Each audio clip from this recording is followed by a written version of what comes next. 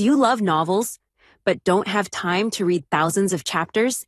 Imagine listening to your favorite stories anytime, anywhere, while driving, working, or relaxing. Here, you'll find premium audiobooks from Pocket FM, Audible, Webnovel, Wuxia, and more, all in one place. Every novel is a one-time payment, no subscriptions, no monthly fees, lifetime access. The full novel list and prices are in the description below. Once you choose a novel, just DM me on Telegram, WhatsApp, or Discord. After payment via PayPal, Ko-fi, or Patreon, you get permanent access to the audiobook on Telegram. And if the novel is ongoing, all future updates are included. Check the description, pick your story, and start listening today. Before we start the video, make sure to like, subscribe, and hit the notification button. Enjoy, and let's go. 71.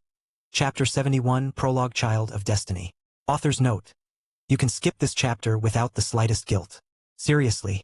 It exists mainly to introduce the glorious Yun-Che in my fanfic. Most of it is inspired, shamelessly copied, from the original story, and its only purpose is to situate you in the timeline and set the stage for the next volume. That's right. The next volume officially begins now, or rather, right after you finish reading this note. Unfortunately, I need this chapter for the madness I'm preparing.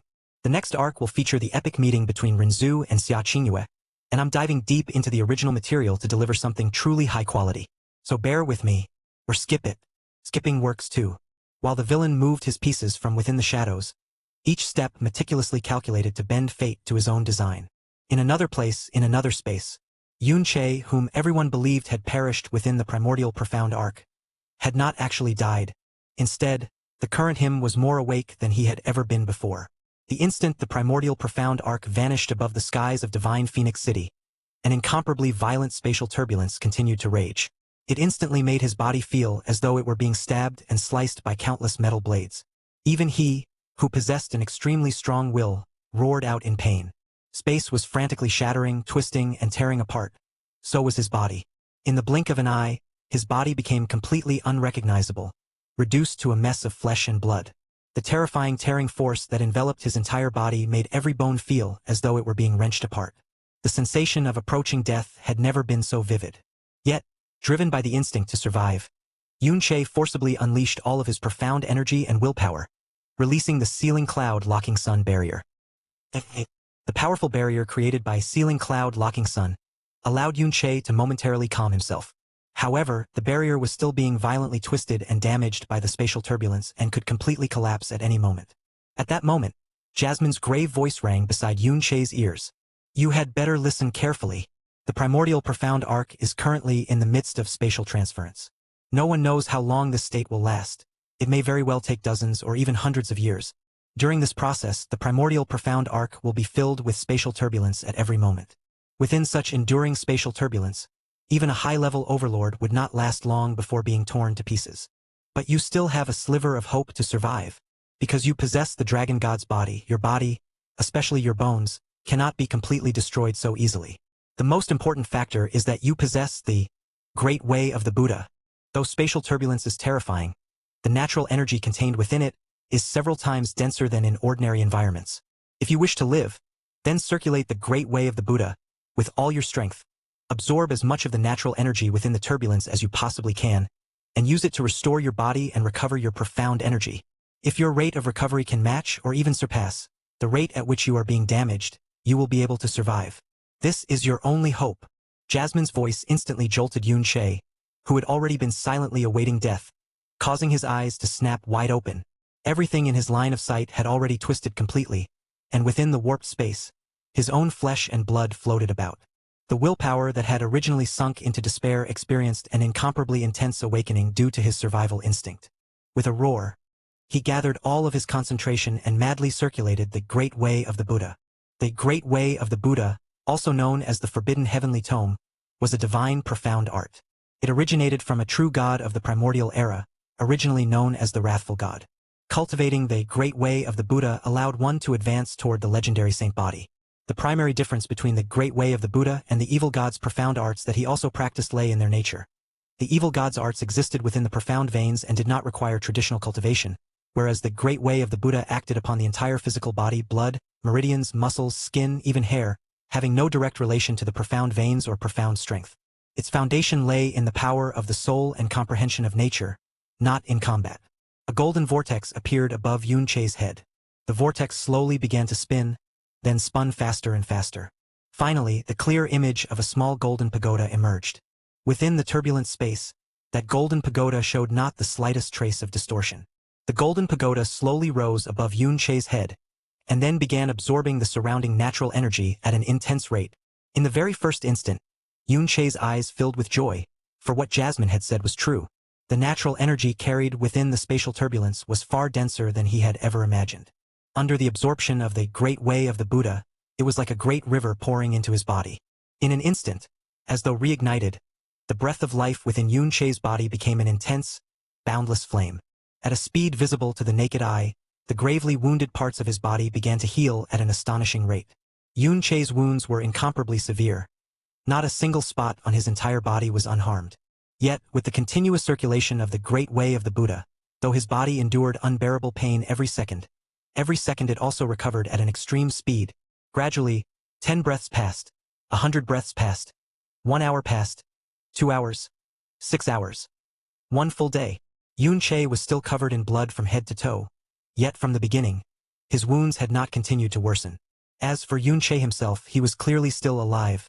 Within this primordial profound arc, where natural energy flourished to a terrifying degree, the astonishing restorative power brought by the great way of the Buddha had essentially matched the damage inflicted by the turbulence. This allowed him to survive for an entire day within the primordial profound arc that was filled with dreadful spatial turbulence. And the number of times his body had been torn apart, restored, torn apart again, and restored once more in that single day, was so high it could scarcely be counted. His profound energy had also been heavily depleted and greatly restored in order to maintain his life force throughout the entire process.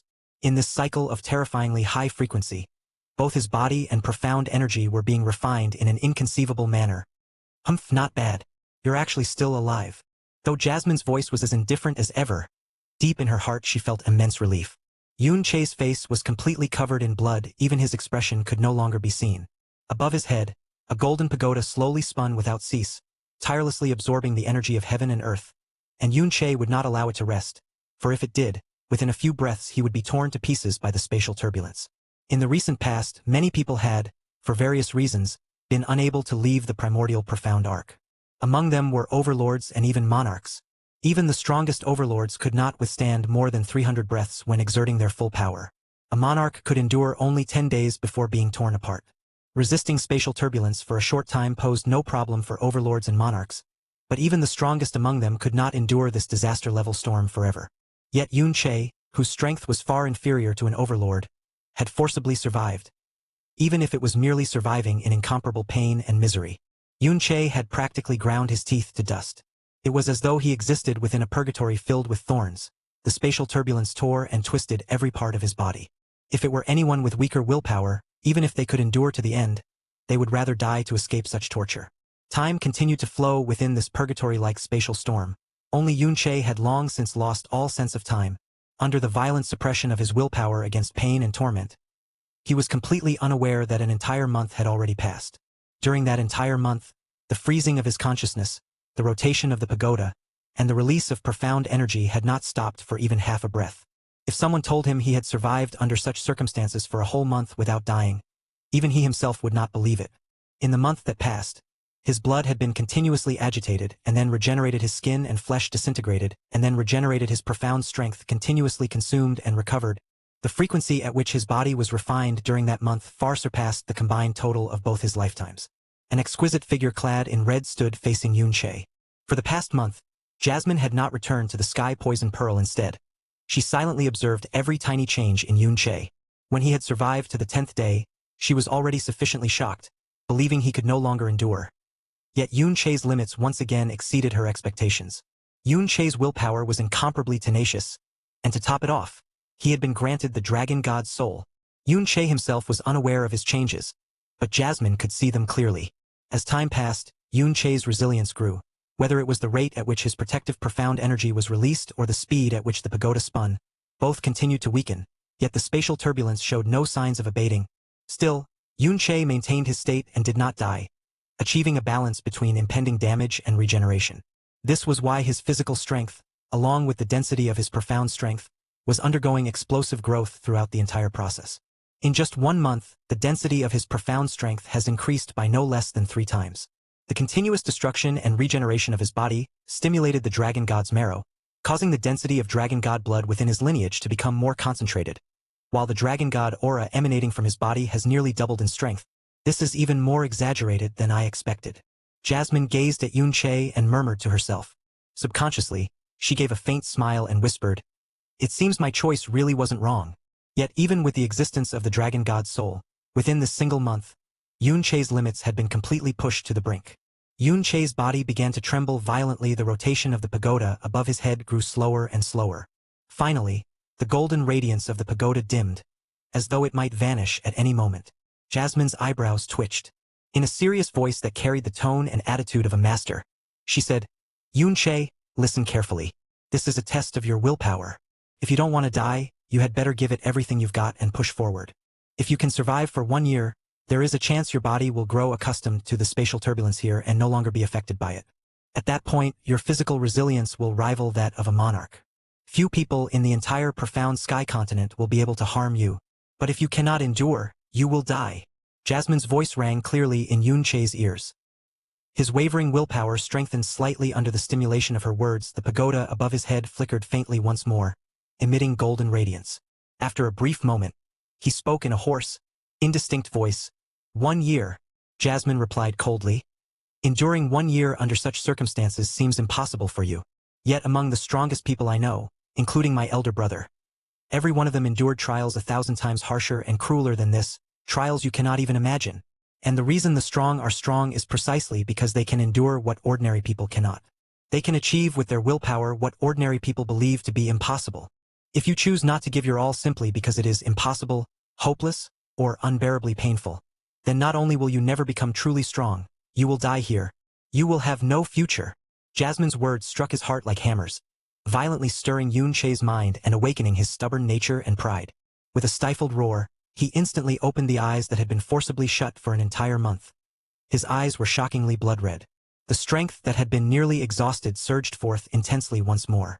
The pagoda released a fierce golden radiance, absorbing the energy of heaven and earth with great intensity, allowing his thoroughly damaged body to rapidly enter a state of regeneration. Yun-Che's condition caused Jasmine's eyes to soften immediately. Yet she knew this was merely a temporary peak spurred by her words, and that he would very soon reach the verge of collapse once again. And this collapse would be even more severe. Given Yun-Che's own foundation and strength, enduring to this point was already an incredible miracle. To endure in this manner for an entire year would be harder than ascending to the heavens. Yet what Jasmine was awaiting was an opportunity that might appear. At that moment, Yun-Che suddenly felt the profound energy he was releasing with all his might abruptly cut off. He completely lost control of the profound energy within his profound veins. It surged chaotically. Even the profound energy in his body was no longer rushing outward but was instead being pulled back into his profound veins as though something were drawing it in. All the profound energy within his profound veins froze, forming a massive cyclone that spun with incomparable violence. Yun-Che's mind was violently shaken. "This is..." Bang! The chaotic cyclone suddenly exploded. At the same time, a blue-red radiance like a resplendent star shone from within Yun-Che's profound veins. Immediately afterward, waves of incomparably thick profound aura erupted from the depths of his profound veins, rushing toward every tendon in his body like a flood. His profound veins began to rapidly expand, his meridians contracting and expanding under the excess profound aura as though dancing with excitement. The profound aura of the Earth profound realm would appear as a cloudy white. Yet at this moment, Yun-Che's was actually a field of dense, pure white. Like flowing white broth, its density was many times greater than before. The protective profound energy on the exterior of his body also expanded and strengthened several times over. This caused the damage and pressure borne by Yun-Che's body to abruptly plummet. The speed at which his body recovered immediately surpassed the speed at which it was being damaged. The blue-red radiance within his profound veins reflected one another, growing even brighter. Yun-Che, who had been utterly exhausted with his consciousness on the verge of collapse, was now incomparably clear-headed, as though reborn. He felt his profound veins, profound aura, body, and consciousness transform as immense joy overflowed from his heart.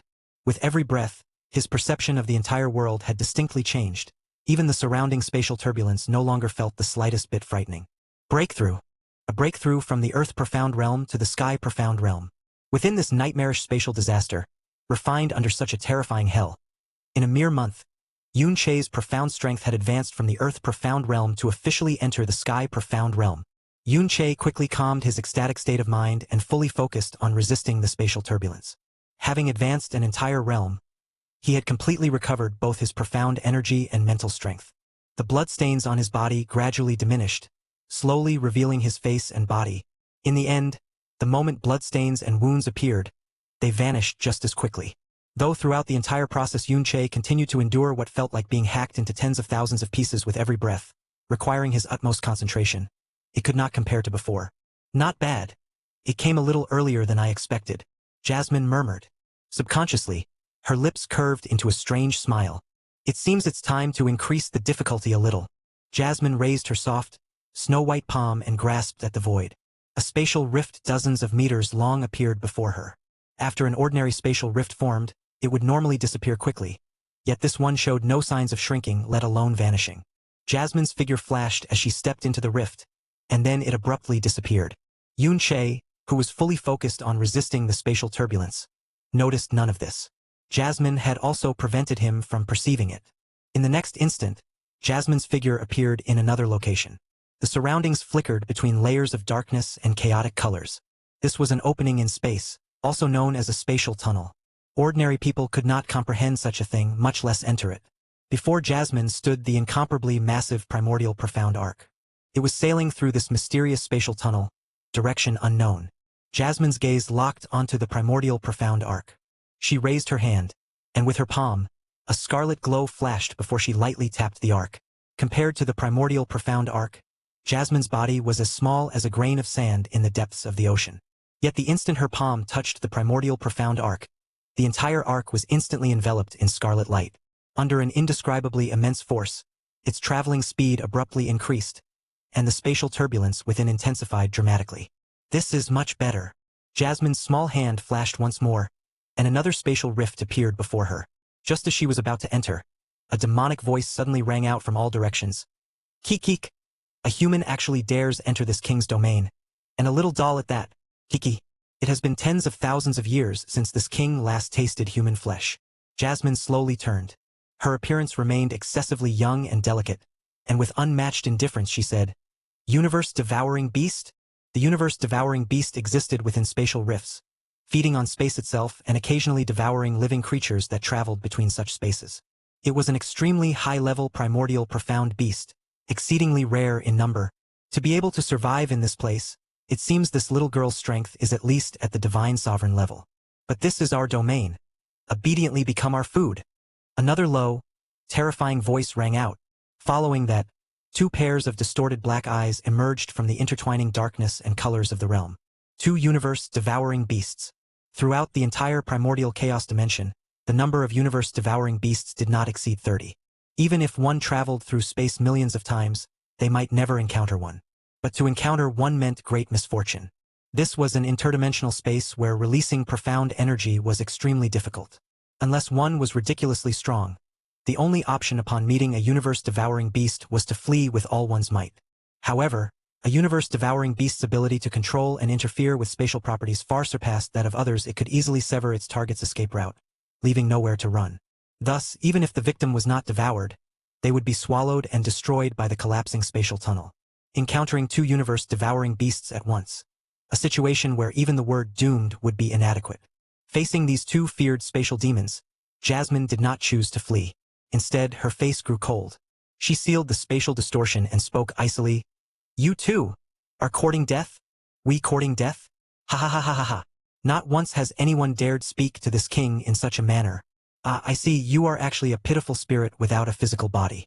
No wonder you can survive in this realm for so long. Pitiful spirit.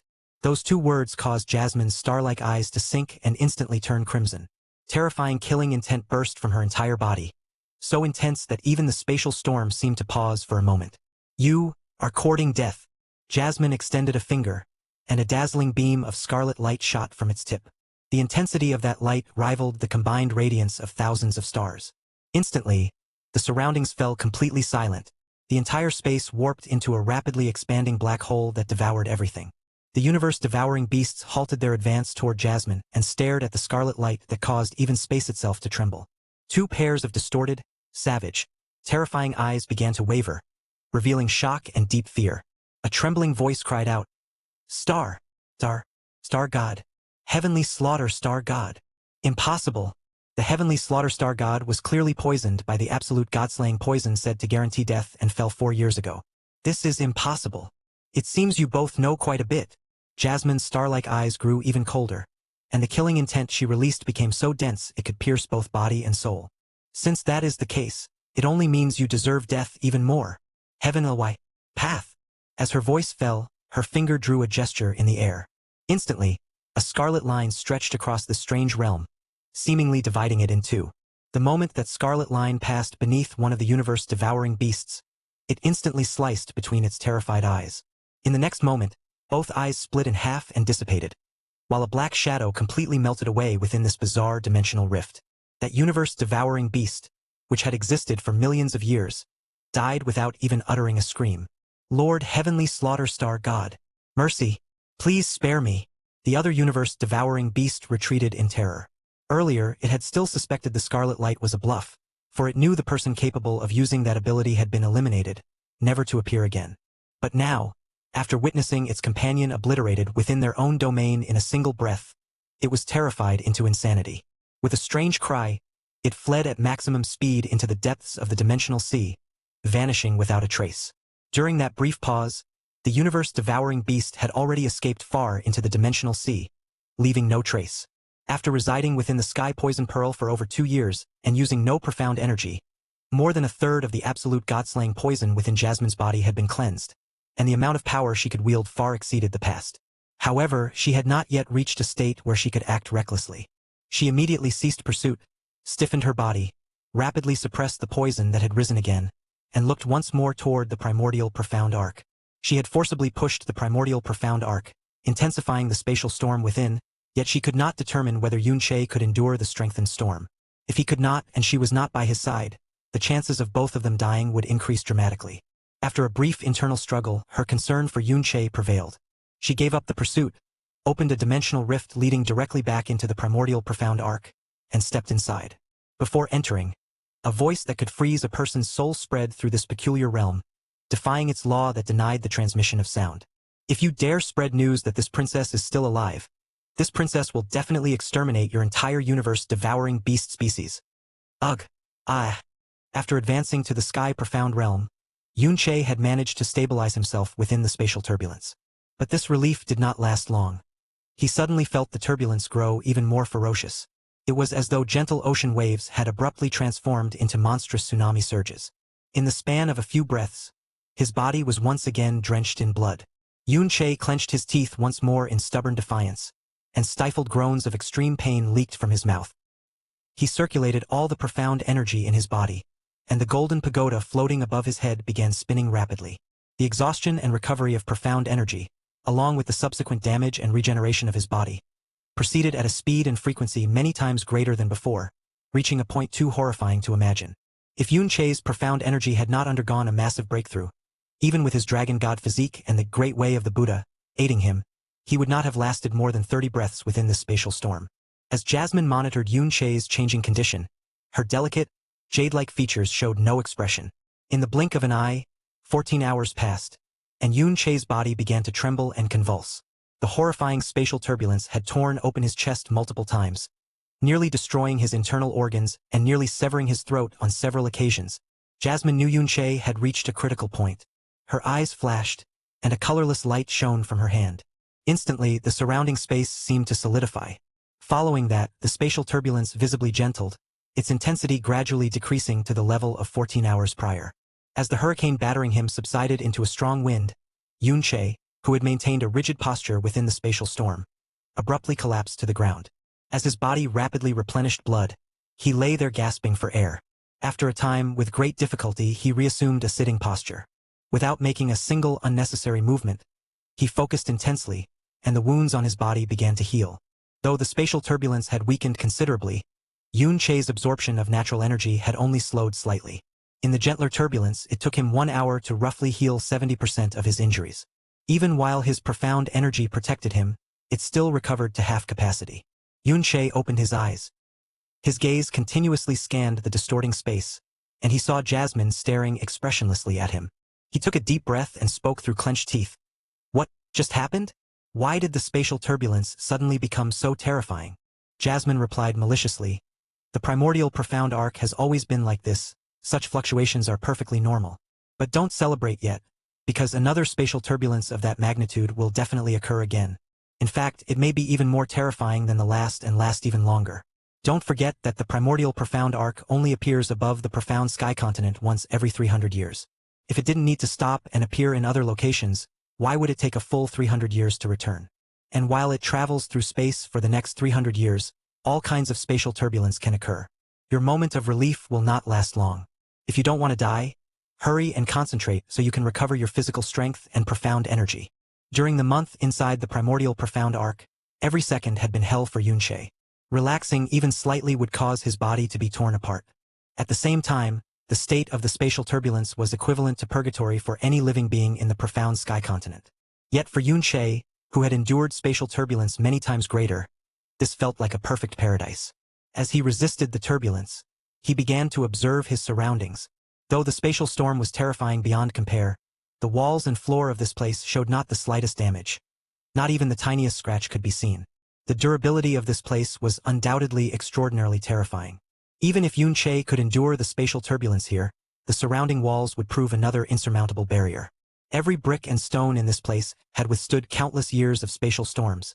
Yet not even the smallest scratch could be found. Even if he could survive these spatial storms, how could he destroy the stone gate to escape?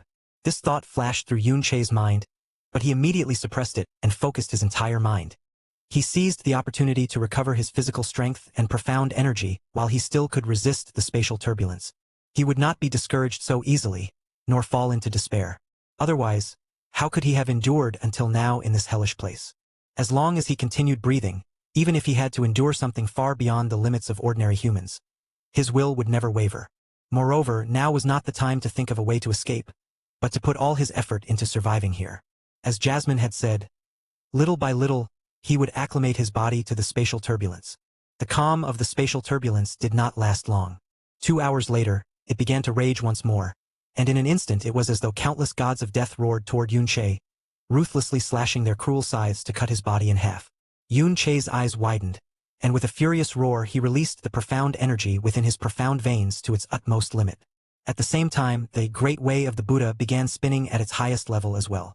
He did not know when this ordeal would end, and in the end he might even die here, but he would never surrender his will or his body to death. This time, Yunche endured for 14.5 hours. Yunche, who had been in a state of complete concentration to resist the spatial storm, did not notice the change in how long he could endure. But Jasmine had calculated it precisely, though only 30 minutes longer. It was enough to show that both his body and profound strength had undergone a remarkable number of subtle changes after being refined by the previous 14 hours of storm. When Yunche once again reached his limit, the spatial storm weakened once more. Yunche, who had one foot in the grave, collapsed to the ground and desperately gasped for air. Then he used 40% of his concentration to resist the calmer spatial storm and 60% to recover his profound strength and heal his wounds.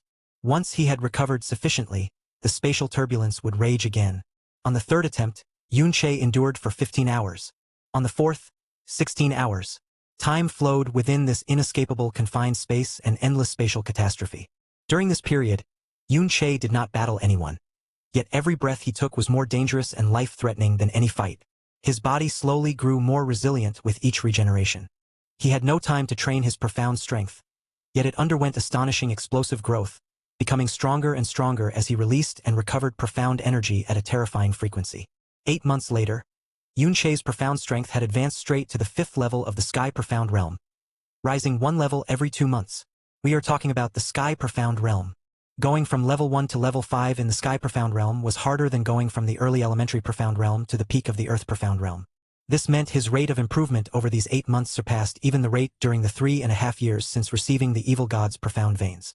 Such a rate of improvement was enough to endlessly astonish and confound the greatest experts of the profound sky continent. At the same time, because Yunche spent most of his time releasing profound energy at maximum output, even though his profound strength level rose at a ferocious pace, it was especially stable and condensed. At no point did his profound strength show any of the lightness or instability that normally accompanied rapid increases. This time he actually endured for 5 full days. Jasmine murmured softly to herself. Her eyes had clearly recorded every change in Yunche. At that moment, Yunche had once again reached the limit of what he could endure. As his profound strength and regenerative ability substantially weakened, Yunche's body began to distort violently. A cracking sound rang out. His bones began to fracture under the spatial storm's power, and his meridians began to rupture. It seems this is enough. Jasmine extended her hand, intending to cut off a large portion of the spatial storm. At that moment, Yunche suddenly let out a roar of angered dissatisfaction, and pain poured from his mouth. His supposedly exhausted profound strength and spirit began to surge fiercely as he tenaciously resisted the spatial storm's assault on his body. Consequently, Jasmine's movement slowed. She watched as Yunche's body began to emit a hazy, profound light and murmured, "He's going to break through again. That's not right. Ruer." A low, awe-inspiring dragon cry resounded from Yunche's body, causing the surrounding space to tremble. As the dragon cry echoed, an azure dragon shadow appeared behind Yunche. The dragon shadow rapidly expanded, lasting 5 full breaths before gradually fading. At the same time, Jasmine could sense the presence of the primordial azure dragon within Yunche's body, a presence that seemed to have entered the vastness of death itself. Crack, crack, crack. The clear, crisp sound of bones shifting came from Yunche's body. However, this was not the sound of bones breaking, but of bones slowly regenerating. Even his flesh began to regenerate, though his spirit remained weak, teetering on the brink. Yet in this exhausted and strained spiritual state, he tenaciously withstood the spatial storm's impact. His dragon god bloodline has reached a concentration of 1,000th, Jasmine said in an astonished voice. She understood far better than Yunche what it meant to possess 1,000th of the dragon god's bloodline. Under normal circumstances, within the body of a lower realm mortal, it would take many years for the meager amount of dragon god marrow in Yunche's body to produce even a single drop of dragon god blood. But within this primordial profound arc, after his body underwent countless rebirths while simultaneously stimulating the dragon god marrow, combined with the nourishment from the heaven and earth energy provided by the Great Way of the Buddha, all of this had increased the concentration of Yunche's dragon god blood by nearly 20 times in just 1 year. The current Yunche, even without releasing the slightest profound energy, already possessed a physique fortified to the point where he could withstand any attack from a low-level throne without suffering significant injury. It seems he can endure a little longer. Jasmine lowered her hand. With eyes rippling with scarlet light, she continued to observe Yunche, watching every change occurring within him. Initially, she had planned to make Yunche powerful solely to reconstruct her own body. But as Yunche's strength grew little by little, at a rate far exceeding her initial calculations, an unconscious desire formed in her heart. The desire to see just how far this human could go before she left him. And that desire continued to grow stronger and stronger. Only she herself had yet to realize it. Time continued to flow, and reluctantly 18 full months had passed since Yunche entered the primordial profound arc. And Yunche had survived within the ceaseless spatial storm for 18 entire months. The sounds of spatial explosions were deafening. Yet both Jasmine and Yunche had long grown accustomed to the noise. The other thing they had grown accustomed to was each other's presence. The reason Yunche had been able to endure all the way through this terrifying and life-threatening place was because he was not alone. Because while Jasmine continually reprimanded and warned him, she also accompanied and supported him. Even after encountering such a disaster, there was still someone facing it together with him. Someone who time and again pulled him from confusion and hesitation, pointing him in the right direction. As for Jasmine, in the several years that had passed, only Yunche had been by her side. Though her appearance had not changed since the day she met Yunche, in terms of age she had grown from 13 to 18. More than a quarter of her life had been spent solely with Yunche, with many more years still to come. And because it had become habit, and because people tend to overlook what they are accustomed to, neither of them had ever entertained the thought. If one day they had to part ways, what would that be like? 15 days have passed. Jasmine teased as she observed Yunche's current state after what could be called yet another inexplicable breakthrough. Yunche had endured a full 15 days before his situation once again became critical. Just as Jasmine was about to block the spatial storm, the entire space began to tremble violently, and a colossal roar resounded from all directions. This situation persisted for 10 full breaths. The new change caused Jasmine's brows to knit. She was about to release her aura to investigate what was happening with the primordial profound arc when suddenly the spatial storm rapidly calmed, and the ceaseless destructive spatial rifts vanished. Even the distortions in space shrank into small ripples before finally disappearing completely. In the end, Even the sound of spatial explosions had vanished entirely. Everything had become completely calm. The spatial turbulence, in a situation where neither Yun-Che nor Jasmine was prepared, had disappeared. And the only reason spatial turbulence would disappear was that the primordial profound arc had stopped. It stopped? How did it stop? Jasmine knitted her brows. Could it be that the primordial profound arc doesn't only stop above the profound sky continent but in other locations as well? The spatial turbulence had completely vanished, not merely weakened as before, but completely gone. This change lifted the spirits of the utterly exhausted Yun-Che, but he was in a state where he could neither speak nor pay attention to his surroundings. Instead, he desperately focused his spirit and began healing his wounds using the Great Way of the Buddha. Without the presence of spatial turbulence, the Great Way of the Buddha absorbed heaven and earth energy at a rate dozens of times slower than before. Though his recovery was far faster than an ordinary person's, compared to the 18 months spent in the spatial storm, it was exceptionally slow. No longer needing to divide his attention to resist spatial turbulence, Yun-Che's mind had completely stabilized. This feeling was as though he had emerged from purgatory into a dreamlike paradise. Though mentally exhausted and his entire body weak and in immense pain, this relaxed sensation almost made him feel as though he were floating. 18 full months. He had endured this purgatory for 18 months, and now he had finally seen the bright, vivid dawn. Jasmine did not disturb him, nor did she go out to investigate. Her body sank as she stood before Yun-Che, observing his current state while simultaneously gazing at the surrounding walls that were tougher than divine stones. Her moist, expressionless eyes showed no ripples. Her thoughts were a mystery. An entire day passed, and the atmosphere remained quiet and calm, with no explosions occurring. When it had appeared above the profound sky continent, it had stopped for half a year. There was no way to tell whether this stop would also last half a year. Nor was there any way to know where the primordial profound arc had stopped this time. And for an entire day, Yun-Che simply sat cross-legged on the ground, his bodily wounds roughly healing to 70%. His breathing had stabilized, and his spirit had greatly recovered. Thus, now was precisely the right moment for Yun-Che to awaken. Jasmine, who had been asleep the entire day, opened her eyes and looked at Yun-Che. She was about to wake him when Yun-Che's body suddenly underwent a dramatic change.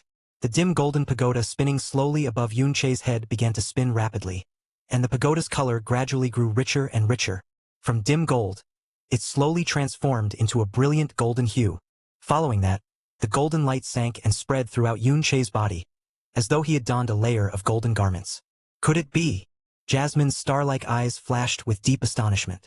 Yun-Che had entered an exceptionally subtle state. Suddenly, he could feel no pain and hear no sound. It was as though everything in his surroundings had vanished in an instant. He felt his body now lightly floating, freely swimming in the boundless sky. Between heaven and earth, within the chaotic space, it was as though his existence was the only one that remained. Incessantly, majestic and incomparably tranquil natural forces poured into him.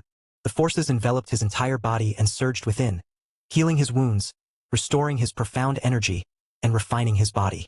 These energy forces felt both familiar and strange to him, far, far purer than before. One could say that though they were the same natural forces, they now felt like forces of an entirely different level. His consciousness told him that his Great Way of the Buddha had once again made a breakthrough. And this breakthrough was completely different from the previous few. The earlier breakthroughs could be described as level advancements within the same stage. But this breakthrough gave him a strange sensation. It was entirely a major stage breakthrough, to a much higher realm. Back when he had broken through to the third level of the Great Way of the Buddha, Jasmine had once told him that every 3 levels of the Great Way of the Buddha marked a watershed. The first 3 levels could be considered the entry realm. Entering the 4th level meant stepping into the intermediate realm, and entering the 4th level with a mortal body was even harder than ascending to the heavens themselves. Yet now, in just 3 years since his previous breakthrough, he had successfully entered the 4th level of the Great Way of the Buddha. The level Jasmine had called even harder than ascending to the heavens. Cultivating the Great Way of the Buddha did not rely on combat or the existence of profound energy. Its growth depended primarily on comprehension and insight. During these 18 months, Yun-Che's Great Way of the Buddha had essentially been circulating every second, and for more than 80% of the time it had operated at maximum capacity and limit.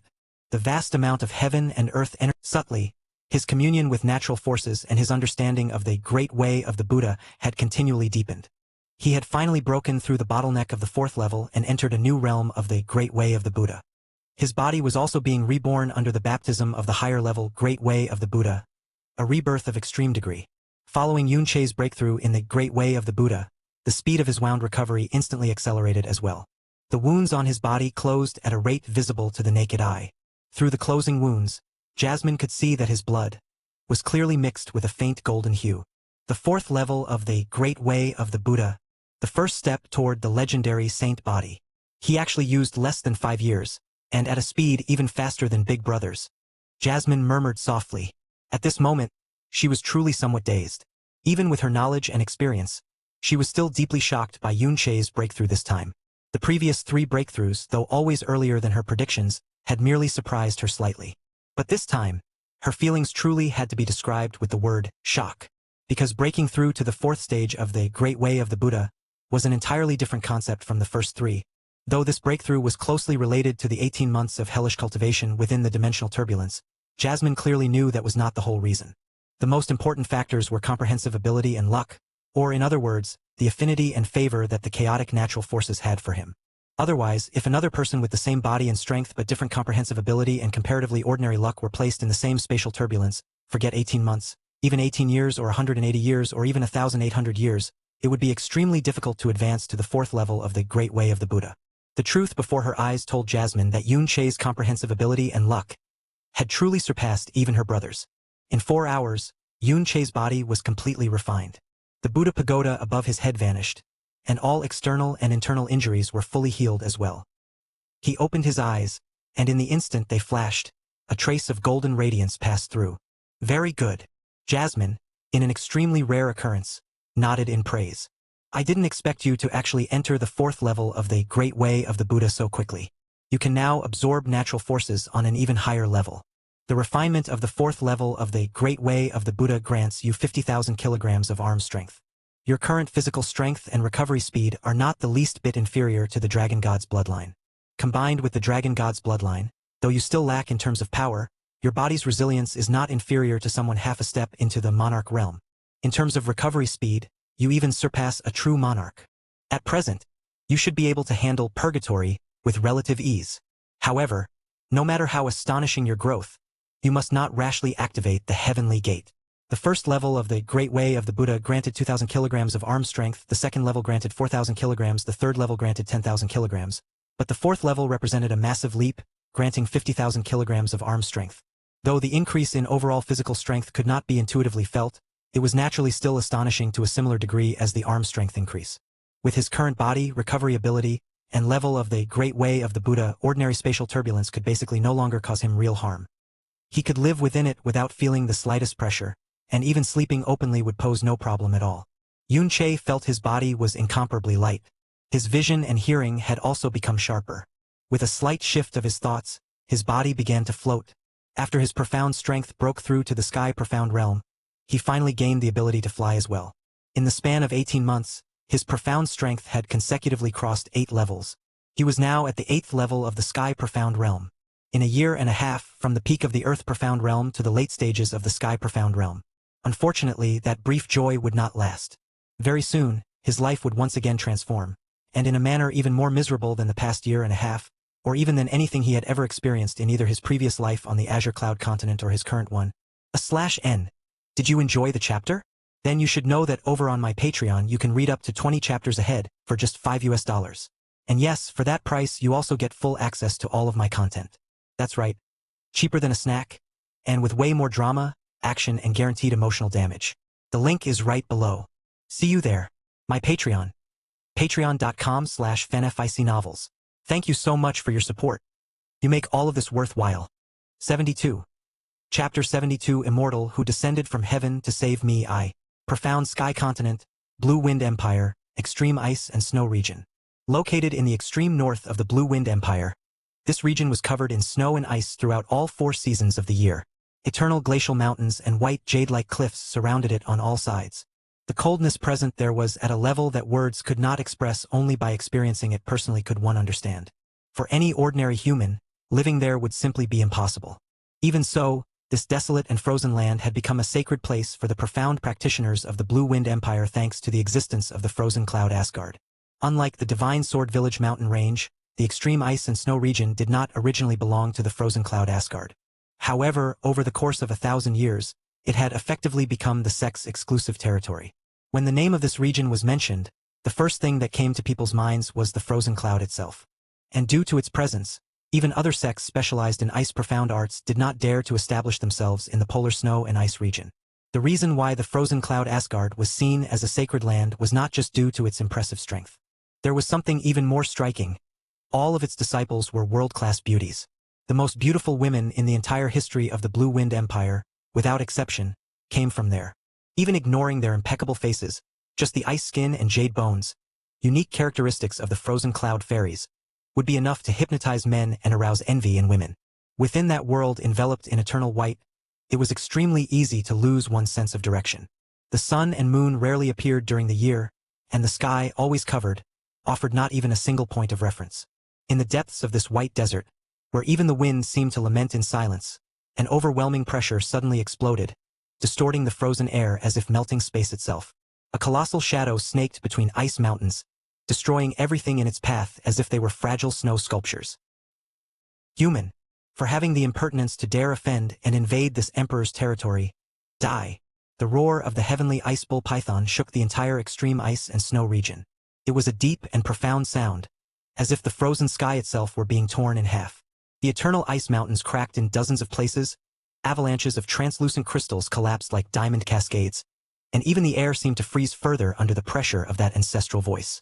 Its serpentine body, over 150 meters long, coiled between the snowy peaks, each scale reflecting the faint light of the gray sky like blades of divine mirror. The bull-shaped head, crowned by two recurved horns of celestial blue ice, exhaled a mist so cold that the air around it froze and turned into visible fog. Its golden eyes, large as frozen lakes, fixed with murderous fury on the tiny female figure that dared to challenge it. That figure seemed not to belong to this world. Dressed completely in snow white, with long black hair dancing like strands of lunar light, she floated dozens of meters off the ground. Her skin was exceptionally white, but not the pale white that would bother people. It was white like pure snow with an impeccable and radiant whiteness. Although sunlight did not exist in that white world, the glow of her snowy skin was so perfect that it left people in awe, even though it was now stained by small splatters of blood that contrasted with her purity. Her arm, partially exposed due to the torn sleeve, revealed deep marks of cuts and bruises spreading across skin as impeccable as transparent jade. The veil had been torn off during the battle, exposing her delicate cheeks, whiter than snow, but now tinged by fine scratches and an irregular flush caused by extreme effort. Her soft lips, of a beautiful pink shade that seemed to have been drawn by God himself with the utmost care, were parted as she breathed rapidly and irregularly, trying to contain the breath that escaped her. There was fatigue in her indescribably magnificent pupils, as if the essence of the world still resided there, but now laden with a trembling glow and an almost imperceptible layer of moisture that made her black and curved eyebrows seem even more fragile. Even so, that beauty remained capable of making the heavens and earth, the stars and moon, pale in comparison. Her figure, wonderfully poignant and extremely delicate, trembled slightly. From afar, her complexion was still graceful, but the wounds marking her arms, legs, and the side of her waist betrayed the cruel price of the battle. Under the long white skirt of the dress she wore, one could vaguely distinguish her slender and exquisite legs stained with snow, blood, and spiritual dust. Her dress, torn in several places, fluttered with her slow and hesitant gait, while her jewels shimmered faintly on the surface of her wounded and feminine figure. The perfect curves of her waist, breasts, and buttocks remained indescribably beautiful, but the slight tremor of her muscles and the painful stiffness of her movements made it clear that she had already surpassed her limits. Even so, she radiated an incomparable and poignant charm, and possessed that lofty and ethereal appearance that transcended this world. Her black eyes shone with absolute coldness, without the slightest trace of fear, only a faint hint of resignation. Xia Qingyue had never imagined that she would end up facing one of the profound beasts considered rulers of the polar ice and snow region. Was this fate? From the moment she learned of Yun Che's death in the primordial profound arc during his adventure in the Divine Phoenix Empire, she decided to isolate herself to become stronger. Finding her mother. That was her only goal. Even being extremely talented and having reached the 10th level of the Emperor Profound Realm in the 2 years following his death, she still could not break through the barrier to the Tyrant Profound Realm. Feeling somewhat frustrated by her recent stagnation, she resolved to venture into the depths of the frozen cloud Asgard's territory in search of opponents that would help her refine her profound arts. However, inadvertently, she ended up invading the domain of the heavenly ice bull python, a tyrant-level profound beast. But she had not gone there of her own volition. The frozen cloud Asgard knew well the profound beasts that inhabited the depths of their territories and knew which ones should never be provoked. The heavenly ice bull python was among the most dangerous. The way she ended up in that creature's territory was, at the very least, strange. She was absolutely certain that she was maintaining a distance of at least 10 kilometers from the area belonging to the profound beast. However, upon crossing a simple mountain, the world seemed to distort for an instant, and when she realized, she was already inside the forbidden territory. Without any warning, she was attacked by surprise and had no choice but to fight for her life. And so, she ended up engaging in a fierce battle against the profound beast, a creature that proved much stronger than she could ever have predicted. Each blow she received, each breath that became more difficult, reinforced a single and bitter certainty in her mind. This is fate. Fate had taken her husband, Yun Che, and now it seemed determined to kill her too, even before she could achieve the only goal for which she would be willing to sacrifice everything. In truth, she had never really considered him a husband. She didn't even know what she felt for him. If she had to name something, it would be gratitude. Yun Che had helped her immensely, and it was thanks to him that she managed to elevate her profound strength in such a short time. Only by becoming stronger could she find her mother, and that was all that mattered. Even so, it would be unfair, even ungrateful, not to recognize him as someone important in her life. But none of that mattered anymore. The two recurved horns of the heavenly ice bull python began to shine with a celestial blue light so intense that the gray sky seemed to become deep night. Between the horns, a sphere of pure ice, profound energy condensed at a frightening speed, spinning like a small glacial sun. The surrounding air was instantly sucked in, transforming into ice crystals that orbited the sphere like satellites of death. Freezing heavenly emperor. Annihilation. The beast's roar made space tremble. Xia Qingyue, with blood at the corner of her mouth, raised her trembling right hand. Her profound energy was mobilized without hesitation. Frozen End Divine Art. Third stage. Her voice was hoarse, almost inaudible, but the world responded. The frozen cloud art was the foundation of all cultivation in the frozen cloud Asgard. Strongly tending toward Een, it suited the female body much better, allowing female cultivators to progress more naturally. Its most notable characteristic, however, was the way it refined the practitioner's body and features. Under its influence, the skin became like ice jade and translucent resin, while the facial features were honed to perfection. Those who cultivated from childhood manifested these effects even more pronouncedly. That is why the disciples of the frozen cloud Asgard were famous for their beauties capable of toppling cities. Furthermore, the profound art was complete. It offered movement, defense, and attack techniques, everything a disciple of Asgard needed to fight, protect herself, and advance on the path of ice. But the profound art that Xia Qingyue was using at that moment was not the common version practiced by the disciples of Asgard. It was an infinitely superior version, the Frozen End Divine Art, and she was the only one in the entire sect capable of cultivating it. This divine art possessed terrifying power, the ability to freeze anything, even profound energy. As the icy energy accumulated around her, the air seemed to crack, and the world itself wavered under the absolute coldness emanating from her body. 7 layers of translucent barriers, each denser and colder than the previous, rose instantly in front of her, forming a 7-petaled ice lotus over 100 meters in diameter, shining in deep blue on each petal, emitting a crystalline sound that seemed like crystals being broken. Boom! The ice sphere exploded against the lotus. The first petal shattered into crystalline powder. The second, the third, the fourth, all shattered in sequence, each gaining a few precious instants for Xia Qingyue. When the 7th and final petal broke, the remaining shockwave was still enough to erase an entire mountain from existence. The snowy peak behind her simply disappeared, transformed into white mist that dissipated in the wind. But Xia Qingyue was no longer there. In the instant the barrier broke, she dodged to the side, activating the 8th stage of the frozen cloud art, the frozen snow dance steps.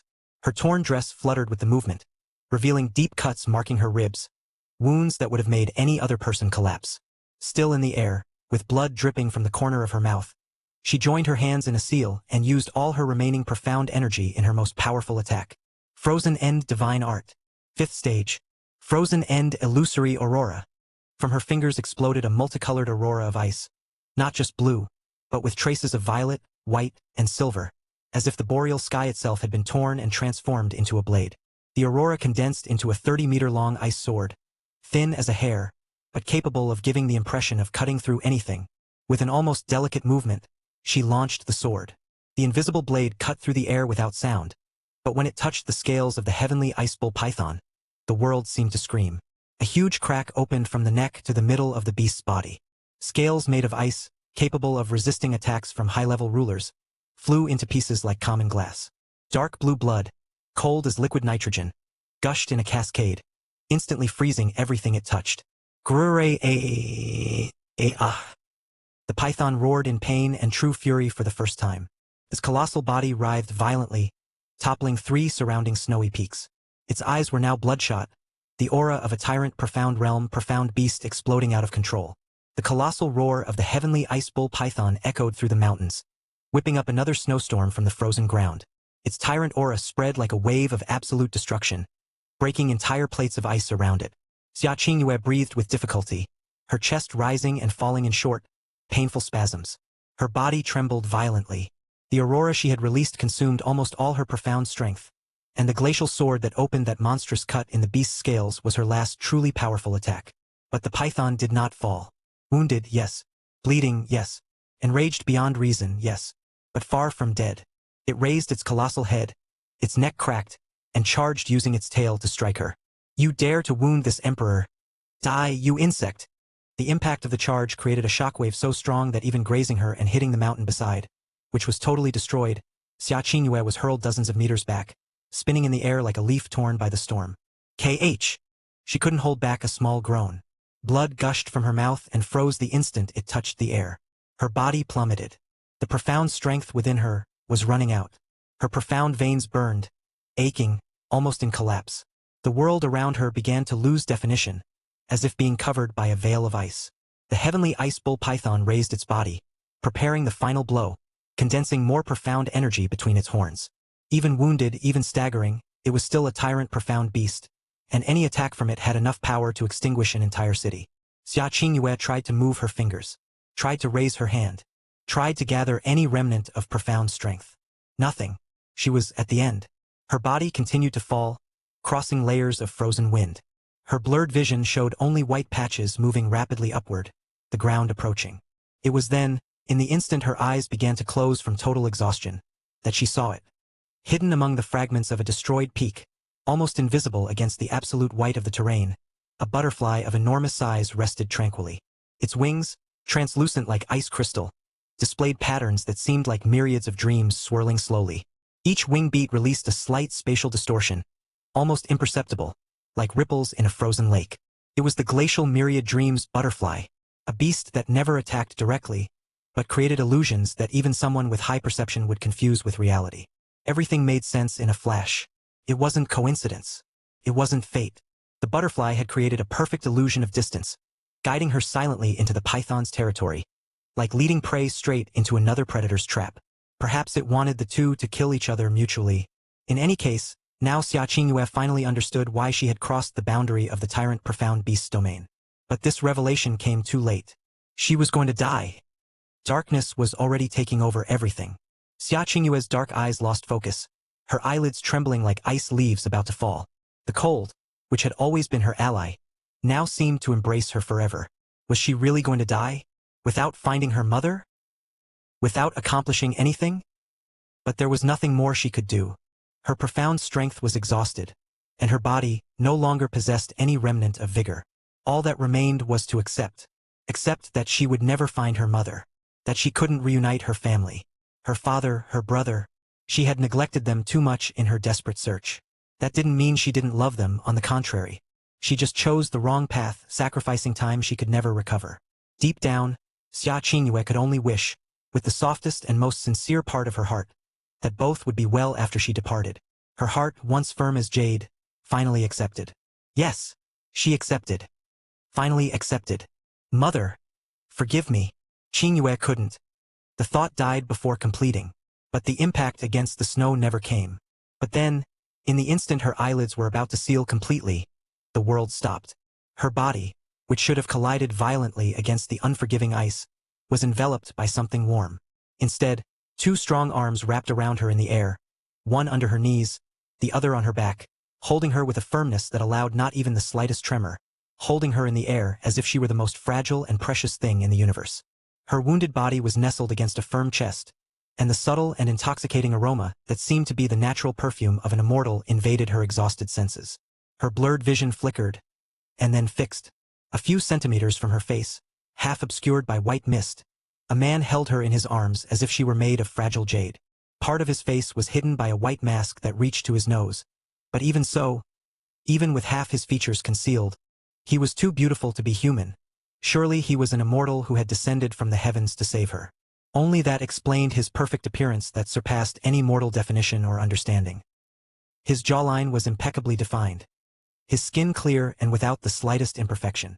But it was the eyes that left her completely lost. Eyes black as a starless night, deep enough to swallow entire worlds. So hypnotizing that, for the first time in years, something inside her broke. Her ice heart, cultivated and hardened by the profound art that froze even her emotions, simply shattered.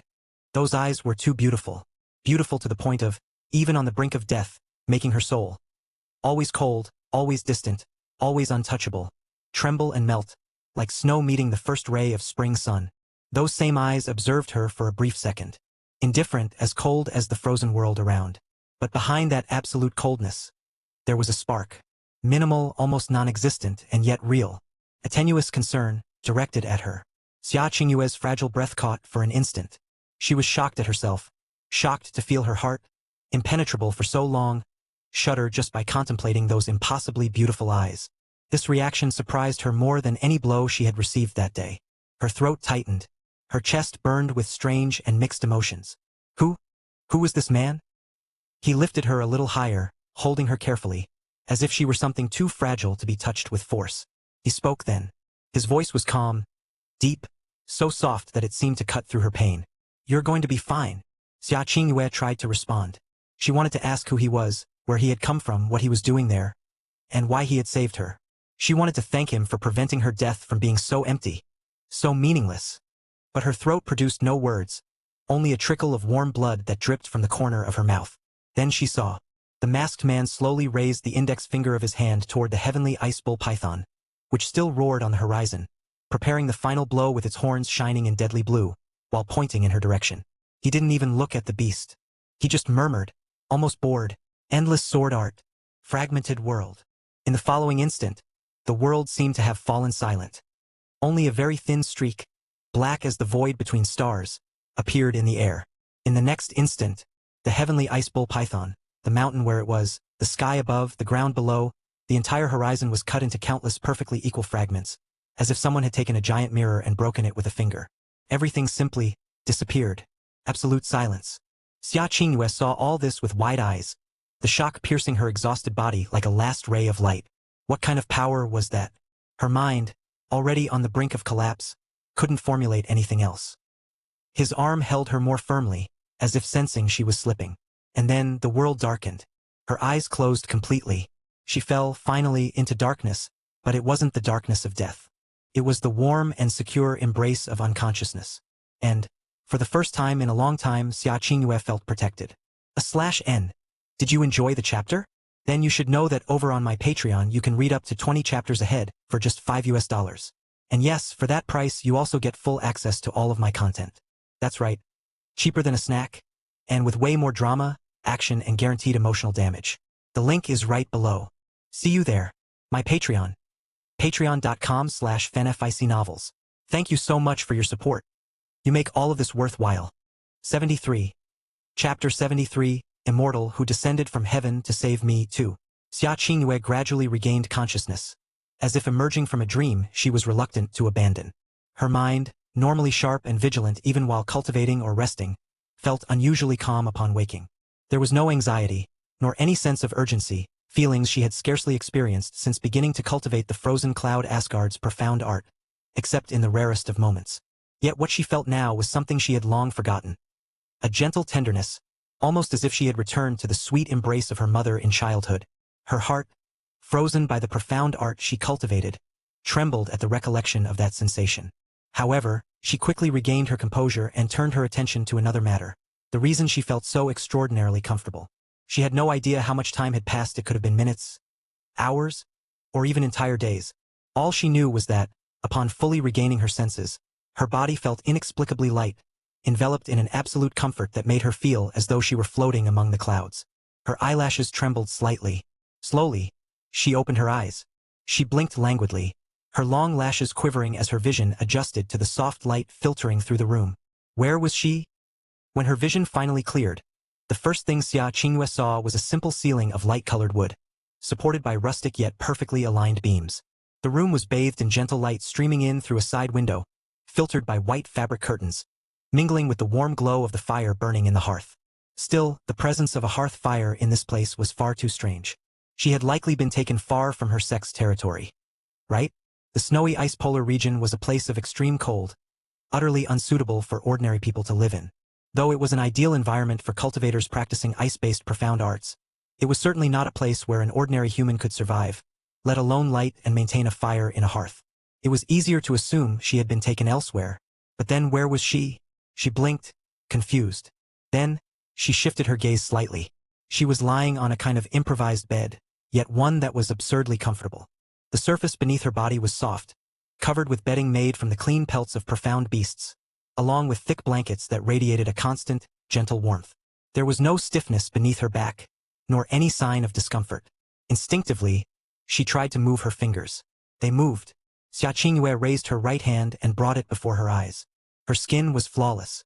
Taking the opportunity, she examined her own body and found no cuts, no bruises, nothing remaining from the pitiful state she had been in before losing consciousness. The only evidence of her injuries were the dried bloodstains and tears in her white robes. It was during this careful inspection that she noticed something even more surprising. Even her profound veins, which should have been exhausted and aching, were calm, with profound energy flowing steadily and smoothly. She realized that the bottleneck toward the tyrant profound realm had been completely loosened. If she cultivated for just a few days, she could break through without any difficulty. In the end, surviving that battle had truly brought its benefits. Carefully, Xia Qingyue sat up slowly. Only then could she observe the surroundings more closely. The cabin was small but tidy. Against one wall stood a simple wooden table, upon which rested a modest porcelain bowl and a neatly folded cloth. The hearth kept embers burning quietly, spreading even warmth, the same source of illumination she had noticed while still lying down. Beyond that, there was only the improvised bed on which she had awakened. Through the narrow window she could see the valley. Snow stretched in all directions. White mountains rose like silent walls. The wind howled outside, but it was contained by the mountain chains, forming a surprisingly sheltered valley, almost comfortable even in the snowy ice polar region. It seemed she had been mistaken in concluding that she had been taken far from Frozen Cloud Asgard's territory. But in which part of Frozen Cloud Asgard's territory was she? Xia Qingyue tried to recall any detail that might answer that question from before she lost consciousness. However, her memories were fragmented. All that remained was the battle against the celestial ice bull python, her body reduced to a deplorable state, and then the fall, the moment she accepted the bittersweet embrace of death. After that, an immortal had descended from the heavens and saved her? Wait, had that not been a dream? Suddenly, the memory emerged with startling clarity. Black eyes, deep as the darkest night, capable of hiding secrets from entire eras. A white mask concealing half his face, and yet, he was beautiful. Beautiful in a way so unreal it seemed impossible. The way he had held her in his arms, firm yet gentle at the same time, as if she were something far too precious to let go. The calm voice assuring her she would be fine. And then, the raised finger, the casual murmur, the entire world shattering like glass. The overwhelming shock of witnessing absolute power. After that, only darkness. Recalling all this, Xia Qingyue's heart suddenly raced, beating hard enough that she instinctively pressed a hand to her chest. She frowned immediately. That was wrong. Her heart should not react this way. The Frozen Cloud Asgard's frozen heart arts kept her calm under any circumstances. No joy, sorrow, sadness, or anger. Under the Frozen Cloud arts, her heart had always been cold and efficient. Almost nothing could cause it to tremble. Except on rare occasions, such as when she was with Yun Che, for instance. In her world, Yun Che was a very special existence. It was not only because they were husband and wife, but also because he was different from all the other men she had known. Those other men were either terrified and unable to look her in the face, or they forcibly put on a facade of refined nobility while still unable to hide their lecherous eyes, which disgusted her. Only Yun Che was capable of being completely genuine in her presence. Even when he was in trouble, he never felt inferior to her in the slightest. He was so incredibly mysterious that, for the first time, she felt the desire to fully understand a man. Occasionally he was so calm it impressed her. Sometimes he spoke and acted like a child, and at other times like a scoundrel. Yet she was someone destined to tread the path to the pinnacle of profound cultivation. To reach that height, she was willing to abandon everything and naturally relegate those emotions to the background. At some point, she would cease to consider herself Yun Che's wife, and was willing to help him as such, whether out of gratitude or feelings she had never been able to clearly name. But all that belonged to the past. She had lost the only man she considered truly special. After learning of his death, her heart had become irreparably cold, and she had devoted all her efforts to cultivation, driven by a single purpose, to reunite with her mother. And now, just by recalling that mysterious man who had saved her, the same feeling returned, the irresistible desire to understand him completely. At that time, she had been without her veil, her clothes torn, and yet he had not looked at her with the slightest trace of lust. His indifference to the world was almost absolute, as if he came from a higher plane, as if he truly were an immortal exiled in the mortal world. And that terrifying power, divine profound realm? She seriously doubted that anyone in the sovereign profound realm could cause such destruction with a gesture so casual. Recalling the gesture that had annihilated the celestial ice bull python, erasing not only the beast but the entire horizon, the figure of that man returned to her mind, causing her emotions to stir even more. It was like a lake frozen for decades suddenly receiving the first light of a forgotten spring. But why? Was it because she had witnessed such overwhelming power, something beyond anything she had ever heard of among profound practitioners until now? Was it because of that figure beautiful to the point of seeming unreal? The way she had been held in his arms? The feeling of absolute safety, as if even if the heavens collapsed, she would still be protected? Or was it merely curiosity, the desire to know more about him? In truth, it was all of those things at once. A true whirlwind of emotions. She was surprised at herself. Her face, normally so calm, acquired a slight warmth. An almost imperceptible blush appeared on her cheeks. Something that should never happen to a disciple of frozen cloud Asgard. Xia Qingyue averted her gaze, clenching her fingers tightly over the blankets. She did not understand this feeling. She did not know where it came from. She did not know how to control it. Her lack of practice with emotions, a direct consequence of her profound art, made everything even more chaotic, even more intense. It was like trying to hold back an avalanche with her bare hands. Still, by drawing upon her sex's profound art, she gradually managed to regain her composure and calm the agitated emotions. Though the image of that man refused to leave her mind, the whirlwind that threatened to engulf her slowly dissipated, like a snowstorm losing strength and turning into soft flakes falling in silence. Her heart, which had been beating uncontrollably, returned to a steady rhythm. Her cheeks, which had taken on an unusual rosy tone, also regained their habitual paleness.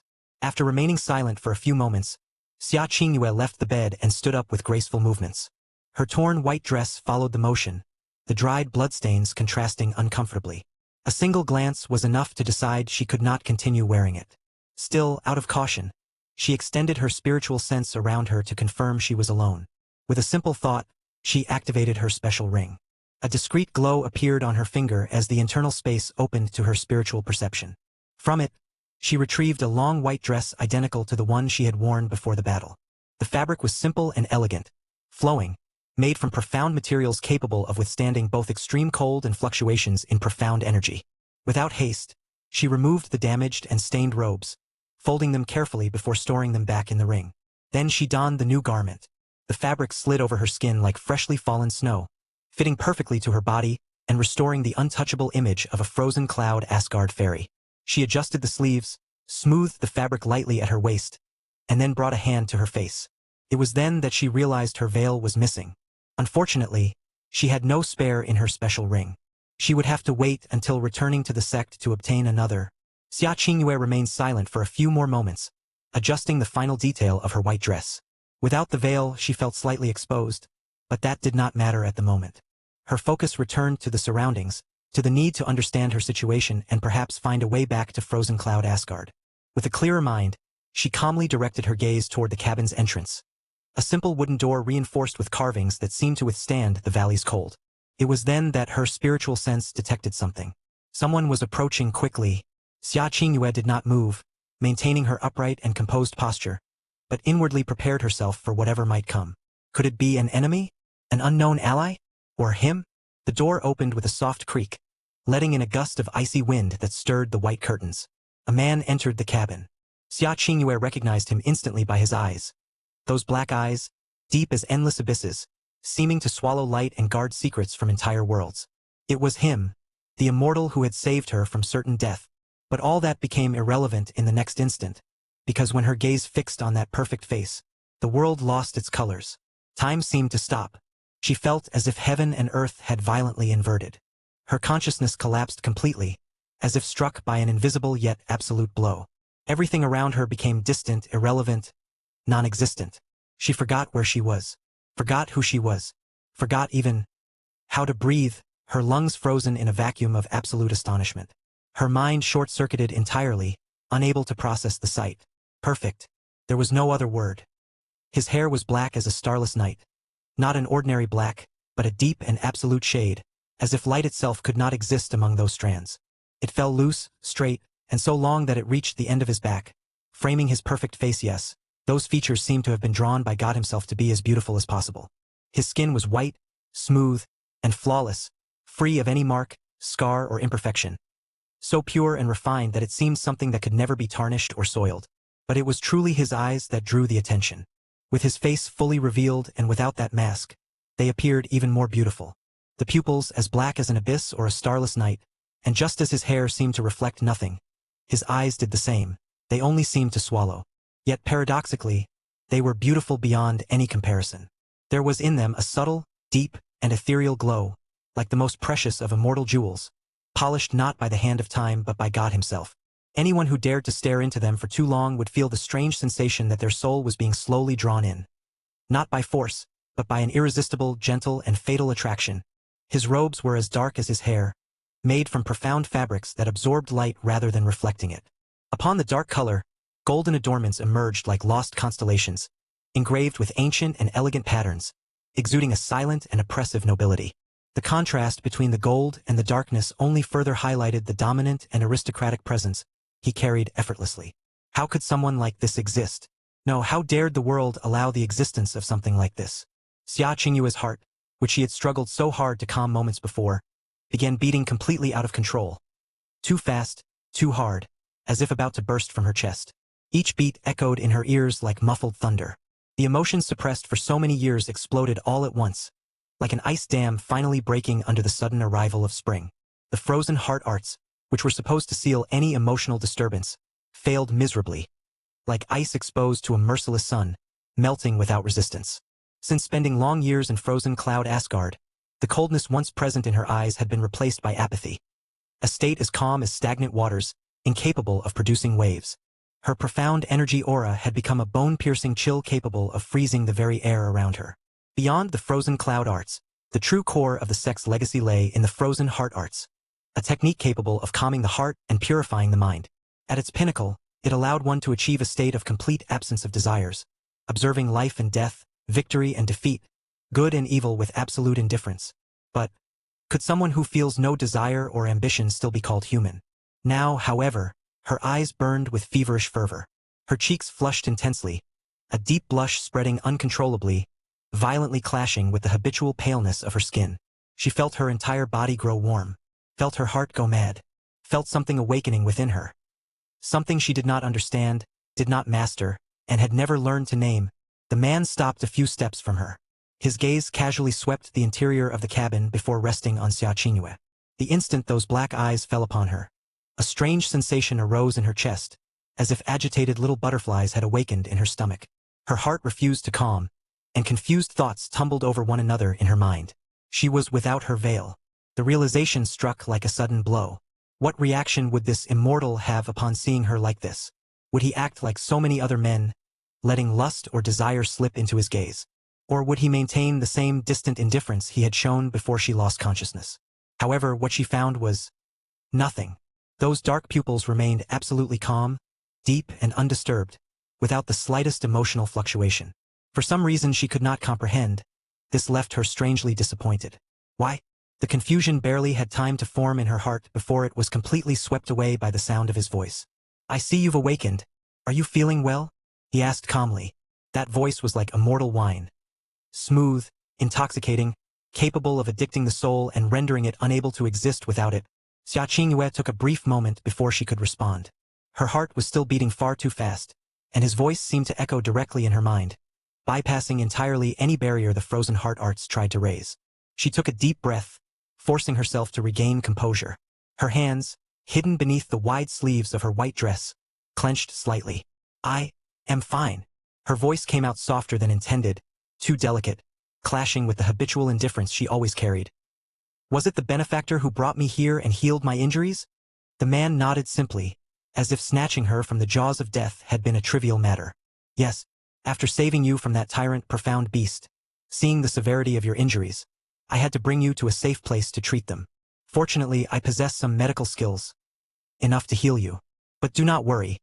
I did not touch your body or anything of the sort to do so. My medical abilities are somewhat unique. She lowered her gaze for a moment, absorbing those words. There was no arrogance in them, nor any intent to receive gratitude. More than that, the way he had spoken, making clear that he had not even touched her body while healing her, awakened in her heart a bittersweet feeling difficult to define. He had said it all with such naturalness and sincerity that she detected not the slightest hint of falsehood. After all, she possessed perceptive eyes and mind. She was not someone who could be easily deceived. Her intelligence was enough to see beyond words, to penetrate the essence of the people before her and distinguish truth from lies with unrelenting clarity. Then, this Qingyue owes you her life. Xia Qingyue raised her gaze again, meeting his directly, her expression serene yet solemn. May I know the name of my savior? My name is Ren Zhu. The perfect man before her eyes spoke with the same calm as before. The name echoed strangely and profoundly in her mind, as if carrying a weight beyond mere syllables. Xia Qingyue repeated it silently, engraving it in her heart before even realizing what she was doing. I am Xia Qingyue, disciple of Frozen Cloud Asgard. She inclined her head slightly in a simple yet respectful gesture.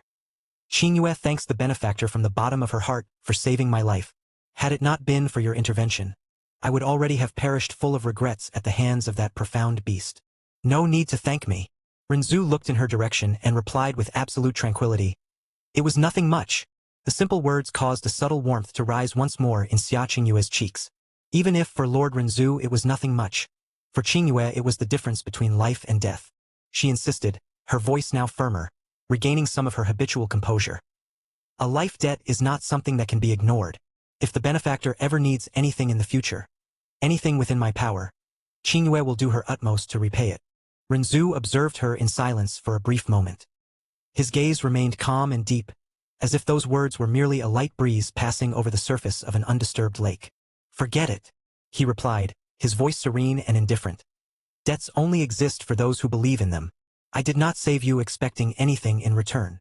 Finishing his words, Renzu turned slightly and walked to the hearth. His steps so silent they barely seemed to touch the wooden floor, as if he simply glided through space. With a casual gesture of his hand, the dormant embers sprang to life again, dancing in shades of orange and gold that spread through the cabin, bringing with them a gentle and steady warmth. He did not look back as he spoke, as if that conversation were something trivial, fleeting, unworthy of greater attention. You were on the verge of death. Anyone with a minimum of conscience would have done the same. Xia Qingyue remained where she was, motionless. Her eyes were fixed on his back, unable to look away. Those words, so simple, so devoid of any desire for recognition, glory, or reward, did not calm her in the least. On the contrary, the whirlwind in her chest only intensified, like a flame fed by the wind, causing her heart to beat ever harder in open defiance of the frozen heart arts she had relied on all her life. Not that they had any effect since the moment he appeared before her eyes at most. They merely allowed her to maintain outward composure and articulate words in a minimally stable manner. Only she knew how much effort she was exerting to do so. Xia Qingyue watched in silence as his broad, upright back was outlined by the golden firelight. She took a step forward, her bare feet touching the warmed wooden floor with an almost inaudible sound. Her voice, when it emerged, was firmer than she expected, though it still carried a softness she did not recognize as her own. Lord Renzu. He paused his gesture but did not turn immediately. He merely tilted his head slightly, indicating he was listening. May I ask a few questions? Renzu turned then, his black hair falling like a curtain of night over his shoulders. His abyssal eyes met hers with the same unchanging calm. Feel free. The permission was given with such naturalness that it seemed trivial, as if answering questions from a stranger were something he did every day, or as if he simply did not care what she wished to know. Xia Qingyue took a deep breath, feeling her heart race again. She needed to know. What is the level of Lord Renzu's profound strength? The question hung in the air for a moment, laden with expectation. Renzu remained silent for a few seconds, his gaze lost in the hearth flames as if genuinely pondering the question. When he spoke, his voice was low, almost reflective, as if thinking aloud. How should I classify my profound strength in this world? He raised an eyebrow slightly. a minimal gesture that, on his perfect face, carried a distant irony. A place where most have not even heard of the realm of the gods. Ah yes, you know it as the divine profound realm. He paused briefly, his tone calm as if commenting on something banal. Consider that the level of my profound strength. The silence that followed was absolute. Xia Qingyue felt the world slowly spin around her. Realm of the gods. The words echoed in her mind like muffled thunder, reverberating in every corner of her soul. Realm of the gods. The only clue she had about her mother. Xia Qingyue's dark eyes widened slightly, her perfect composure cracking for an instant. The blush that had receded returned with force, but this time it was not merely emotion. It was pure shock, mingled with a hope so intense it hurt. Realm of the gods? Her voice emerged almost as a whisper, trembling, laden with an emotion she could no longer contain. Renzu turned fully toward her now, observing her reaction with a calm bordering on disinterest. But there was something almost imperceptible in his black eyes. A spark of curiosity, perhaps. Yes, have you heard of it? Xia Qingyue felt her legs weaken for a second. Was this truly fate? After so many years searching for clues, suffering in silence, cultivating to her limits just to one day learn about that place. She had found, by pure chance, or was it destiny? Someone who not only knew of the realm of the gods but spoke of it as if it were commonplace? Someone who possessed power enough to erase a tyrant profound beast with a casual gesture? Someone who might, perhaps, know the way, or even be the way. Her heart, already beating wildly because of his presence, now seemed ready to explode. Her eyes, normally cold and distant, now shone with intense light. A mixture of shock, hope, and something far deeper. Something that made her voice tremble when she finally spoke again. Lord Renzu, do you come from the realm of the gods? The question emerged low, almost pleading. And for the first time, Renzu smiled. A minimal smile, almost imperceptible, that barely curved his perfect lips. But for Xia Qingyue, it was as if the sun had risen inside that frozen cabin. So you've heard of it? That's great. I was a bit hesitant to mention it, but yes, I do indeed come from the realm of the gods. And with those simple words, Xia Qingyue's destiny changed forever. /N. Did you enjoy the chapter? Then you should know that over on my Patreon you can read up to 20 chapters ahead for just $5. And yes, for that price you also get full access to all of my content. That's right. Cheaper than a snack, and with way more drama, action, and guaranteed emotional damage. The link is right below. See you there. My Patreon. Patreon.com/fanficnovels. Thank you so much for your support. You make all of this worthwhile. 74. Chapter 74. After 2 weeks, I accidentally saved my fiancé. The last 2 weeks he had spent on the profound sky continent had been extremely fruitful. First of all, through some simple investigations, he managed to precisely confirm the exact point in the timeline where that world was located. From what he gathered, Yunche, a name already quite well known in the Blue Wind Empire, had died in the primordial profound arc during his incursion into the Divine Phoenix Empire. This had happened 2 years ago. In other words, at that moment, Yunche had probably already arrived or was about to arrive in the illusory demon realm. This fact, however, did not cause him any concern. First, because from the moment he had awakened in that world, he had already deduced, with reasonable accuracy, at what point in the original story's timeline he had been reborn. Second, because all the necessary preparations to receive that trash in his territory had already been completed. What really mattered was that, over those 2 weeks, he took advantage of every opportunity he still remembered existing, without wasting a single resource or favorable chance. After updating himself on the recent news from the profound sky continent, he went to Floating Cloud City and excavated, without leaving any traces, the 50 kilograms of purple-veined divine crystals hidden in a mine. Of course, he had to deal with some problems to obtain them. Apparently, the Divine Phoenix Empire was already eyeing them and had started a war against the Blue Wind Empire. From what he discovered through some simple investigations during his journey, 2 years earlier, when they received the news that Yunche had died inside the primordial profound arc, the princess of the Blue Wind Empire named Songyu had fainted right there and become very ill. 3 months later, the Divine Phoenix Empire would send 3 million strong troops against the border, beginning a large-scale invasion. This plunged Blue Wind into chaos as it faced a precarious situation. 3 more months later, the former emperor named Song Wanhe had been assassinated, and even on his deathbed, he could not find someone to be his successor. The princes had spent their entire lives fighting for the position, conspiring to gain Song Wanhe's approval, as they all dreamed of becoming emperors. But as soon as the Divine Phoenix Empire invaded, the only fate of the Blue Wind Empire was to perish. Who would be willing to be the ruler of a doomed nation? Everyone just wanted to hide.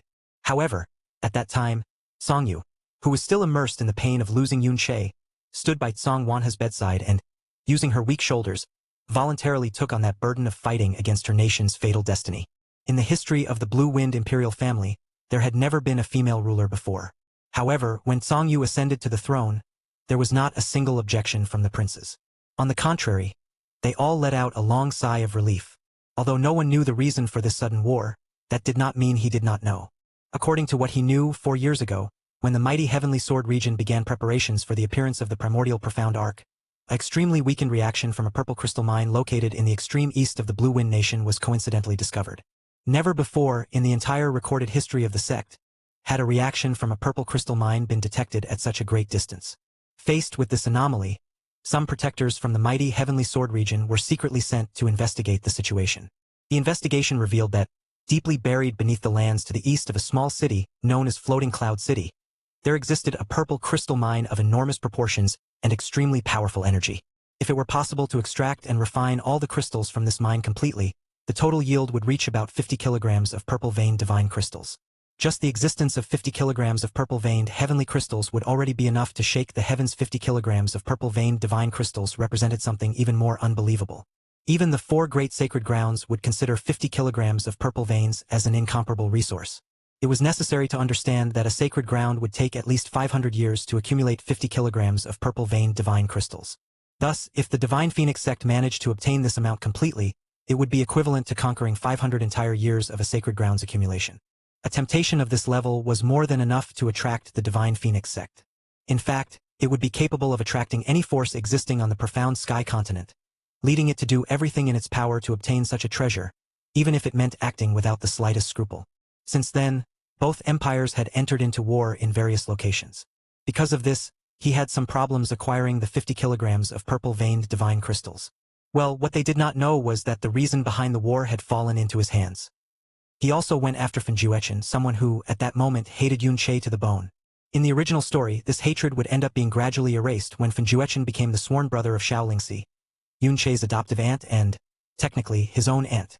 However, this had not happened yet. But the reason for seeking him out had nothing to do with empathy. He wanted the Heavenly Sin Divine Sword. It was a weapon that, in the past, reached the level of a true god. Within it resided a demonic spirit, the soul of the son of the Moon Slaughter Devil Sovereign, the same one he had already killed before. Furthermore, the sword carried engraved on it the Eternal Night Illusory Devil Tome, an extremely rare dark profound art. Although he had already completely copied this profound art during the battle against the Moon Slaughter Devil Sovereign, making the record on the sword practically useless, that did not mean the trip had been in vain. He devoured the remaining soul of the ancient devil's son through his cultivation method, which apparently was capable of that as well, obtaining valuable fragments of knowledge, and the sword inevitably ended up in his hands. As for Fanjuechen, he considered him somewhat pitiful. Still, he decided to help him in a limited way, preparing yet another extremely pleasant surprise for Yun Che, just one more among several. Naturally, this help came at a price. He engraved on Fanjuechen his own slavery mark, along with a profound formation similar to the one he had implanted in Yungu. The difference was that this formation had a specific function, to detect any weakening or disappearance of Fanjuechen's hatred for Yun Che. The moment the boy stopped desiring his revenge, the instant he lost the will to kill him or to sacrifice everything for that goal, he would cease to be useful. And then he would turn to ashes. Obviously, he was a villain and could simply have done all this without offering any explanation. Still, he granted Fanjuechen himself a choice. The answer came without the slightest hesitation. Faced with the promise of enough power to take revenge, Fanjuechen readily accepted. For him, nothing had greater value than that goal. Sacrificing everything, dignity, freedom, or even his own existence, did not seem like too high a price. So, after taking all necessary precautions, he personally opened all of Fanjuechen's profound entrances. Then, he transmitted some profound arts to him, treating him as a disciple for a few days.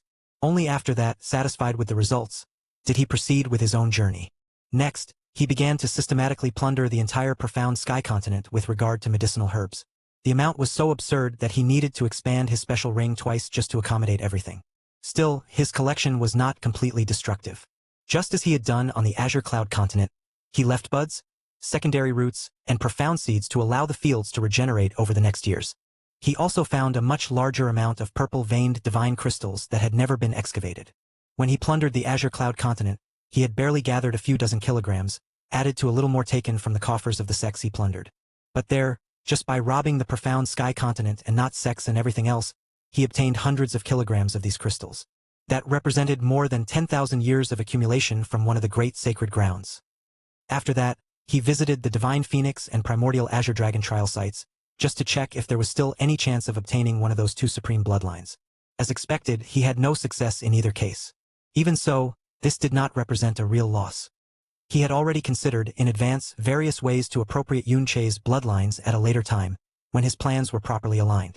Compared to that, the failure in these attempts was nothing more than a small setback. In the end, it was not such a great loss. After plundering everything he remembered still existing as opportunities on the profound sky continent, he headed to the snow and ice polar region, seeking isolation. Later, he planned to visit the frozen cloud Asgard to learn the profound art used by the fairies of that place after all. He needed a technique suitable for the water laws he had mastered, and what better technique than the frozen and divine arts, which were also known as the Ice Phoenix God Investiture Canon, a profound art that came from the three supreme water element beasts. Before that, however, he just wanted to refine some pills and cultivate in peace. That was how he found the valley where he now was, a naturally protected, silent, and stable place. There, he built a simple cabin and remained secluded for the last weeks, living tranquilly, away from interferences. During his time there, he spent most of his days refining pills and cultivating in silence. Based on his vast medicinal knowledge, he created various pills with extraordinary effects, all of them tested and refined with absolute success. The first was the full moon pill clothed in autumn dew. After ingesting it, his spiritual sense was drastically elevated, reaching a level completely incomparable to the previous one. Even without resorting to fusing his senses with the spatial laws, he began to perceive with clarity all three continents of that world, as if they were within the reach of a single thought. Next, he refined the Celestial Wind Emperor pill, which allowed him to advance at an absurd speed in the wind path of the 10 Extreme Daos technique. This pill forced his body to face the winds of the world itself directly, allowing him to experience firsthand the profound wind element in its purest and most natural form. As a result, practically all the natural winds of that world converged toward him. Thanks to this, in just a few days he completely concluded that path, achieving an absolute understanding of the wind laws. From then on, he became immune to that element and began to exercise total subordination over it. With the wind path completed, his understanding naturally extended to the earth path, which he was already about to conclude. But his greatest invention was, without any doubt, the immortal Jade Dragon pill. Unlike all the others, this pill did not limit itself to strengthening his cultivation base or expanding his understanding of the laws. It completely reconstructed his physique. Upon refining it, all remaining impurities in his body were expelled, cell by cell, until his flesh, bones, blood, and even his vital essence became as pure and immaculate as those of a true immortal. As a result, he awakened a unique physique, something that did not even exist in the original history of that world, the immortal Jade Dragon physique. But how was this possible? The answer lay in the prime world liquid that he had absorbed previously. The pill did not create something from nothing, it amplified and directed that primordial power absolutely, shaping it exactly according to his will. For this, he mixed dozens of extremely rare herbs, but 5 of them were the true core of the formula. These 5 essences merged into his body, engraving on it 5 fundamental characteristics, transforming his physique into something that completely surpassed the natural limits of that world.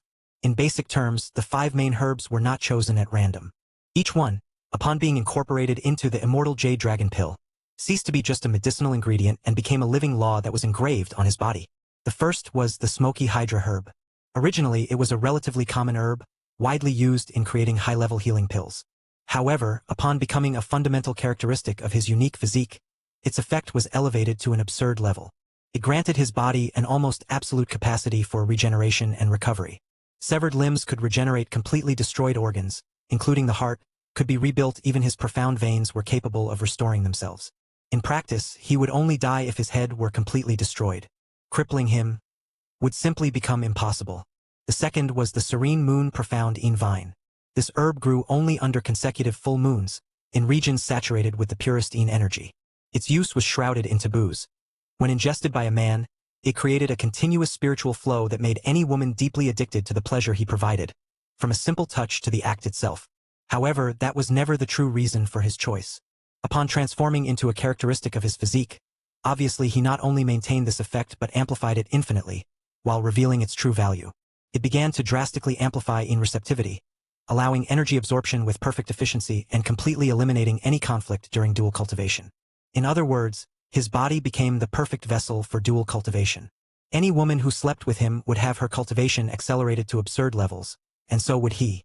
The third was the intertwined heart orchid, a legendary, extremely rare herb that only bloomed when two cultivators shared a deep karmic destiny. In antiquity, it was disputed by couples seeking a true spiritual connection. However, upon being integrated into his physique, its function was elevated to something far beyond that. Every woman he lay with would automatically form a permanent spiritual bond with him. He could sense the location of each one, their vital state, and their energy fluctuations. Furthermore, there would be a mutual sharing of talent and understanding. He would absorb their comprehension, and they would be nourished by his. The gain from dual cultivation increased several times, and most importantly, after this bond was formed, it was impossible for any of them to even have the intention of betraying him. Rejection of other men would occur unconsciously, naturally, and absolutely. The fourth was the Crimson Tao ecstasy fruit. This fruit only formed on trees that had absorbed desires, emotions, and wills from profound practitioners over millennia. Even in its original form, it already possessed incredible effects. Still, this was only the second rarest herb he found in his entire journey. Transformed into a characteristic of his physique, it granted him the ability to perceive the emotions and feelings of all living beings around him, identifying them with absolute precision. More than that, he obtained control over his 7 emotions and 6 desires, being able to amplify or suppress them at will. For example, he could amplify his anger or make himself feel that emotion to strengthen the evil infant's wheel of myriad tribulations. In this way, he could recover all the power of his profound treasure more efficiently. Finally, there was the herb that gave name to his physique, the immortal jade dragon herb. Without any shadow of doubt, it was the rarest herb he had found in his entire life. This herb could only grow in environments where true dragons or profound beasts carrying draconic bloodlines had remained for long periods. It was during his visit to the primordial Azure Dragon trial site that he found it. At first glance, there was nothing special about it: common appearance, discreet aura, practically non-existent profound energy. Any other cultivator would have passed by it without even casting a second glance. But he recognized its true value. Over countless years, it had absorbed, drop by drop, the profound aura subtly released by the ancient spirit of the primordial Azure Dragon. This silent absorption transformed the herb imperceptibly, concealing a potential that far surpassed common understanding. It was precisely because of this that it seemed common. When incorporated into the immortal jade dragon pill, the herb not only strengthened his body, it redefined it. His physique began to carry traits of purity, vitality, and supremacy that only existed in dragons. That was why he named it the immortal jade dragon physique. Obviously, there were several other benefits besides the characteristics gained from the herbs. He had discovered several others while studying in the last days, but that is beside the point. Another pill he refined that was not of his own invention was the Sun and Moon pill. Upon ingesting it, his lifespan increased by 10,000 years, exactly as he had done previously with his wife. Only now did he have sufficient resources to refine it again, and naturally, he did not let this opportunity pass. It was at the moment he concluded the refinement of this pill and absorbed it that he felt an unusual disturbance in his spiritual sense, coming from several kilometers beyond the valley where he was. Deciding to investigate, to his surprise, he found Xia Qingyue on the verge of death. Without hesitating, he saved her and brought her to the place where he had been residing for the last days, carefully treating her wounds until healing her completely.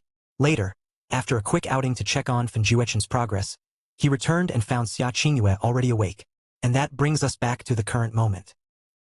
When he found Xia Qingyue on the verge of death, after sensing a distant disturbance through his spiritual sense and deciding to investigate, he knew very well that she probably would not die.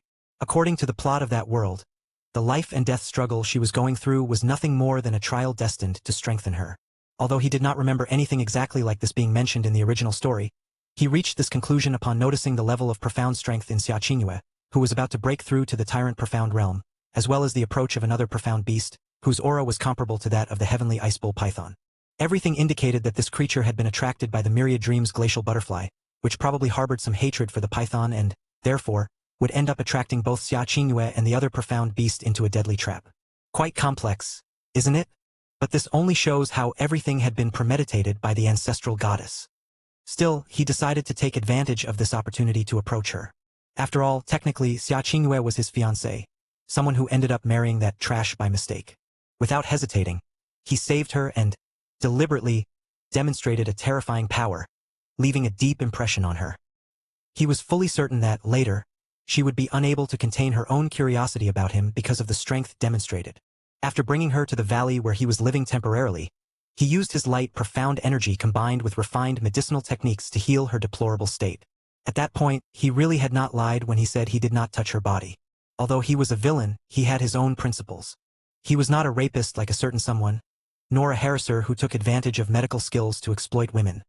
In a way, ironically, he was much worse, wasn't he?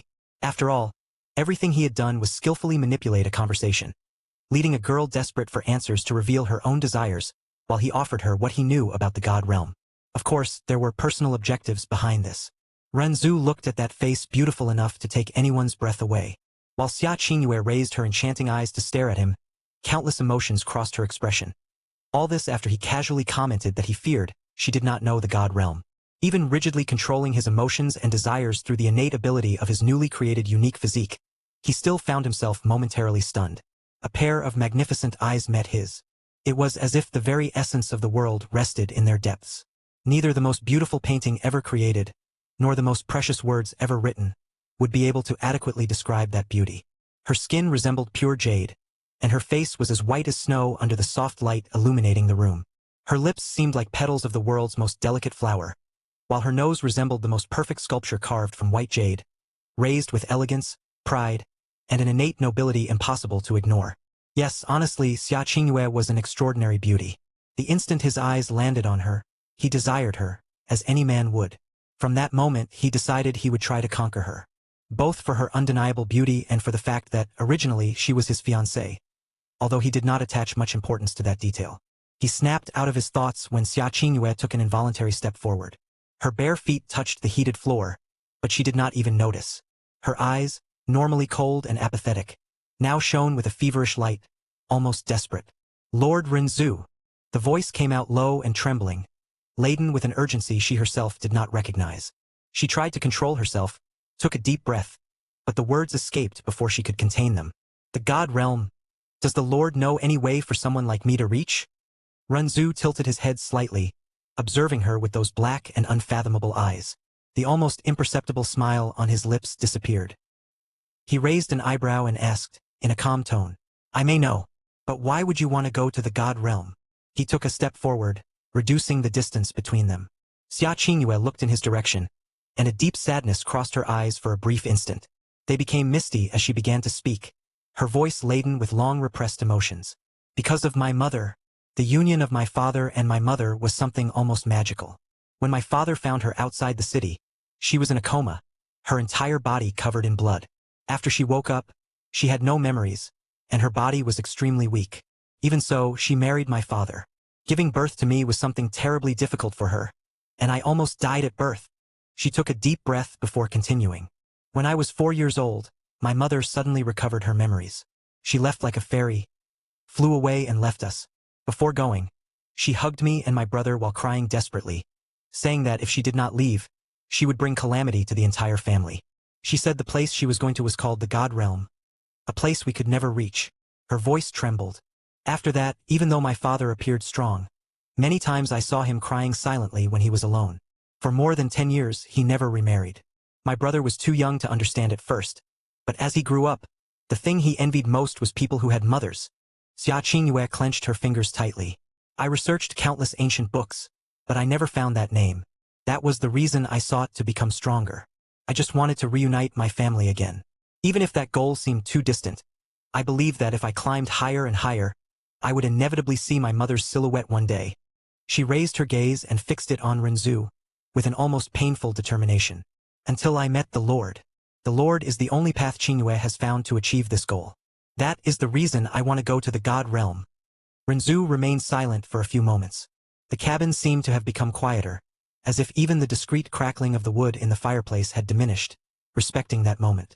The snow outside continued to fall, slow and steady, but Xia Qingyue was no longer aware of anything besides the figure in front of her and the almost painful expectation accumulating in her chest. She realized, with a slight delay, that she was holding her breath. His eyes rested on her unhurriedly, deep as a bottomless abyss. There was no pity in them, nor disdain. They were calm, excessively calm, as if he were observing something far beyond what her words had just revealed. I understand. Well, I will explain the basics to you and then you decide what you want to do next. Pay attention. Xia Qingyue nodded slightly, her eyes full of expectation. At no point did it cross her mind that he might be deceiving her. After all, why would someone so powerful, someone who saved her life, lie to her? And besides, how could he know about the God realm if he had not really come from there? The idea that he was telling lies simply made no sense to her. The God realm was the abode of gods and devils during the primordial era.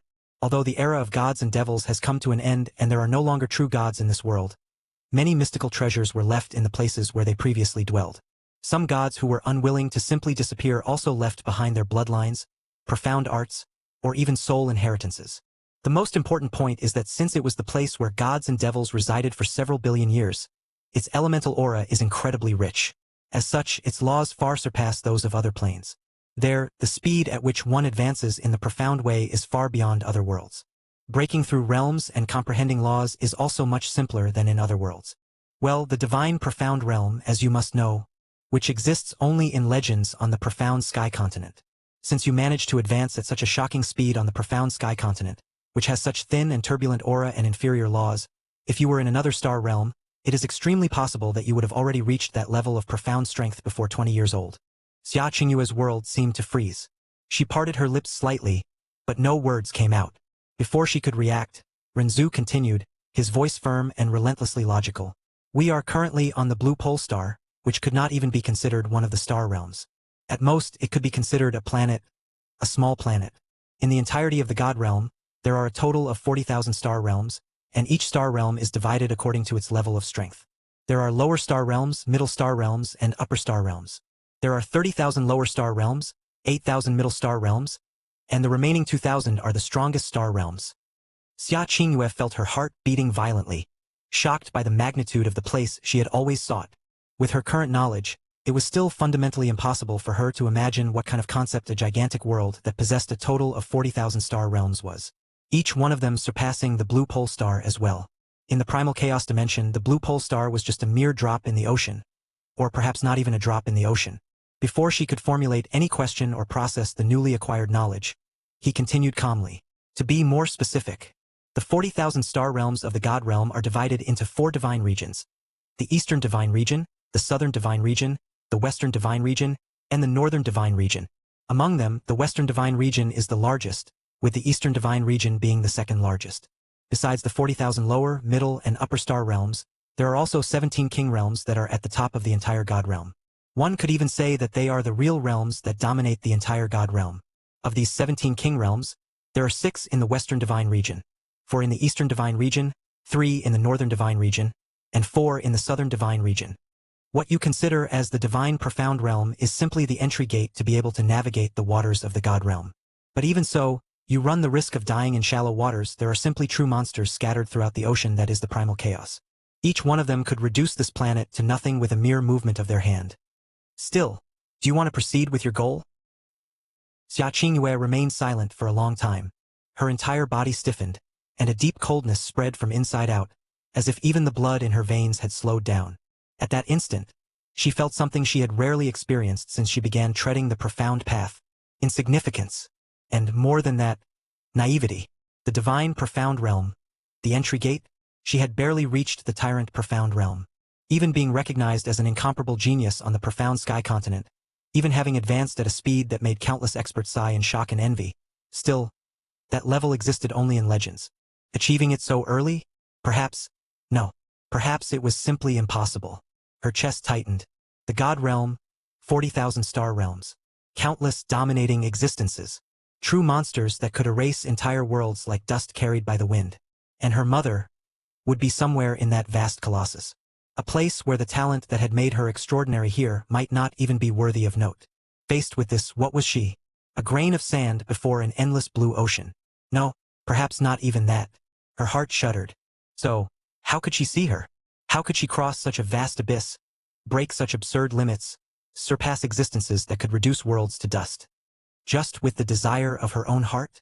The doubt, silent and heavy, began to corrode her convictions. If this was the path, if this was the reality beyond the sky, then her oath, her determination, her obstinate search for so many years, all of that would be nothing more than a childish whim? Xia Qingyue's fingers slowly closed, her nails pressing into her palm until almost piercing it. Even her frozen cloud Asgard profound art could not make her calm down for a long time. And since it did not work since she woke up in this valley because of Lord Rinzhu, she felt a feeling she had forgotten a long time ago. She felt fear. Not of danger. Not of death. But of the possibility that, no matter how much she tried, she would never be able to achieve what she sought. It was then that Rinzhu spoke again. His voice was not loud, nor solemn. It was calm, almost indifferent, but it cut directly through the turmoil in her heart. The desire of the heart, by itself, is useless. Xia Qingyue shuddered slightly. If it does not come accompanied by clarity, he continued, his black eyes fixed on her, deep as the void itself, it only leads to frustration. But do not confuse difficulty with impossibility. She raised her gaze.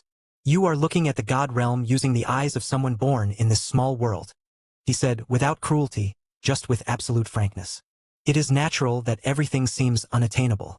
But that does not mean it really is.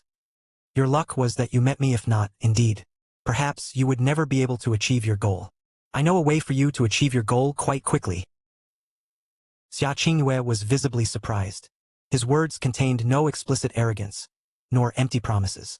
Still, there was an absolute certainty in them, as if he were describing a fact, not a possibility.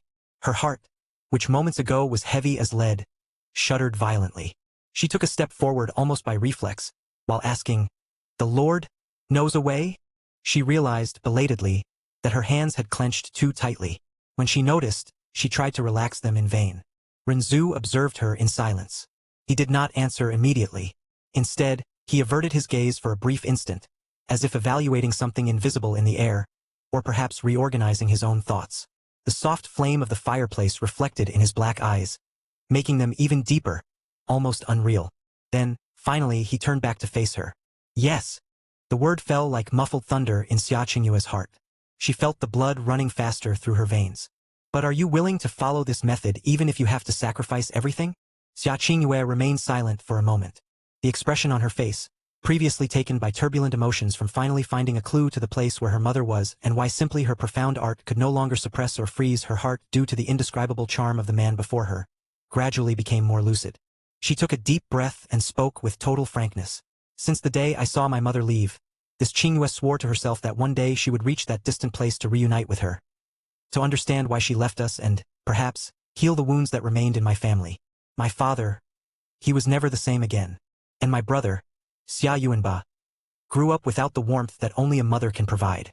Her voice remained firm, but laden with deep feelings. For years, I cultivated tirelessly in the frozen cloud Asgard, all with this single goal. But now, knowing that the Lord comes from there, that he knows the way, this Qingyue begs.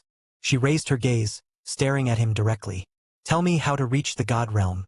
Any price, any trial, I will face it. Rinzhu observed her for another long instant.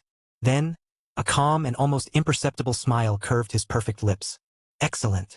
The word came out low, soft, but laden with a certainty that made Xia Qingyue's heart give an involuntary leap. Even more so upon seeing that smile so beautiful. She was so focused on her goal coming within reach that she forgot how beautiful Lord Rinzhu was.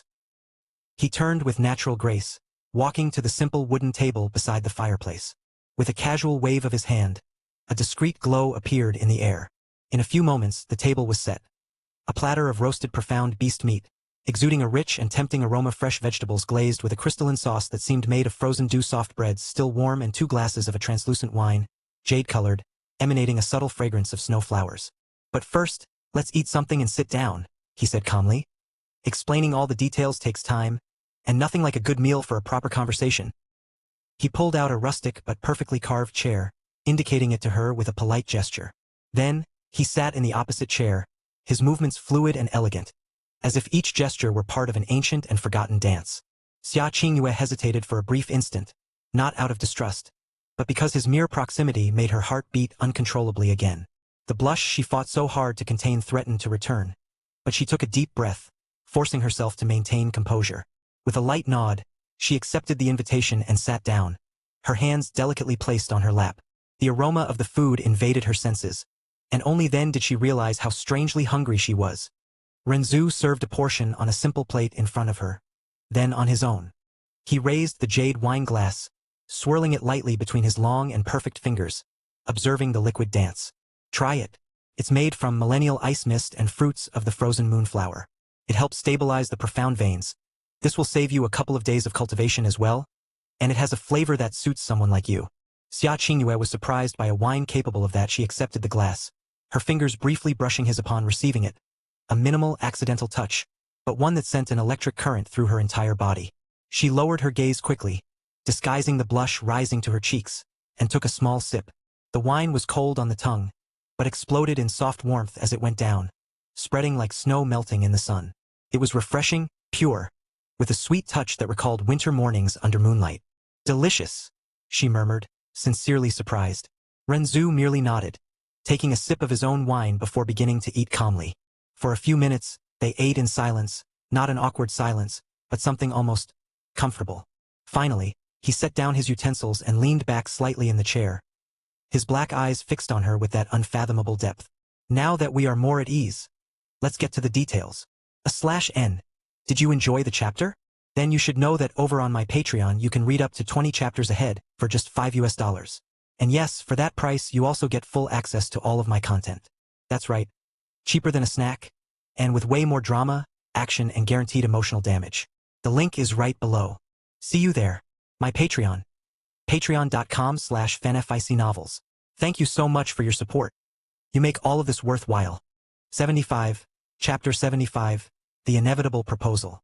Some hours later, the cabin was immersed in a profound silence, broken only by the occasional crackling of the fireplace and the distant howl of the wind against the icy mountains. The meal had ended long ago. The plates were carefully stacked on the table, and the now empty jade wine glasses reflected the golden light of the flames from the hearth. Xia Qingyue remained seated, still as a snow statue, her hands clasped in her lap. Her expression was strangely troubled, something entirely foreign to her usual demeanor. Anyone who knew her would have been shocked to see her like this, for her countenance was normally as serene and unchanging as the still water of a well, devoid of any trace of emotion.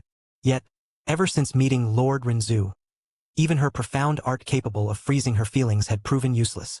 It was like snow cast into the sun. A single glance at him or the mere sound of his voice was enough to melt all her self-control.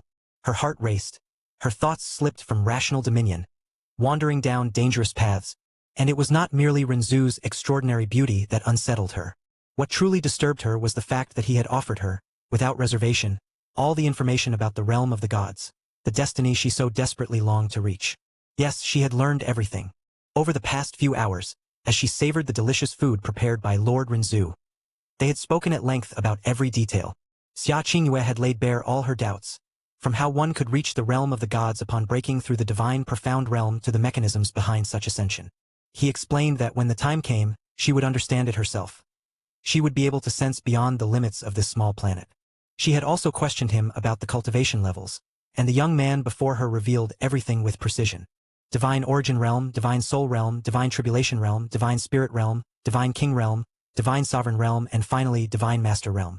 There were others above these, but the 7 realms of the Divine Path alone were enough to leave her pale.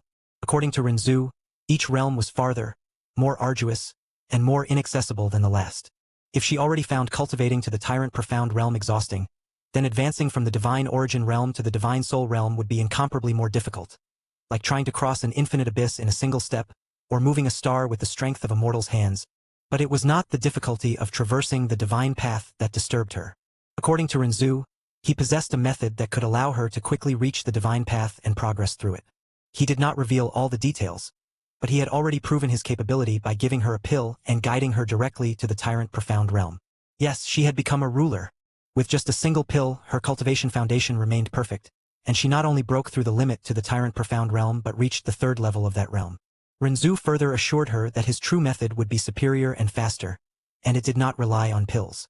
As for the pill used, he explained it was something extremely rare, incapable of causing instability in cultivation, but it could only be taken once in a lifetime. This left her slightly disappointed, though the anticipation of growing stronger through the promised method was far greater. Still, she could not help but find it strange that he was helping her so decisively. As a result, she asked why. The answer she received was disarming. Why not? Soon after, the incomparably handsome young man stated that he was interested in her. Causing her to blush intensely, her emotions blossomed in a way she had never experienced before. Took her a long time to regain her composure. When she finally did, she asked what he meant by that, and he replied only that she would find out in time. After discussing all the details about the realm of the gods and receiving a cultivation boost that left her so exhilarated she wondered if she was dreaming, the two finally moved on to the main topic. Xia Qingyue tried to learn more about her mother, hoping the young man before her could reveal something. And this search for answers triggered an emotional roller coaster. Feelings she had forgotten, never experienced, or that now slowly enveloped her, like an immortal wine capable of seducing and addicting. During the conversation, she ended up mentioning her mother's name and everything she knew about her appearance and the few details she possessed. The young man showed immediate surprise. He then revealed that he knew about her mother, but the matter involved a royal realm, which was why he chose not to go into details, as she was not strong enough to know about it yet, and having that information would do her more harm than good. Even so, this simple revelation was enough to deeply shake her. The truth, however, was more bitter. Although she ardently wished to reach the realm of the gods to reunite with her mother, a part of her feared that she might no longer be alive. The only reason she avoided dwelling on that thought was her stubborn refusal to accept such a possibility.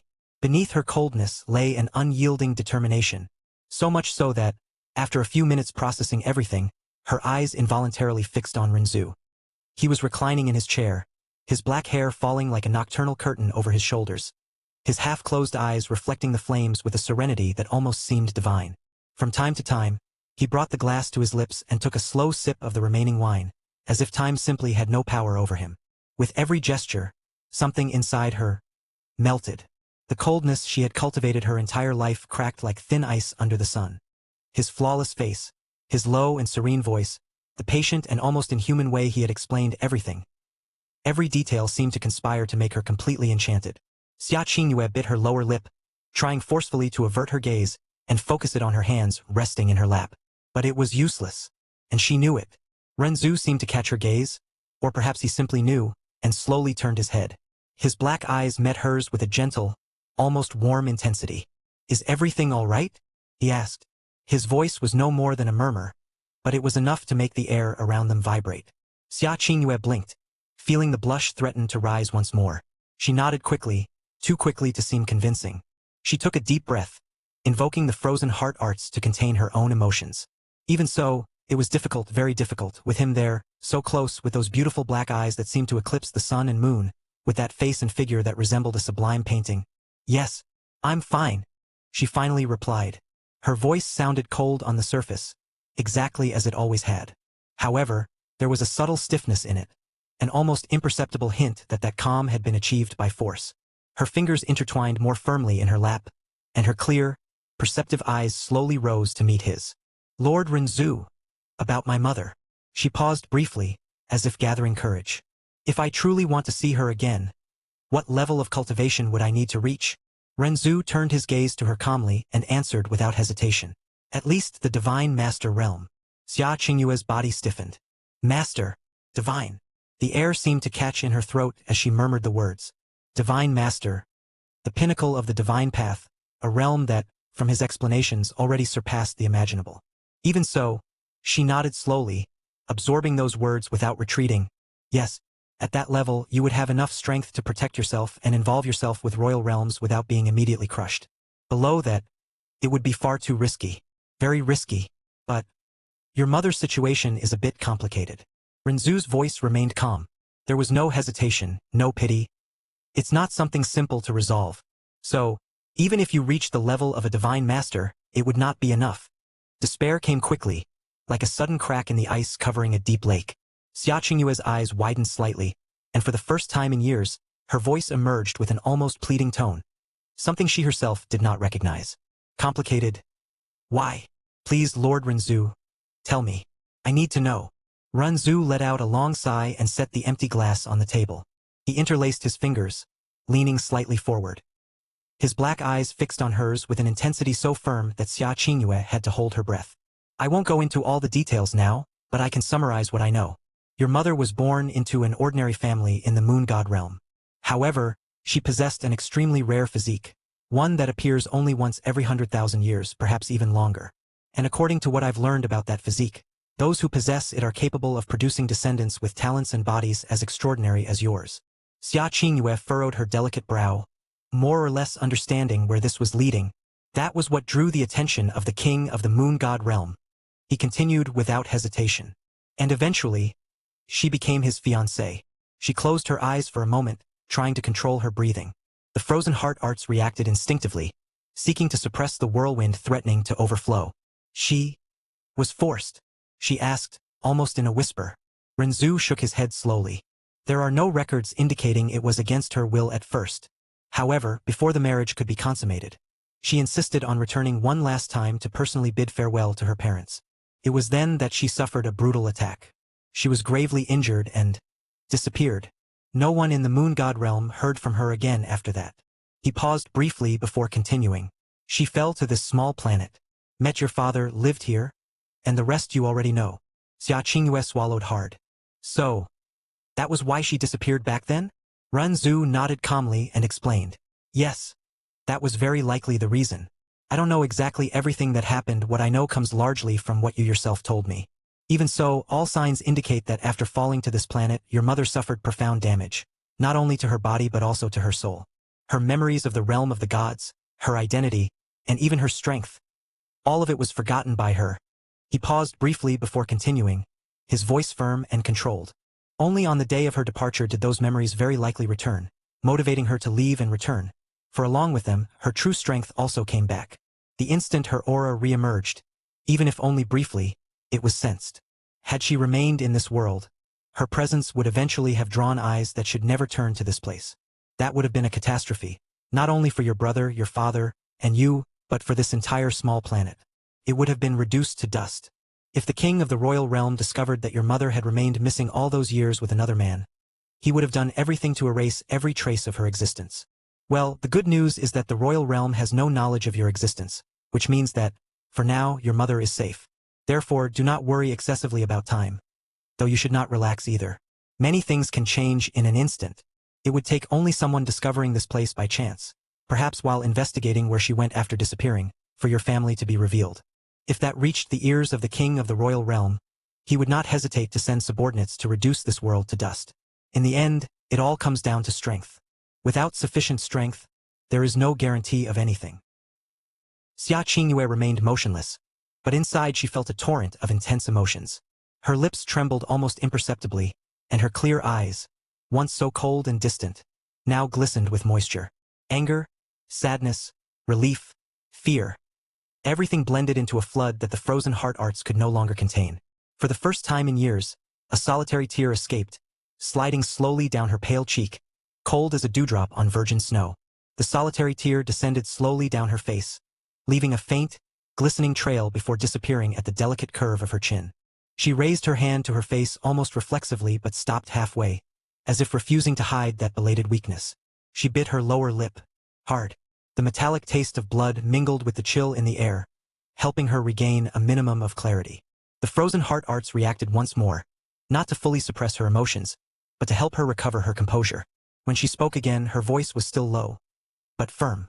If the situation is like that, she said slowly, each word chosen with extreme care, then what level would I truly need to reach to act without anyone being able to stop me? Her eyes rose once more, staring directly at Renzu. There was no longer confusion in them, nor hesitation, only a silent determination, cold as eternal ice. Renzu observed her for a prolonged moment. If the situation directly involves a royal realm, he finally replied with absolute calm, then the safest minimum would be the peak of the divine master realm. Xia Qingyue drew a deep breath. The peak. Yes. Renzu nodded. At that level, you would become a truly rare existence. One of the few profound practitioners to reach the pinnacle of the divine path. Your strength would lie not only in raw power but in the position it would grant you. He continued, his voice serene, almost didactic. Even among the higher star realms, a peak divine master is an existence that cannot be ignored. Everyone would fear you. Even those who did not fear you would think twice before touching you. Only in that way would you have enough power to resolve your mother's situation. Xia Qingyue clenched her fists. Then, I could find her and achieve my goal. Yes, however, Renzu added without softening his tone, there are still many variables. She frowned slightly. Variables? Renzu nodded. No one truly knows the depths of a royal realm. Not even a divine master can act with complete certainty before them. There are hidden trump cards, ancient existences. Therefore, even at the peak, there would still be risks. Silence settled once more. Xia Qingyue closed her eyes for a brief moment, absorbing everything. After opening them, She looked in his direction with hopeful eyes and spoke again, this time with an almost cutting clarity. About the method Lord Renzu mentioned to Qingyue earlier, the one that does not rely on pills. Renzu raised an eyebrow slightly, an almost imperceptible sign of interest. You want to know now? Yes. She nodded. Renzu remained silent for a few moments, gazing in her direction as he pondered. His black eyes were as clear and limpid as still water imbued with the immortal essence of his indescribable beauty. The method I mentioned does not involve pills, external formations, or forced inheritances, he said with absolute calm. It involves dual cultivation. Xia Qingyue's world stopped. For a brief and dangerous instant, her mind went completely blank. Dual cultivation? Her eyes widened imperceptibly, and her heart, which moments before she could barely hear, began to pound with an almost deafening force in her chest. A sudden heat rose from her abdomen to her face, making her ears burn. The frozen heart arts reacted out of pure reflex and failed miserably. She understood far too quickly. Does that mean that? Her throat dried. Thoughts she had never dared to entertain arose without permission. Vague images, undefined sensations, all jumbled with the face of the man before her. The most beautiful man she had ever seen in her entire life. Her body reacted before her reason could catch up, and the treacherous blush spread across her fair skin. He also desires my body? That idea left her disoriented. But in the same instant, she noticed something strange. There was no lust in his eyes. No burning desire, no invasive gaze, no carnal hunger that she was accustomed to seeing in men. Only that deep calm, that almost inhuman serenity, as if he were speaking of something natural, logical, inevitable. Before she could gather the courage to ask anything, Renzu continued calmly. I possess a unique physique, the immortal jade dragon physique. It is the #1 physique under the heavens for dual cultivation. If you sleep with me just once, your cultivation would advance directly to the sovereign profound realm, I imagine. In fact, I am almost certain you could reach up to the 6th level of the sovereign profound realm. And if we maintain regular relations, you would ascend to the divine path in a short time. The benefit would be mutual, but for you, it would be exponential because my cultivation is far higher than yours. But the main advantage is that my physique also shares talents and comprehension, which in my case are far above yours. Combined with that, probably from just sleeping together once, your talent would increase hundreds of times. The silence that followed his words was almost absolute. For a few moments, Xia Qingyue simply could not react. Her heart was beating too fast, fast enough to hurt. Her mind, which had always been clear and disciplined, seemed covered in thick fog. The words immortal jade dragon physique, dual cultivation, sovereign profound realm echoed repeatedly, mingling with the image of him before her. She clenched her fingers tightly in her lap. Sleep with him. The mere formulation of that thought made her face burn even more. Although she had been married once, it all began when Yun Che's adoptive father risked his own life to save the infant Xia Qingyue. In gratitude for that act, her father, Xia Hongyi, promised to marry her to Yun Che in the future.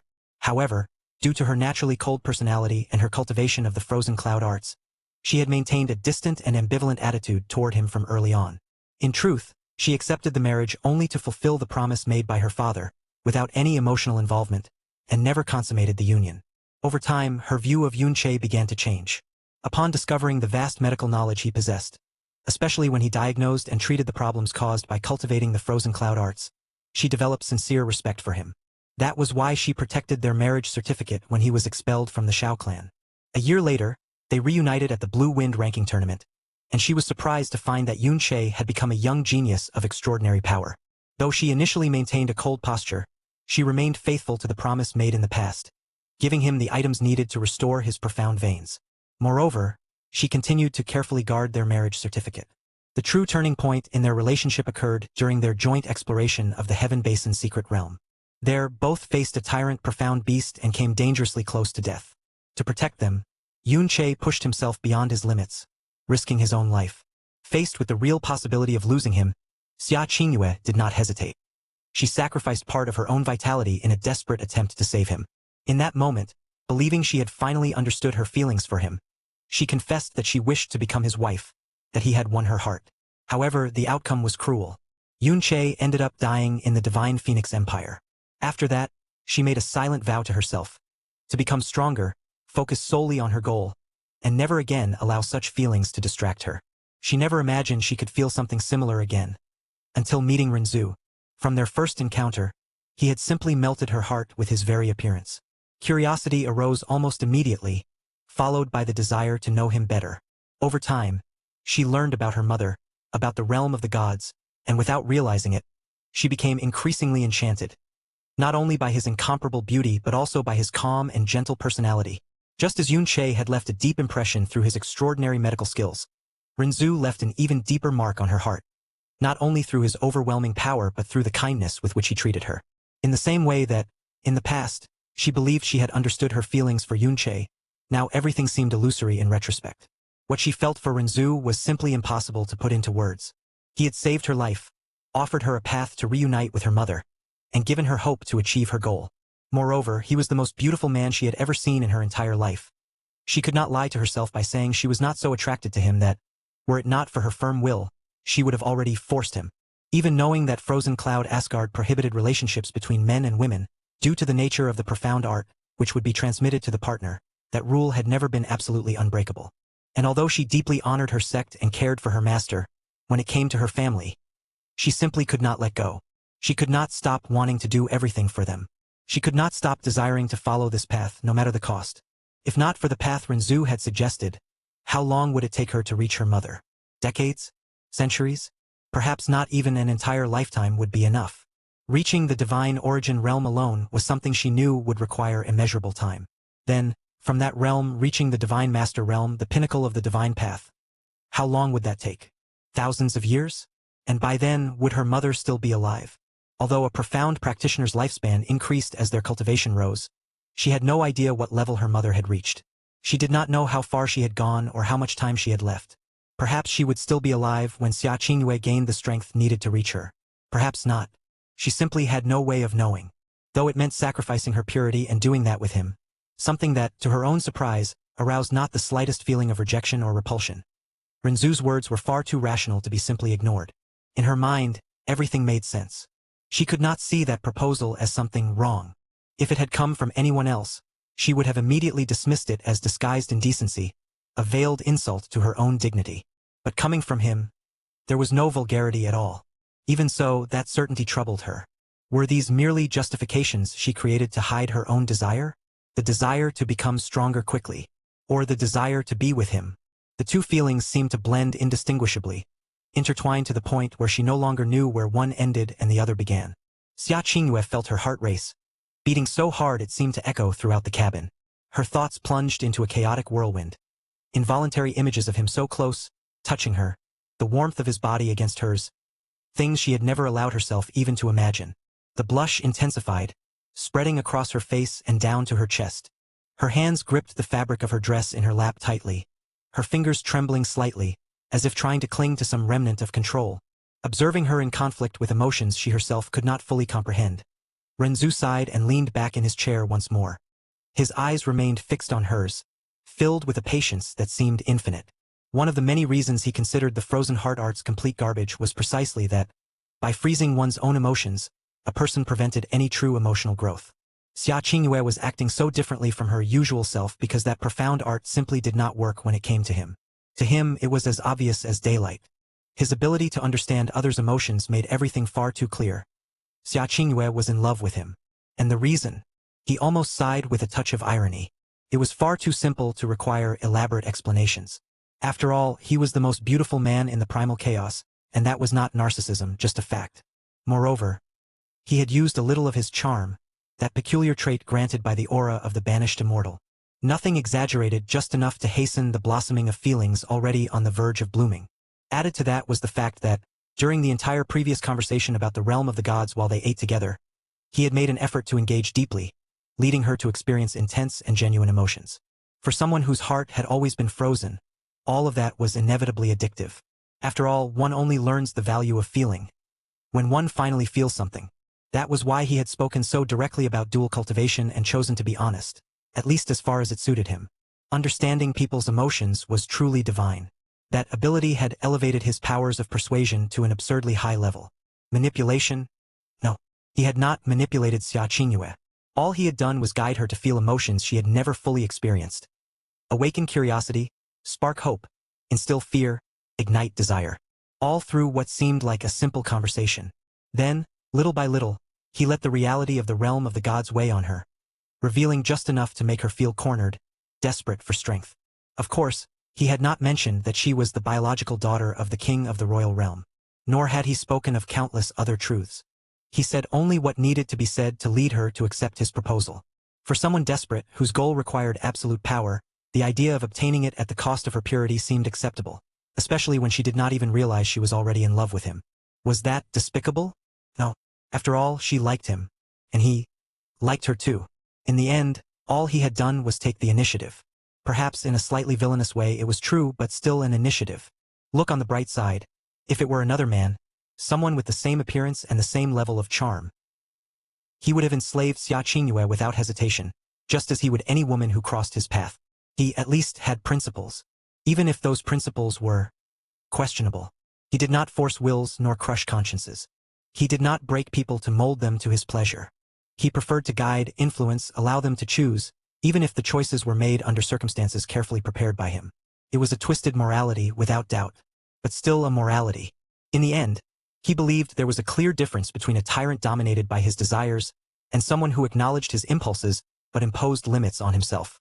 Imperfect limits, immoral in certain aspects, but limits nonetheless. For example, what he had done with the little demon empress had been, without beating around the bush, despicable. That was his greatest regret. But unlike someone, he did not delude himself about it. He did not seek justifications nor try to soften the weight of his actions. That choice remained a stain that not even time had fully erased.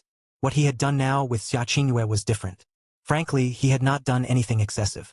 He had merely conversed, been honest in what he chose to reveal, and guided her to experience emotions that had always been denied to her.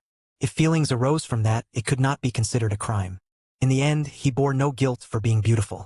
And curiously, this time he felt no regret at all.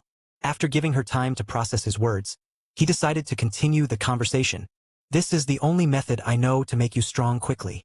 He sighed and said in a calm voice, "Earlier, you said you would do anything for your goal, that you would sacrifice everything. Is your determination so weak that you would back down now?" The words struck her like a gentle but precise blow. Xia Qingyue blinked, the blush still present, but her mind gradually clearing. He was not mocking her, he was testing her determination. And deep down she knew he was right. Her mother, her family, the vow she had made to herself. Anything, including this. She took a deep breath, forcing the frozen heart arts to respond. The blush diminished slightly but did not disappear entirely. Her eyes rose, meeting his with renewed resolve, though still carrying a vulnerability she could not hide. "I will not back down," she replied, her voice low but firm. "If this is the path, I accept it." Looking at his perfect face and knowing what she would have to do, Xia Qingyue lowered her gaze, her heart still racing, but now with a certainty that burned stronger than any doubt. For her mother, for everything, she would do it. /N. Good morning, everyone. I wanted to ask, are you enjoying this format where each update is basically worth 2 chapters? Every chapter 1 post has around 5,000 words, so the plot ends up moving much faster, which, in my opinion, makes the story more satisfying to read. Now, about Xia Qingyue, yes, she's surprisingly easy to win over. The secret? Just do exactly what Renzu did, exist and be handsome. Jokes aside, there's an important reason for this. She believes Yunche is dead, and because of that, she literally killed her own emotions. The problem is that our dear Renzu, with his unfair and inexplicable charm, ended up making her feel everything again. In my view, Xia Qingyue has the emotional intelligence of a child, precisely because she went so long without feeling anything, without emotional growth. That doesn't mean she's stupid, quite the opposite. She has sharp eyes and an extremely perceptive mind, able to see through people and grasp their true essence. She's determined, tenacious, and fiercely independent. No one can force her to do anything. No one can change her mind. Only she decides her own path. But does that really matter? Renzu is basically a walking cheat code. Now you understand why I gave him control over his own emotions. No matter how good Xia Qingyue is at reading people, it simply doesn't work against someone like him. Anyway, I hope you enjoyed this development. From now on, the two of them will start out as dual cultivation partners. The romance will come later, slowly and naturally. He will eventually reveal the truth about who he really is. Don't worry. There won't be any plot holes. I already have the story he'll make up perfectly planned in my head. Oh, and just so you know, the little demon empress gave him permission to take more wives. The only problem is that she's kind of a Yandere. So, good luck to him. Did you enjoy the chapter? Then you should know that over on my Patreon you can read up to 20 chapters ahead for just $5. And yes, for that price you also get full access to all of my content. That's right, cheaper than a snack, and with way more drama, action, and guaranteed emotional damage. The link is right below. See you there. My Patreon. Patreon.com/fanficnovels. Thank you so much for your support. You make all of this worthwhile. 76. Chapter 76. Dual Cultivation. Xia Qingyue felt a subtle fear course through her body the instant she uttered those words. She couldn't explain precisely what was stirring in her heart at that moment. It was a confusing mixture of emotions, difficult to translate into clear terms. Her heart, treacherous and out of control, beat like a disjointed drum inside her chest. In her stomach, a strange, almost effervescent sensation began to spread, as if invisible butterflies had suddenly awakened, flying in chaotic patterns that left her both nauseous and strangely euphoric. It was nervousness, yes, but not fear. It was a deep and inexplicable anxiety, something that completely escaped her usual logic, something that couldn't be contained or rationalized. As always, the frozen heart arts failed miserably when the subject was Lord Renzu. But at that moment, she no longer cared about that. In fact, her mind had completely drifted away from those considerations. What really mattered was what was about to happen. She was about to lose her purity, and in a strange way, disturbing even by her own standards, she was at peace with that idea. There was no fear, no regret, nor any negative feeling in her chest. On the contrary, she desired it deep in her heart. Not just because it would allow her to achieve her goals more quickly, but because she wanted to do it with him. She wanted to share that moment with someone who, in her eyes, was indescribably beautiful, kind, and caring toward her, dominated by these inexplicable emotions in her chest. She stood up. Her legs, slightly trembling under the white dress, betrayed how much that decision demanded of her. Still, Xia Qingyue lifted her chin and fixed her eyes, as clear as water from a still spring, on Renzu's, refusing to yield to the heat rising up her neck. Qingyue would like to start as soon as possible. Is that a problem for the Lord? She said in a low but firm voice. The words escaped almost without reflection, driven by the whirlwind that dominated her. Hope, desire, and urgency. Emotions too intense for someone who had spent her life learning to repress them. Feelings that now guided her like an unstoppable current. Renzu arched his eyebrows slightly, a subtle gesture that revealed genuine surprise. This was a bit faster than he had initially thought it would be. His black eyes, deep and attentive, analyzed her for a brief instant, capturing the conflict behind her resolute posture, the almost imperceptible tremor of her hands. He understood immediately. This wasn't impulsiveness, but the result of emotions awakened abruptly, something for which the frozen heart arts had never prepared her. A discreet smile appeared on his lips. That's fine, he replied calmly, his voice soft as a whisper. But, are you really comfortable doing this here? In this simple place? Xia Qingyue blinked once. The blush threatened to return, but she maintained her composure, nodding slowly. Qingyue doesn't mind, she murmured, her heart racing, though her voice remained firm. The place was irrelevant. Her mind was focused only on what needed to be done between the two of them, and waiting seemed unbearable. Renzu tilted his head slightly, and his black hair rippled like living shadows accompanying the movement. I understand your urgency, Qingyue, he said softly, the gentleness in his tone making her feel exposed in an uncomfortably intimate way. But this is not a suitable place for someone's first time. The words hung in the air, simple in form but loaded with a weight that hit her immediately. First time. Mentioned like that, directly, naturally, as if it were something inevitable. The blush rose all at once, intense, spreading across her cheeks to her ears. By instinct, she lowered her gaze. Her body reacted before her mind could catch up, a light tingling coursing through her skin, mixing embarrassment with something deeper and harder to name. Renzu let out an almost imperceptible sigh and stood up calmly. At least, we should have a more suitable bed for this occasion, he commented, as if speaking of something trivial. Wait a moment. Before Xia Qingyue could respond, he simply disappeared. In the blink of an eye, his presence was gone, as if space itself had swallowed him. She blinked, surprised, her heart accelerating. Even with her spiritual senses elevated to the tyrant profound realm, she captured nothing he had moved beyond her perception. A few moments passed in silence, broken only by the soft crackling of the fireplace. Then, without any warning, Renzu reappeared, materializing as if emerging from nothing, his presence filling the environment once more.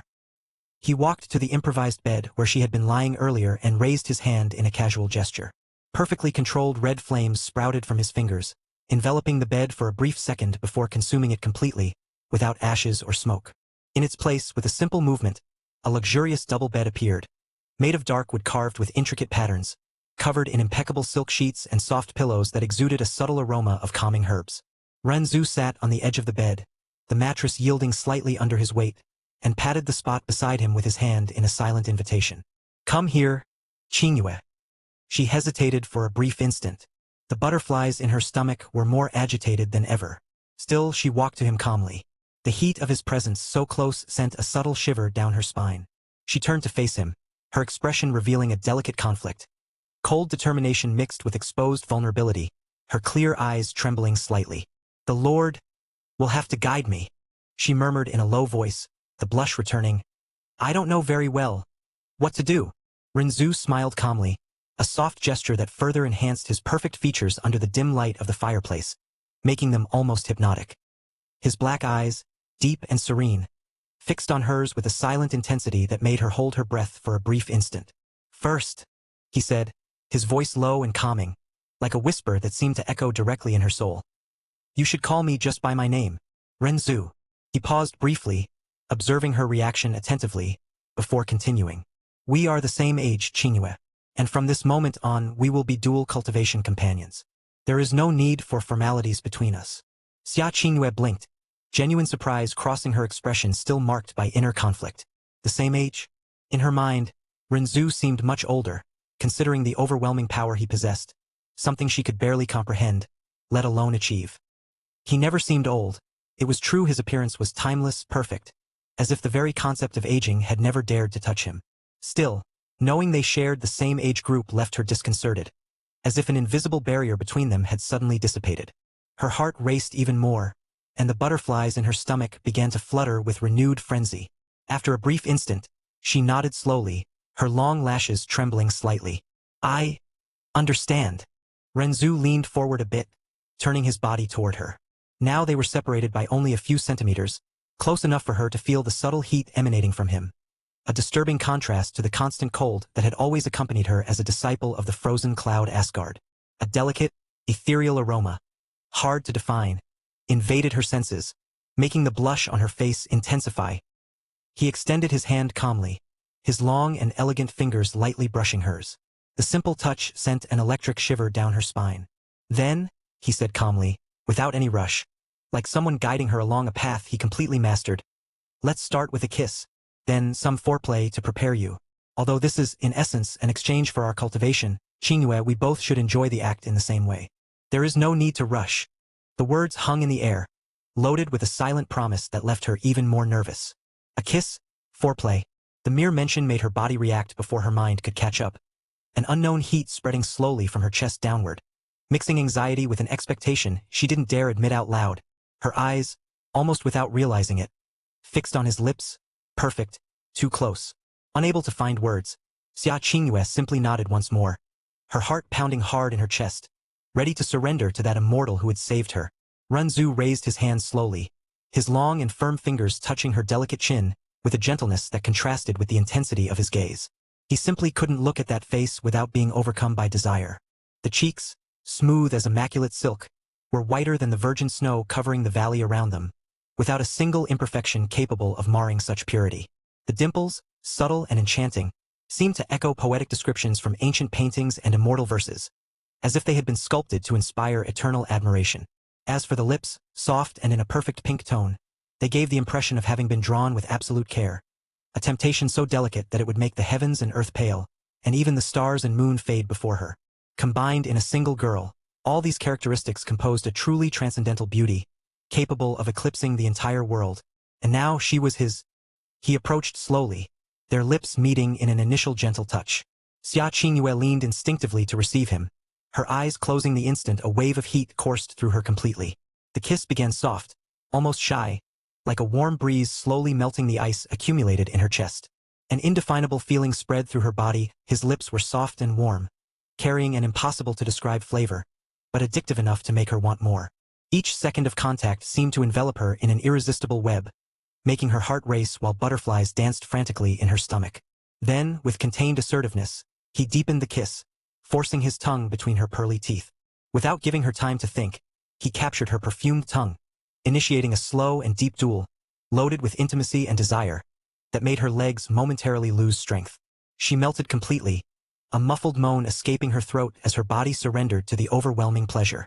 All the barriers she had built over the years as a disciple of the frozen cloud Asgard regarding any kind of intimacy with men dissolved completely, leaving only pure and intense sensations.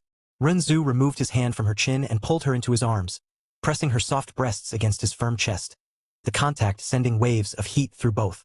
She didn't know what to do with her hands and kept them pressed against his chest, feeling the defined muscles under his clothes, before fully accepting the embrace. Her mind melted in an addictive pleasure, where logic and control no longer existed.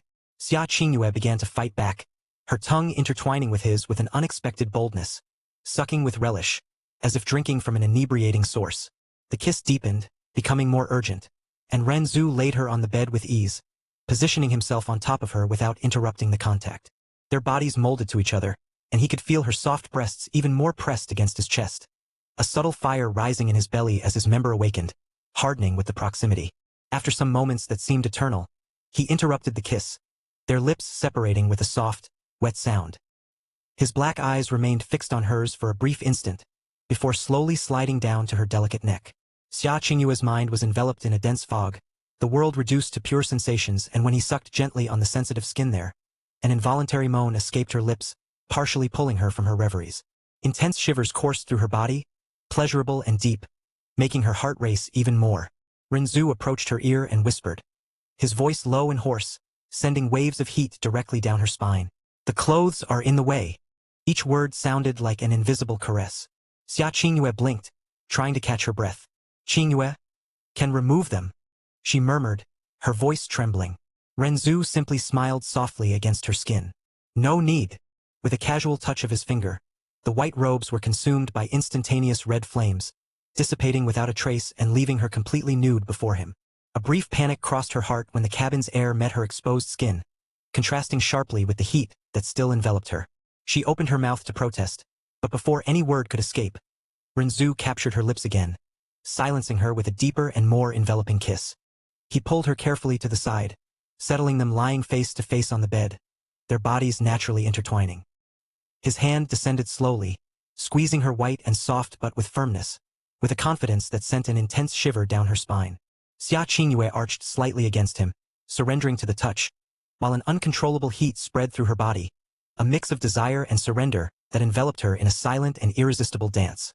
Renzu repositioned himself on top of her with natural fluidity, their bodies aligning in a proximity that made her feel each of his breaths like an invisible caress. He interrupted the kiss slowly, their lips separating reluctantly, leaving her panting and flushed, her chest heaving for air while her eyes blinked, trying to anchor back to reality.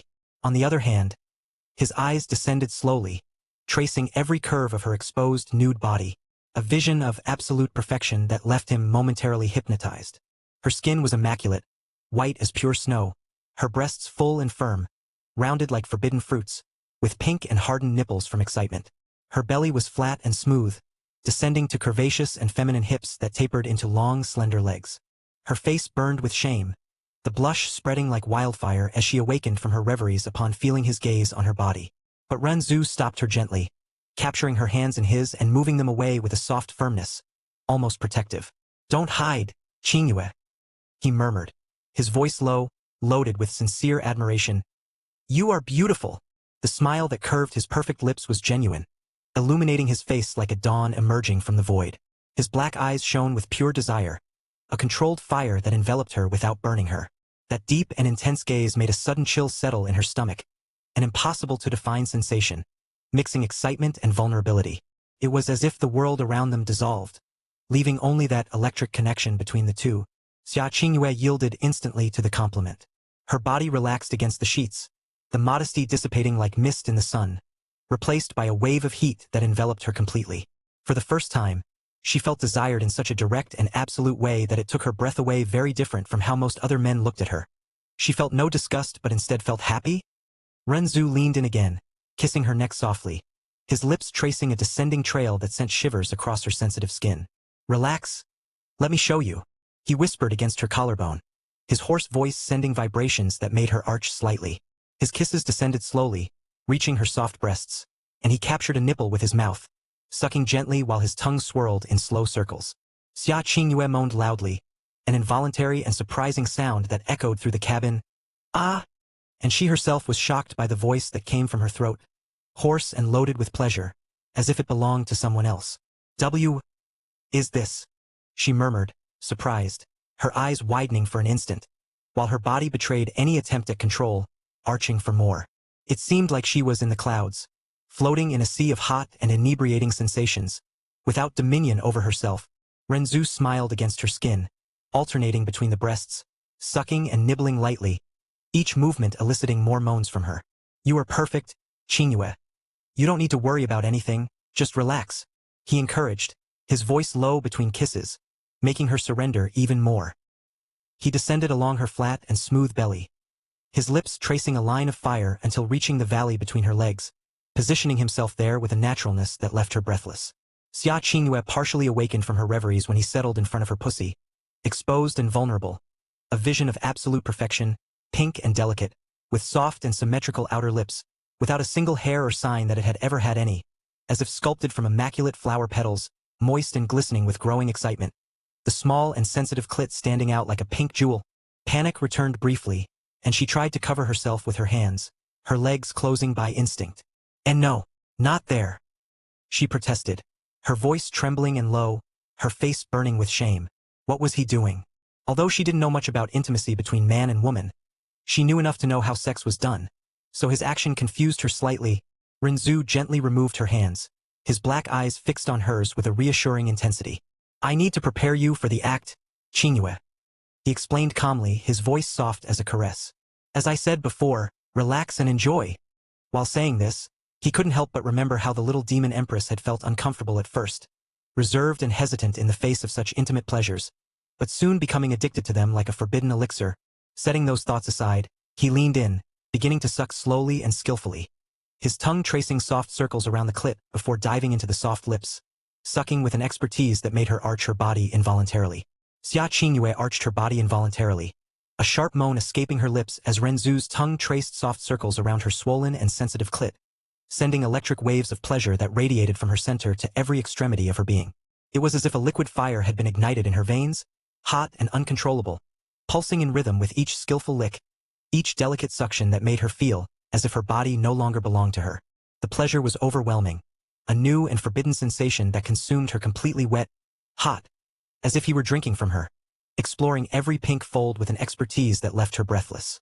Her taste, from his point of view, was a sweet and subtle nectar, like honey mixed with fresh dew from an untouched flower, lightly salted by the growing excitement, an addictive elixir that made him dive deeper, his tongue dancing between the soft and moist lips, savoring every drop of her essence as if it were the most precious of immortal wines. Her mind, always so sharp and controlled, simply shut off, submerging in a thick fog of pure ecstasy where rational thoughts dissolved like smoke. There were no more frozen heart arts, no sect, mother, or distant goals, just the now, the raw pleasure that made her tremble, her hips rising instinctively to meet him, as if her body knew what to desire before she could even comprehend it. Ah! Renzu! What are you doing? She murmured between moans, her voice hoarse and broken, surprised at herself as the sensations invaded her like growing waves, each lick sending sparks that made her legs contract, the heat accumulating in her belly like a storm about to erupt. And then came the first orgasm of her life, a blinding explosion that coursed through her like lightning, making her body convulse violently under him. Ah!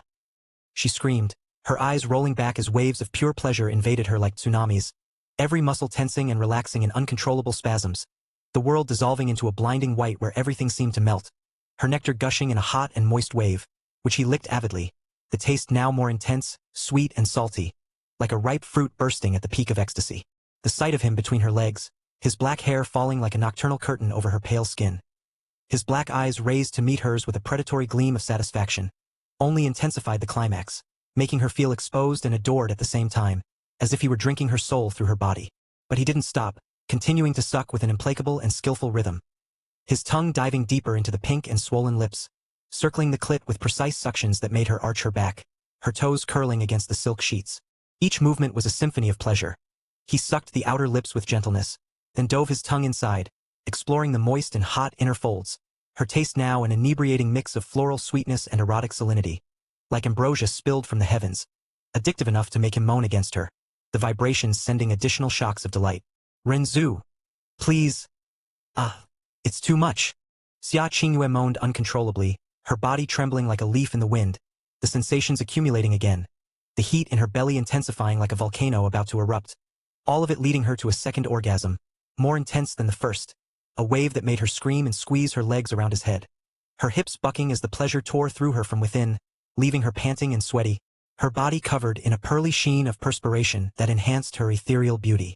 Still, Renzu persisted, his tongue now swirling in faster patterns around the sensitive clit, sucking with a pressure that made her see stars, each lick exploring the inner folds with surgical precision, her taste evolving into something richer, a thick and sweet honey mixed with the salt of her sweat, irresistible and primal. He alternated between light suctions and deep dives, his lips sealing against her as he drank every drop, the sight of his black eyes raised, full of a desire that mirrored hers, only amplifying the delicious torment. Relax, Xia Qingyue, and just enjoy, he murmured against her moist skin, his voice vibrating directly in her center, sending her into the third orgasm. A cascade of pleasure that made her convulse, her hands gripping the sheets with white-knuckled force, moans turning into hoarse whispers of, more. Don't stop.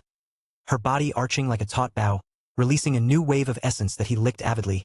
The fourth orgasm came next, built on the remnants of the previous ones, with Renzu accelerating the rhythm, his tongue playing with the clit with quick and precise touches while two fingers joined, lightly brushing the moist entrance before diving slowly, stretching her gently while sucking the outer lips.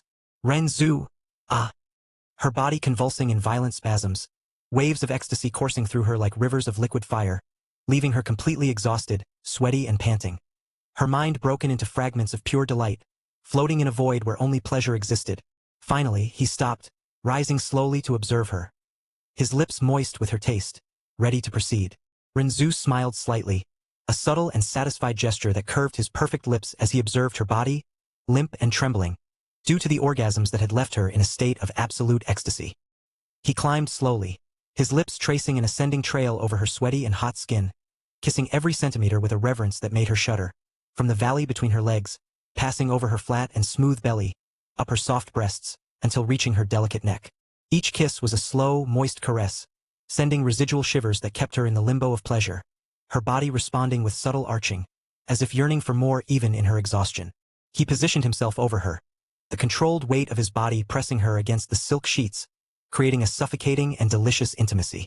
His black eyes met hers, glazed and clouded, and he kissed her lips softly, a gentle touch that contrasted with the previous intensity, slow, exploratory, as if savoring the residue of her pleasure on her pink lips. Xia Qingyue responded weakly, her lips trembling against his, still lost in the fog enveloping her mind. He pulled away enough to whisper, his voice hoarse and low echoing directly in her ear. It's time, Qingyue. The words partially pulled her from her reveries, anchoring her back to the moment, enough for her eyes to focus on him, and then, with a casual gesture, he made his own clothes disappear in an instant, consumed by ephemeral red flames that evaporated without trace, leaving him completely nude before her. Xia Qingyue, despite still processing the various orgasms that had left her panting and sweaty, froze completely. His body was a celestial and perfect work of art, sculpted as if the gods had poured their divine essence into every line. Each muscle stripe seemed to flow like a serene river, a true symphony of form and function.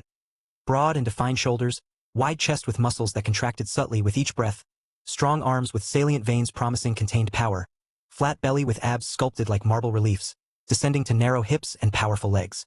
His muscles displayed an aesthetic beauty, smooth and powerful at the same time, and also an impressive explosive strength, each subtle line overflowing with dominant and virile beauty, as if he were the incarnation of a warrior god at rest. But it wasn't just the body that held her. Her eyes inevitably descended to his enormous member, erect and throbbing, thick as her wrist and long enough to intimidate, with salient veins tracing its length, the pink and swollen head glistening with precum, a sight that left her dizzy and panting. Would that fit in her? A wave of panic invaded her, mixing with the residual desire, making her heart leap in her chest as he positioned himself, slowly placing the head of his enormous member at the moist entrance of her pussy, rubbing gently against the pink and sensitive lips, sending sparks of pleasure mixed with tension. He then let the entire length rest on her flat belly, easily surpassing her navel, the pulsing heat of him against her skin leaving her even dizzier, as if measuring how deep he would go, the contrast of his rigidity against her softness making her swallow dryly. Can I continue, Qingyue? He asked, his voice low and gentle, his black eyes fixed on hers with a patience that calmed her despite the panic. Swallowing the nervousness that tightened her throat, She nodded her head, her lips trembling in a mute yes. Her clear eyes full of a mix of fear and longing.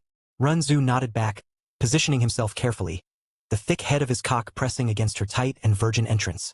It was Xia Qingyue's first time, so he had to go slowly. He pushed gently, her natural lubrication, abundant after the orgasms, facilitating the entry despite his impressive size, stretching her gradually, the inner walls opening to accommodate him. She felt an initial burning, as if her body were being split in half, the enormous cock filling her centimeter by centimeter, the pulsing veins rubbing against her sensitive walls, creating a delicious and painful friction at the same time. He kept his eyes fixed on hers, while pushing slowly, the thick and swollen head of his cock forcing the tight entrance, stretching her centimeter by centimeter with inexorable pressure. His member was too much, widening gradually in a pulsing vein that rubbed against the virgin inner walls, creating a friction that mixed an initial burning with unexpected sparks of pleasure. Each advance was a slow conquest, his length now invading her, the salient veins massaging the sensitive folds in a rhythmic way, as if his cock were molded to fill every hidden void within her.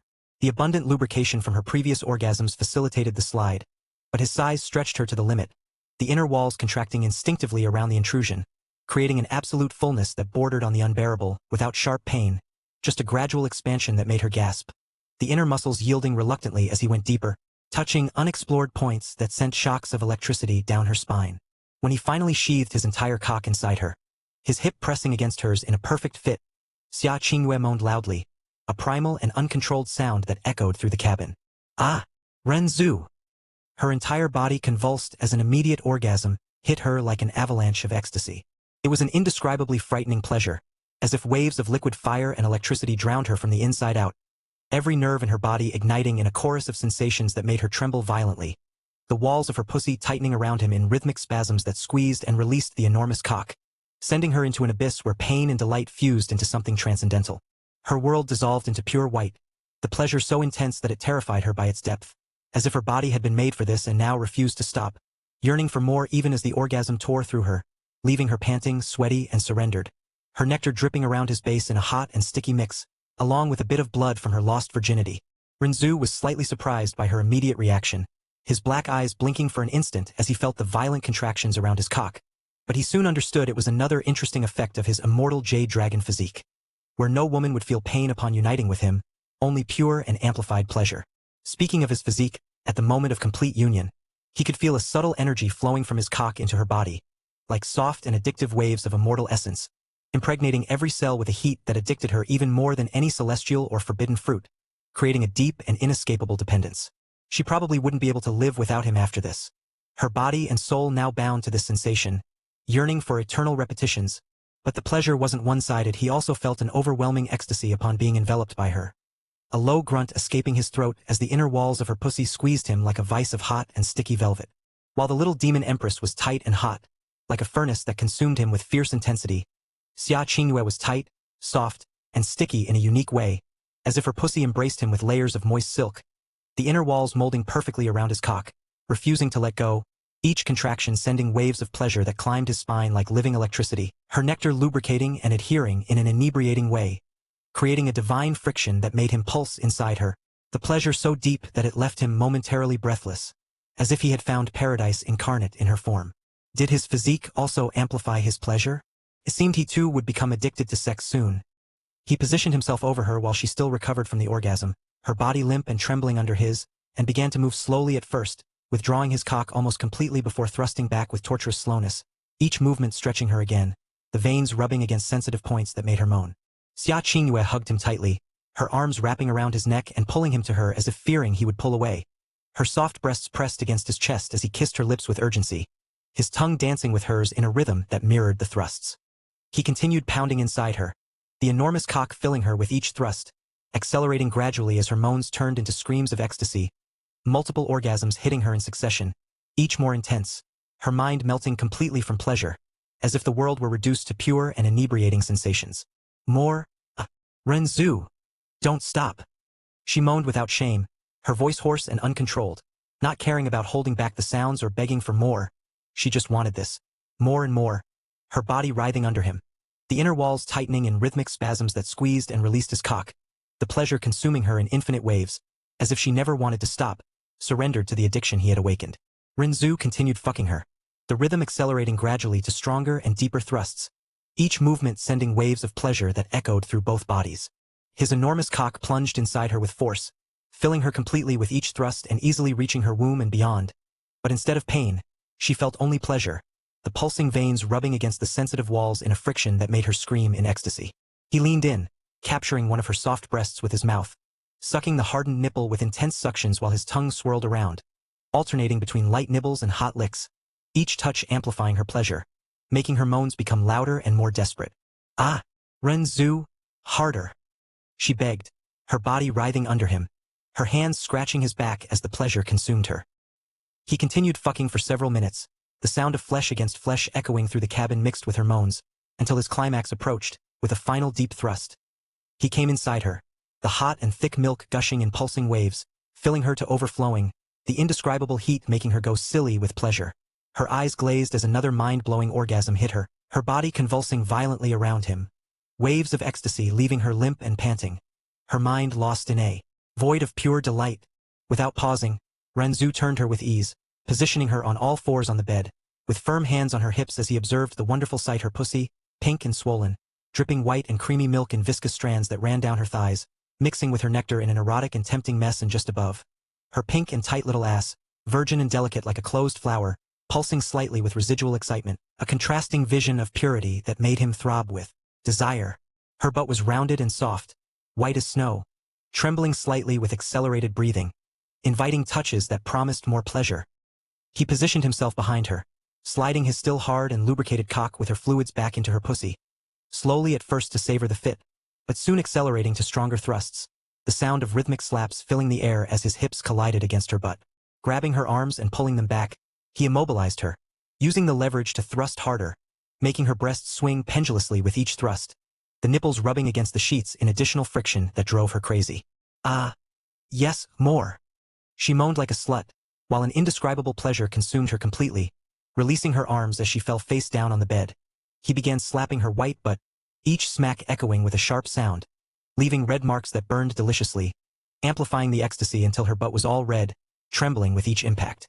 Renzu came once more, the milk gushing deep inside her, mixing with the previous in a hot flood that made her scream in another orgasm, her body contracting around him in violent spasms. Then, with gentleness, he turned her to the side, positioning them sideways, with their bodies pressed in an intimate union.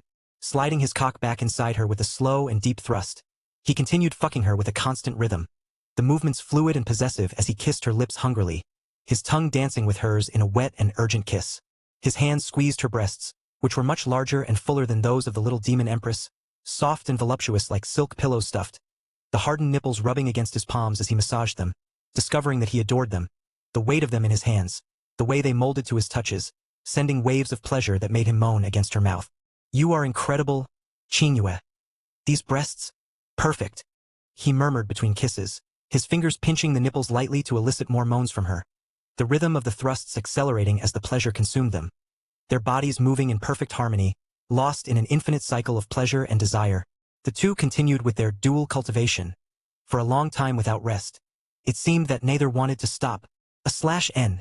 Did you enjoy the chapter? Then you should know that over on my Patreon you can read up to 20 chapters ahead for just $5. And yes, for that price you also get full access to all of my content. That's right, cheaper than a snack, and with way more drama, action, and guaranteed emotional damage. The link is right below. See you there. My Patreon. Patreon.com/fanficnovels. Thank you so much for your support. You make all of this worthwhile. 77. Chapter 77, Addiction Called Love. Some indefinite time later, night had claimed the valley surrounded by snow-capped mountains, bringing with it a deep and icy silence that enveloped everything like an invisible mantle. The wind howled in the distance, but inside the cabin the air remained warm, thick with the residue of recent passion. The crackling of the fireplace had dwindled to a low and steady sound, akin to a heart at rest after intense exertion. On the luxurious bed that Renzu had conjured earlier, he sat cross-legged. He was shirtless, wearing only black sweatpants, leaving the upper part of his body completely exposed. His eyes remained closed as he delved into deep meditation, examining the small world that now existed within him, a true gift resulting from the dual cultivation he had shared with Xia Qingyue. This small world, known as the exquisite world, was a unique feature of the 9 profound exquisite body that Xia Qingyue possessed. It was an extremely rare constitution, capable of containing and manipulating far more power than the physical body or even the cultivation level would normally allow. No matter what profound art was practiced by someone with this body, it could be cultivated to any level without limitations imposed by progress on the profound path. Almost miraculously, this ability could be transmitted to others through the vital yin, the feminine essence released during intimate union, exactly as had occurred between them. Renzu could feel this energy flowing within him, a vast internal space expanding like a miniature universe. It was both fascinating and profoundly strange. He still needed to study its capabilities more thoroughly, but it was impossible to deny that he had gained extraordinary benefits from it. In addition, he had inherited from Xia Qingyue the frozen cloud art, cultivated to its maximum level. Even so, he could not avoid a slight disappointment upon examining it closely. In his eyes, that profound art was surprisingly inferior, riddled with conceptual flaws and structural gaps to the point of bordering on the ridiculous. Unfortunately, he had not inherited the frozen end divine arts, which meant he would have to ask his new wife to instruct him in them later. Setting those points aside, the gains were undeniable. Thanks to his own special physique, his already incomparable talent had been elevated even further, albeit subtly. Even his mental faculties had been slightly enhanced, while his profound strength had undergone a true transformation, advancing explosively. At that moment, he was infinitely close to the divine origin realm, the first step on the divine path, where mortals finally transcended into the divine. In truth, he could have broken through that barrier right then and there, had it not been for his domineering cultivation method, which forcibly suppressed the advancement. It was not a lack of capability but of will. Renzu simply did not wish to cross that step, yet doing so before the ideal moment would waste potential. He had not yet opened for inner gates and fully mastered the law of earth. Behind him, with her back pressed against his in a shared cultivation posture, sat Xia Qingyue, also cross-legged. She wore a simple white pajama set. The light and slightly translucent fabric could not fully conceal her perfect body, molding to the soft curves of her breasts, her slender waist and rounded hips, accentuating rather than hiding her ethereal beauty. Her body still trembled faintly, carrying the remnants of recent pleasure.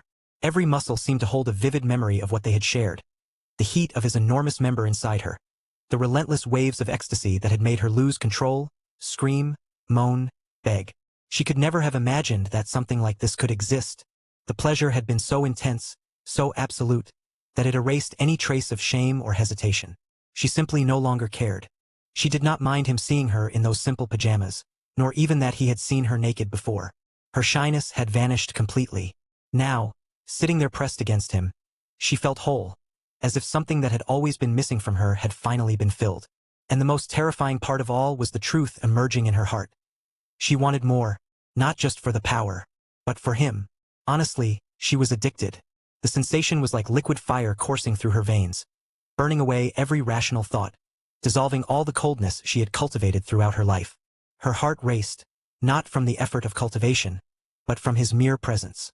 From Renzu, from his touch, his scent, his voice, from that existence that seemed to naturally occupy every corner of her soul, as if it had always belonged there. It took her several moments to push those memories aside and, little by little, calm the desire boiling in her heart, along with that intoxicating feeling that seemed to soften her very soul.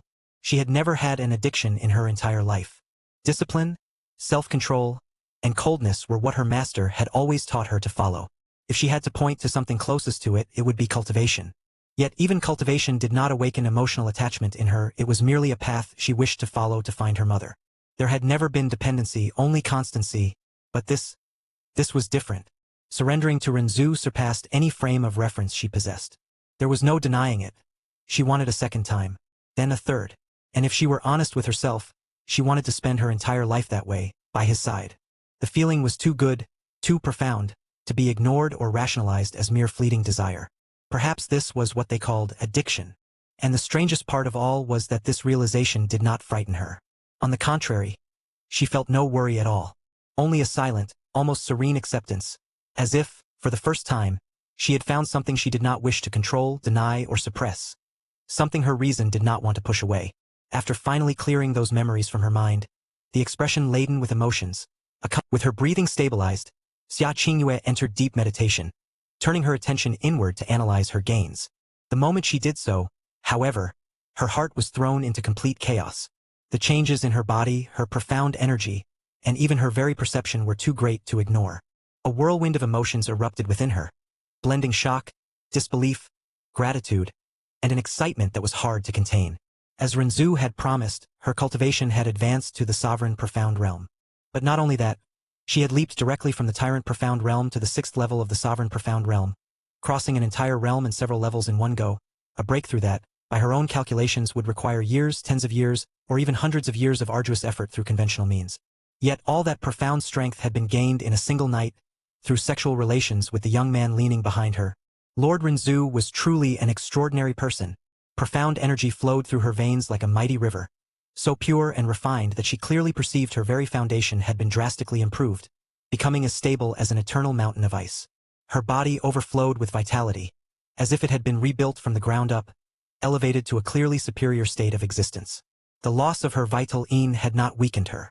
On the contrary, Renzu's vital yang, infused by the immortal jade dragon physique, strengthened her in ways she was only beginning to understand. Her talent seemed amplified, her perception of the world sharpened, and with a mix of shock and reverence, she realized that her cultivation speed was now at least 100 times greater than before. If her memory served her correctly, this aligned with what Renzu had said. She would come to share part of his talent. This realization made her heart tremble. Could only mean one thing: Renzu was not merely powerful. He was overwhelmingly, incomparably more talented than she was. But all of that was ultimately set aside, overwhelmed by the emotion of deep and overwhelming gratitude. Renzu had not only saved her life, he had granted her far more than that. He had helped her take a gigantic step toward her goal, sparing her years, perhaps centuries, of arduous effort. More than a benefactor, he had become the very path that would lead her to the realm of the gods. Faced with this, an inevitable question arose in her heart. How could she ever repay something so immense? After long reflection, she made a simple yet emotionally weighty decision: to give herself to him, to become his woman. Still, insecurity gnawed at her. She did not feel worthy. Renzu was extremely handsome, powerful, infinitely superior to any man she had ever known. Moreover, her past weighed on her thoughts. She had already been married once, though the marriage had never been consummated and her husband was dead. She feared that might be enough to make her undesirable in his eyes. This silent fear tightened her chest, even as her gratitude and devotion spoke louder. Xia Qingyue slowly opened her eyes, blinking a few times to adjust to the dim light of the fireplace. Her body still carried a slight discomfort, a remnant of the excesses of the so-called dual cultivation. But it was not an unpleasant pain. On the contrary, there was something strangely captivating about it, almost addictive, like a constant reminder of the hours they had spent entwined, trapped in a cycle of surrender and connection that seemed to have erased the notion of time. She felt the warmth of Renzu's back against hers, a firm and reassuring presence that kept her anchored to reality. That sensation, both physical and spiritual, conveyed a security she had rarely experienced in her life. Renzu, my cultivation, is it real? Did I advance that much? He opened his eyes and turned slightly to face her, a smile returning to his well-defined lips. His gaze was calm, confident. Yes, Qingyue, my special physique never fails. Besides, we both put in a lot of effort. I believe if we continue like this over the next few days, it would be enough for you to reach the peak of the sovereign profound realm. Keep in mind that part of the enormous leap in your cultivation was due to our difference in strength and because it was your first time.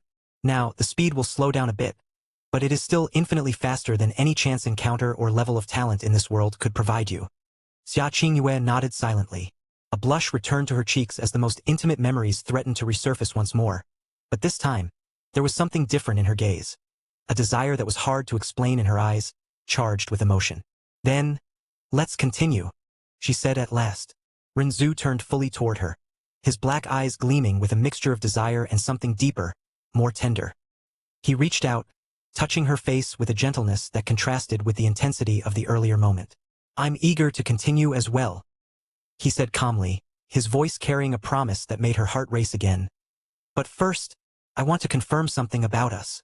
Xia Qingyue blinked, the blush still on her cheeks, her clear black eyes, like still water, fixed on his with a vulnerability she could no longer hide.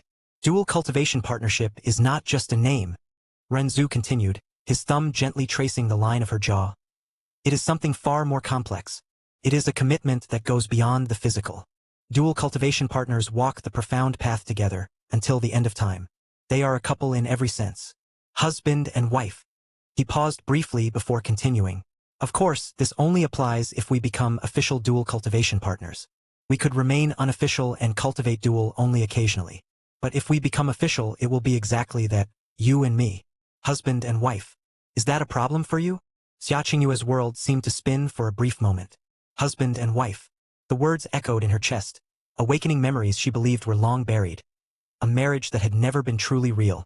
Back then, the matrimony had been merely a convenience, something imposed by fate and circumstances, never desired by her heart. But now it was different. And more importantly, it was something she genuinely desired, even if it took her time to admit it to herself. Throughout her life, she had believed that a bond like that could only hinder her greater goal, divert her from her path, and weaken her determination. Yet when she thought of Renzu, that conviction simply no longer made sense. He was not a burden. He was not an obstacle. He was the opposite. Renzu was infinitely superior to the man she had once called husband, in appearance, strength, talent, presence, and above all, in the way he made her feel complete and happy. Just thinking of that man from the past, she strangely felt disgusted to the point of despising him. Was this reaction caused by the disparity between him and the young man now before her eyes? She had no idea. What she knew was that she could not even entertain the possibility of being the wife of her deceased husband again. Perhaps it was ungrateful to think that way, but she could not ignore the truth. She simply could no longer imagine her own life without the young man before her eyes. This was what they called love. He had completely conquered her heart and devotion.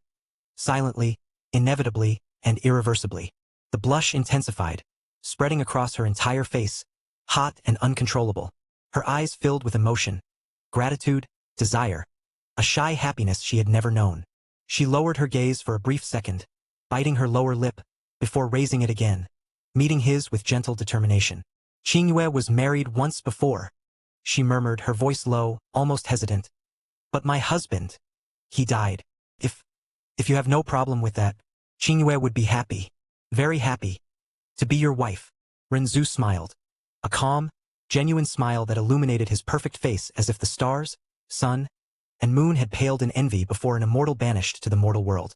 It was a beauty that transcended the human, making her heart ache with its intensity.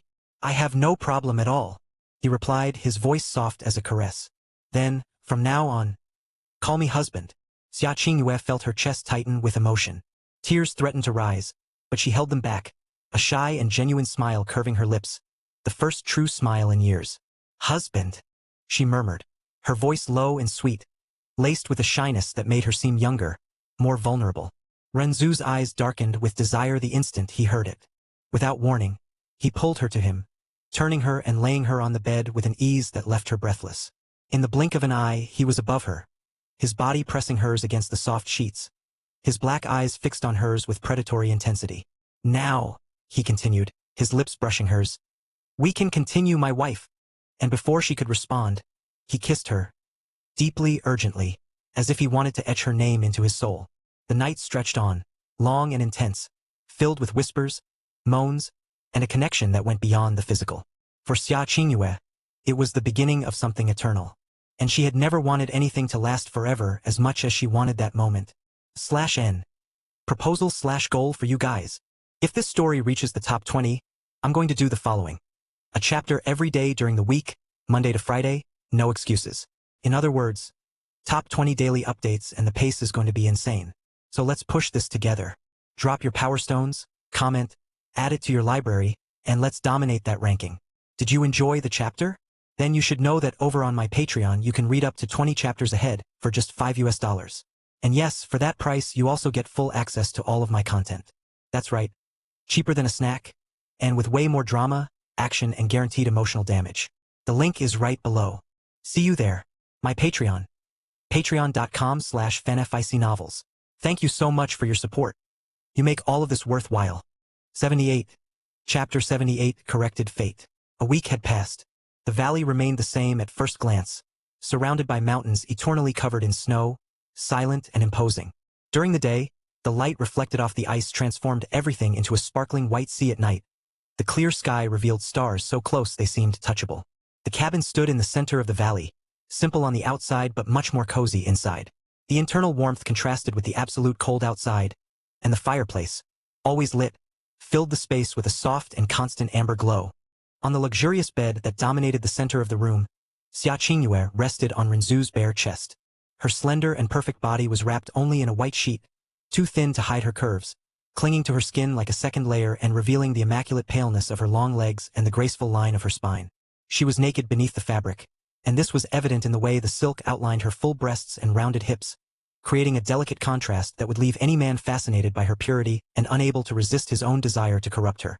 Renzu, leaning back against the soft pillows, kept one hand in her long silky hair, gently stroking it in slow movements. His fingers traced lazy patterns, drawing low, relaxed sighs from her. He was shirtless, his defined chest fully exposed, and from the waist down he was covered by the sheet. Xia Qingyue kept her hand resting on his chest, feeling the constant and powerful heartbeat beneath the warm skin. A firm, almost hypnotic rhythm that seemed to align with her own heart. Her face, normally as indifferent and calm as eternal ice, now carried a distant and reflective expression. Her dark, limpid eyes remained lost on some undefined point, while she silently digested everything that had happened over the last week. The last week had been, without any doubt, the happiest period of her entire life. She could never remember feeling anything even close to it, perhaps only in childhood, when her mother was still by her father's side and her family remained intact. That distant and almost idealized happiness came close to what she was experiencing now. By his side, each day dissolved into the next, as if time itself had lost its meaning. Days and nights merged into a continuous whirlwind of dual cultivation, where pleasure and power intertwined so intimately that they became indistinguishable. It wasn't just a cultivation method, it was the total surrender of her body and heart to the husband she had chosen for her entire life, of her own free will. Even her soul now seemed inexorably linked to that overwhelming passion that consumed her completely. If there had been any remnant of doubt in her heart about the feelings she harbored for Renzu before, it had now disappeared entirely. For her, there were no more ambiguities or hesitations. He was her true love, the only man she recognized as her husband, the one to whom she had given everything of herself, by her own choice and without regrets. Thanks to her new husband, her cultivation had reached the 7th level of the sovereign profound realm, a feat that, under normal circumstances, would require years, perhaps decades of exhausting efforts. Still, the reality of that advancement seemed almost unreal to her. A single week by his side had been like condensing countless years of hard work into a brief and intense lapse of time. And, unlike the cold solitude of entire days spent in meditation, slowly absorbing the energy of heaven and earth, dual cultivation was infinitely superior. Not only more efficient but also more alive, more intense, more human. If she had to choose, she would prefer 1,000 times to surrender to lust by his side for hours on end rather than return to that ancient, impersonal method completely devoid of warmth. If anyone knew the thoughts now occupying her mind, they would be shocked, for as a disciple of the frozen cloud Asgard, any intimate contact with a man was strictly forbidden. Still, there she was, surrendering to her husband without the slightest hesitation throughout that last week, doing things she had never imagined possible during sex, increasingly bold actions that she had never even considered trying. But she had done all of it with genuine enthusiasm, as if discovering a new world full of unknown sensations and pleasures. It was like learning, little by little, about a reality where each experience made her feel something different, more intense, more alive. For that reason, she simply couldn't imagine a life without her husband anymore. That feeling consumed her entirely. Love and passion intertwined into something deep and overwhelming, like invisible flames that enveloped her heart and melted any trace of the coldness that had once defined her. Every touch, every low whisper in her ear, every moment when he filled her completely made her body and mind crave more. He had become the air she breathed, the unrelenting sun that melted the eternal ice of her once immutable emotions. It was an addictive love, beautiful and frightening in its intensity, a feeling that made her silently fear the day she might lose him, a passion that made her vulnerable in a way she had never allowed before, but that, paradoxically, also made her feel more alive than she had ever been. She loved him so much that, even if her deceased husband rose from the grave, she wouldn't give him so much as a sidelong glance. Just the idea of having been married to another man besides Renzu caused her repulsion. In her heart, that past was definitively dead, and any previous connection seemed distant, strange, almost impure in the face of the absolute feeling she now harbored. Even more so because now she knew the truth. During that last week, a bitter truth had emerged, like a necessary medicine, though unpleasant to the taste. Some truths are exactly like that. Bitter, hard to swallow, but essential for healing. The moment they touch the tongue, the throat resists, the whole body seems to protest, and yet we know that spitting it out won't solve anything. Swallowing hurts, leaves a bad taste that lingers for a while, but it's precisely that discomfort that prevents the disease from advancing. The same happens with truth. Refusing it may be more comfortable for a few moments. Accepting it, however, even with difficulty, is what allows one to move forward with greater clarity. Yes, she had discovered her husband's past, and she would never have imagined that her new husband was, in fact, the biological son of Xiao Ying, and that, because of this, he was the one who should have been her original fiancé. The revelation came by chance, during one of the many conversations they had over the last month, while she rested on his chest, still breathless, after another intense session of dual cultivation. Originally, Renzu had come to the profound sky continent in search of his biological parents and, along the way, ended up saving her while exploring the continent in pursuit of them. When she mentioned her life before meeting him, he was visibly surprised to realize that she knew part of his origins. She still clearly remembered the expression on his face upon hearing that she was, essentially, his original fiancée, due to a past agreement between her father and his biological father. That's when he explained everything he knew. Apparently, Renzu had been switched as a baby by showering himself with the father of her deceased husband, Yun Qinghong, who now occupied the strange position of her adoptive father-in-law. The whole situation was, inevitably, confusing. Originally, Yun Qinghong should have been just her ordinary father-in-law, since she married his biological son, Yun Che. However, Yun Che died during the expedition to the Divine Phoenix Empire, abruptly ending that destiny before it could fully materialize. Now, she found herself married to Yun Qinghong's other son, not the biological one, but the adoptive, Lord Renzu. It was a strange feeling she had about this fact. According to her husband, the root of that baby switch went back to an extreme decision. Xiao Ying, in a desperate effort to save the heir of his sworn brother, Yun Qinghong, decided to switch the newborn children. Pursued by countless enemies, he couldn't bear the idea of allowing his brother's son to die in that chaos and, therefore, placed his own son in his stead. It was a cruel choice and yet an absolute proof of loyalty. But that didn't matter to her at all. The hard truth to swallow was simple and devastating. Renzu had been switched for her deceased husband. If that had never happened, she would have been with him long ago. With his help, perhaps she would have found her mother much earlier, and could have been truly happy. The revelation shook her heart deeply. On one hand, she felt renewed gratitude for Renzu. He was, in a way, the corrected destiny that the universe had granted her. On the other, a bitter pang of regret for what could have been emerged, mixed with a silent anger directed at the deceased Yun Che, who seemed even more insignificant in the face of the man holding her. But, above all, that bitter truth only reinforced her feelings. Renzu was the right one, the only one who truly completed her. And accepting that reality, as difficult as it had been at first, only propelled her to follow him without hesitation, wherever the path might lead them. After discovering that truth, bitter especially for realizing she hadn't known her husband sooner, Xia Qingyue's curiosity about Renzu grew inevitably. Desiring to know more about his past, she began listening to his stories with genuine attention and ended up discovering that, originally, he had grown up in the illusory demon realm, one of the 3 continents of that world. Once again, this only reinforced how extraordinary he was, someone immensely more talented than herself. Still very young, Renzu was able to reach the divine profound realm and ascend to the realm of the gods, something that for most was just a distant dream. He told her that he spent some years in that place before returning. During that period, the illusory demon realm faced a deep crisis, and it was he who ended up saving the entire continent. As a result, he became the demon emperor of that world, and it was around that time that he discovered about his biological parents, which was the reason for coming to the profound sky continent as soon as he resolved the entire crisis in the illusory demon realm. Although all of that was surprising, what really stirred her heart the most was discovering that her husband was already married. He calmly explained his entire history with the little demon empress, revealing that she was his other wife. Upon hearing this, her heart became intensely turbulent, filled with conflicting emotions that were hard to organize. Deep down, a part of her had always known she would never be the only woman by his side. Still, that awareness didn't prevent her from feeling jealousy, nor did it stifle the silent anger that emerged toward her deceased husband. If he had never existed, if from the beginning Renzu had been her fiancé, then she would have been his first wife. That was the reason for the anger she felt toward Yun Che at that moment, since that thought bothered her more than she cared to admit. Despite everything, she didn't feel willing to separate Renzu from the little demon empress. Above all, she desired his happiness. She didn't want to become someone who tore from her own husband another person he loved, especially when, in her mind, the two could coexist by his side without it meaning loss for either of them. Still, her feelings weren't simple. In the past, she had accepted that her former husband had other women, but that situation was different.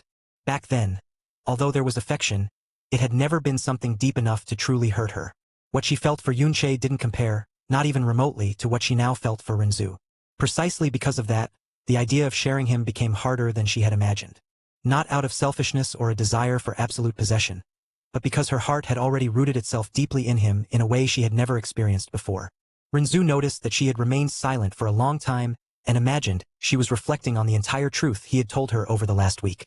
Although much of that story was, in reality, a carefully constructed tale about the realm of the gods, it had enough elements of truth to lend it credibility and, above all, to not bring him any problems. After all, he really had spent an entire year in isolation that could be used to say he had spent all that time in the realm of the gods, and it was also a fact that he had met the vermilion bird, something the little demon empress knew because of the golden crow. His parents even knew that he had a master in medicine, a profound practitioner of the divine profound realm. These details, mixed with fiction, made his story convincing enough not to arouse suspicions. Was he manipulating the truth about all this? Of course he was. The slow stroking of her hair didn't cease while he thought about this, but his fingers slowed their movement, as if he were listening not only to the silence of the room but also to the silent whirlwind forming in her chest. Xia Qingyue's hand remained on his heart, but her fingers had contracted slightly, a gesture almost imperceptible, but one that didn't escape him. Renzu murmured, his voice low and lazy, vibrating softly under her cheek. You're too quiet. She didn't respond immediately. Xia Qingyue's gaze remained fixed on some distant point, as if traversing layers of thoughts she didn't quite know how to organize. Finally, she took a deep breath and shifted a little on him, settling her body better before speaking. Qingyue was thinking. She began, in a soft, almost cautious tone. There was a brief pause, and then she completed, without beating around the bush. About your other wife, husband. Renzu's fingers interrupted their movement for an instant. He opened his eyes, looking at the ceiling before lowering his gaze to her, one eyebrow arching slightly, more in quiet surprise than tension. Sai? He asked, as if confirming something obvious. Xia Qingyue nodded slowly. Her dark eyes shifted slightly before finally rising to meet his, laden with a silent honesty. Qingyue always knew that you wouldn't be just mine. I imagined you would have other dual cultivation partners. You always seemed comfortable suggesting that Qingyue be one of them. And it's not like I want to take you away from her. Truly. She pressed her lips for a brief instant, gathering courage before continuing. But sometimes, I wonder if I'm being selfish for feeling what I feel. Qingyue wants to have her husband always by her side. She doesn't want to share with anyone this happiness she finds when she's with you. Renzu remained silent for a few seconds, observing her attentively. Then he let out a light sigh, almost a low laugh, while resuming sliding his fingers through her hair naturally. Qingyue, you don't need to worry about that. Just as I've always made Sai happy, I'll make you happy too. You're my woman, and that's for life. His tone was calm, firm, laden with a certainty that left no room for doubts. And I don't think you're being selfish for feeling that. In fact, I'm glad. Because it means you truly love me. If there's anyone selfish here, it's me. I simply can't content myself with just one woman. Xia Qingyue felt a tightness in her chest upon hearing those words, but not of pain. It was something softer, a mixture of relief and a pang of envy she couldn't completely ignore. She raised her gaze to him, her eyes shining with a vulnerability that, a week ago, she would never have allowed to show. I understand, husband, she murmured, her voice low and laden with emotion. And I accept that, because I love you more than anything. But what if Tsai doesn't accept me? What if she sees me as an intruder? In truth, ironically, that was one of her greatest concerns, something she hadn't had the courage to show throughout the entire week she had spent by his side. The simple idea that his other wife might not accept her made her heart tighten. She didn't even want to imagine a future where she was pushed away from him, left behind like someone dispensable. For her, the possibility of living without Renzu was unthinkable if she had to choose. She would prefer to die without the slightest hesitation. Sai wouldn't mind. Renzu smiled tranquilly, dispelling her concerns. She's never minded that. He paused briefly, the corner of his lips curving into a discreet, almost amused smile. Well, maybe a little. She's jealous. Quite a bit, actually. Xia Qingyue blinked, surprised. Jealous? She repeated, disbelief softly marked in her voice. Would her greatest fear come true? Extremely. Renzu confirmed, without trying to soften the truth. But not the kind that hurts or demands exclusivity. It's more. He reflected for a moment. Pride. Attachment. She knows exactly who she is and what she wants. I'm sure she'll accept you without problems as my second wife. He lowered his head, lightly resting his forehead against hers, the simple gesture laden with intimacy. So, you don't need to worry about that, he added in a low voice. There's no competition between you, neither needs to lose for the other to stay by my side. Xia Qingyue's chest tightened softly upon hearing those words, not from pain, but from something deeper, hard to define. Still, there was relief, a silent and complete relief. She trusted him more than anything else. Renzu had never lied to her, and her mind, always sharp at discerning truths and falsehoods, recognized that without hesitation. Therefore, when he said there would be no problems, she believed him. If he affirmed that everything would be fine, then she was satisfied. She would save those concerns for the future, for the moment when she met the other wife. For now, trusting was enough, and that trust was sufficient to quiet her heart. She slowly raised her face, her clear eyes meeting his with a gratitude that overflowed in silence, the blush on her cheeks now softer, almost shy. "I trust you, husband," she murmured, her voice low and laden with an emotion that surprised her in its intensity. Her fingers traced a slow pattern on his chest, feeling the warm texture of the skin beneath the tips, an instinctive gesture that anchored her to that moment. "If you say it's going to work out, then Qingyue believes."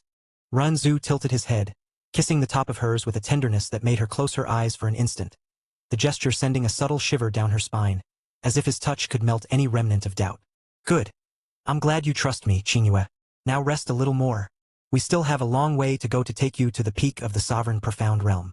We need to dual cultivate for at least 2 more weeks." Xia Qingyue nodded with a blush, nestling even closer against him, the white sheet slipping slightly to reveal more of the curve of her hip, but she didn't care. She closed her eyes, her heart full of a love that transcended words, knowing that, despite the complexities of the past and future, in his arms, she had found her eternal place. The cabin plunged into a comfortable silence, broken only by the crackling of the fireplace and the synchronized breathing of the two, as if they were one being, ready to face whatever came next. /N. Proposal/goal for you guys. If the story reaches the top 10, I'm going to do the following. A chapter every day from Monday to Friday, no excuses. And as a bonus for hitting the top 10, 2 extra chapters on Saturday and 2 extra chapters on Sunday.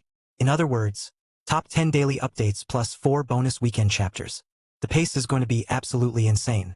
So let's push this together. Drop your power stones, leave a comment, add the book to your library, and let's dominate that ranking. Did you enjoy the chapter?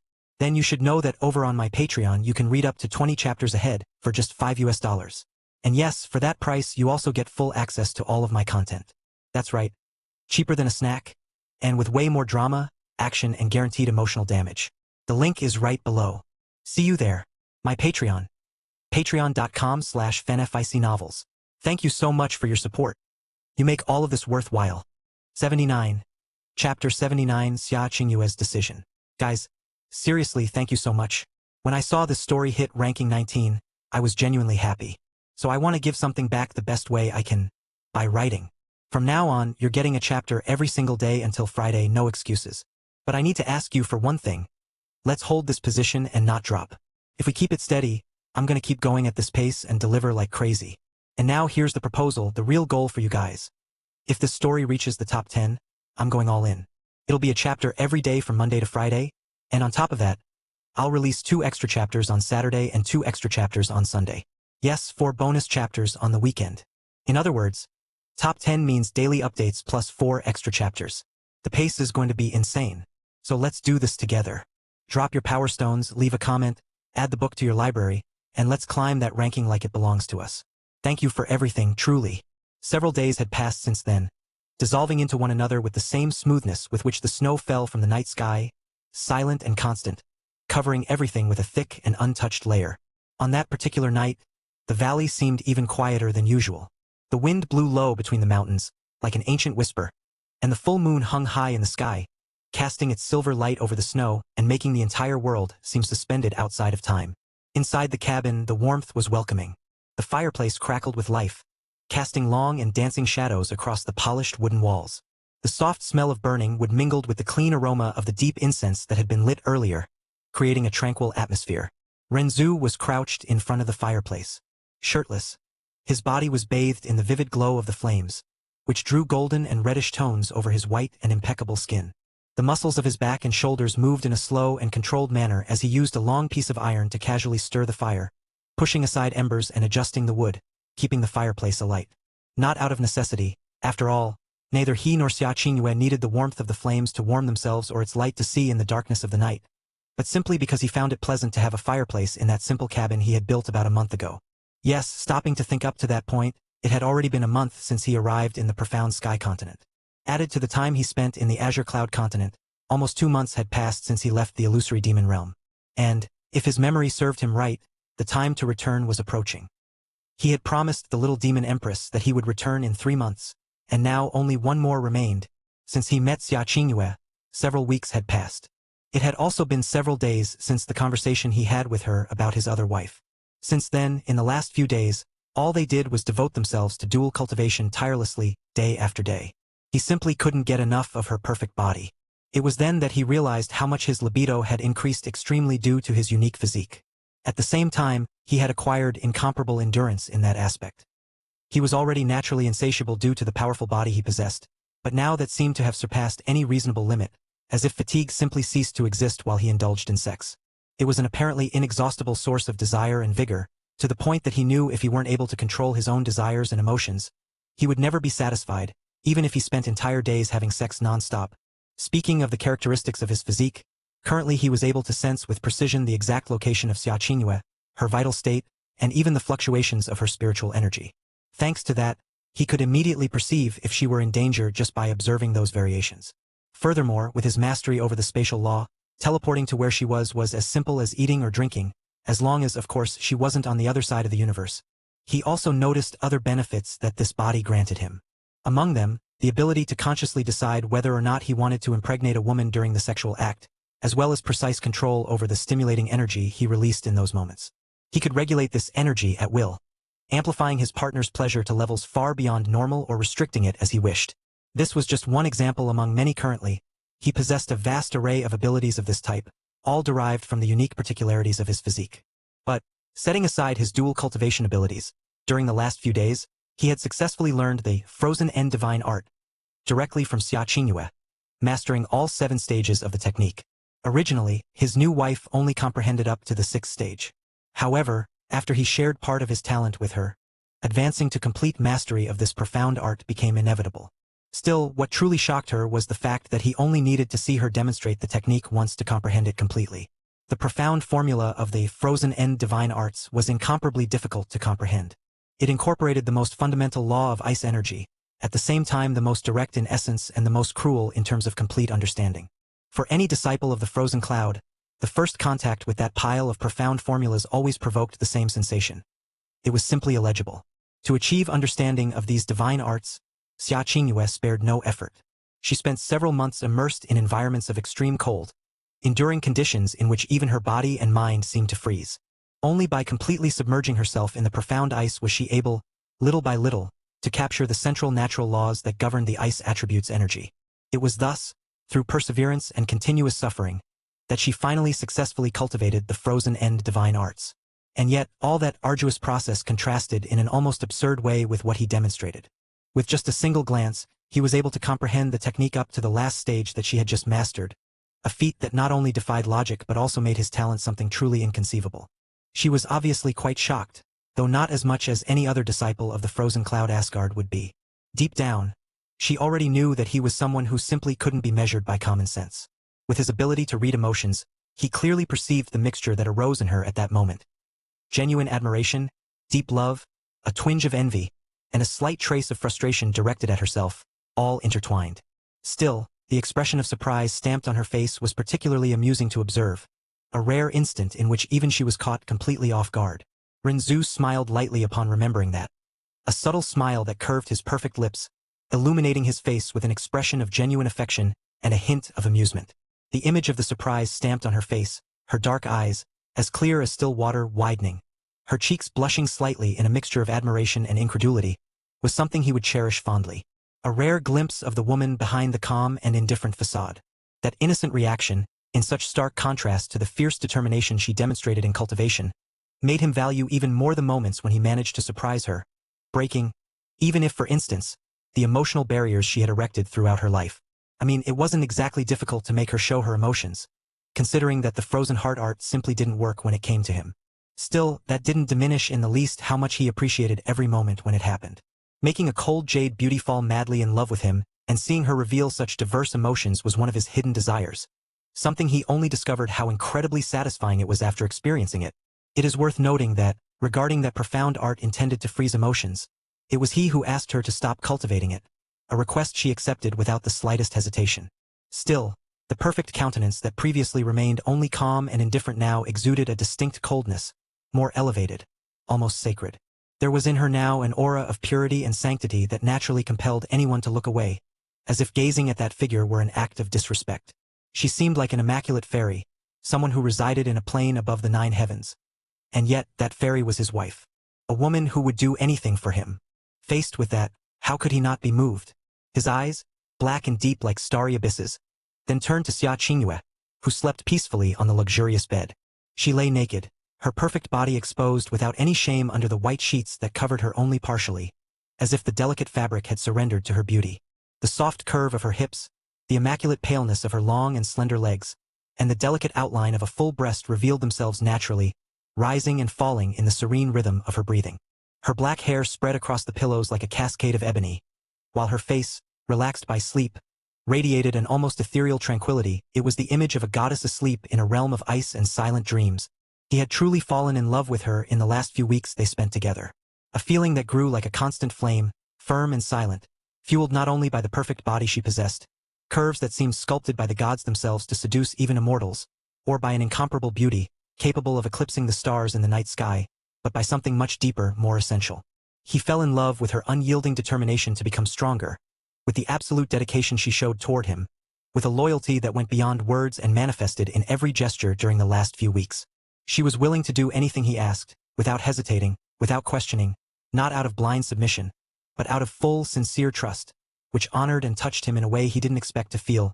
Gradually, almost without him noticing, she became more and more like a loving wife.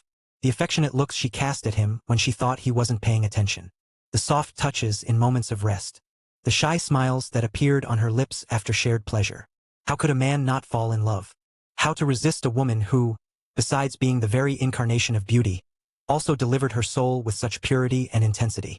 Rinzhu extended his hand and adjusted the sheet over her with delicacy, covering her a bit more to protect her from the fresh air that seeped through the window.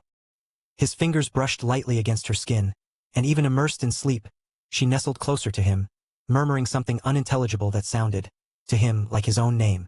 A smile appeared on his lips. His heart, which he believed had hardened over the time lived in that world, warmed in an unexpected way. That woman had become indispensable, just like the little demon empress. He loved both more than anyone could imagine. Living in that world had been worth it solely because of them.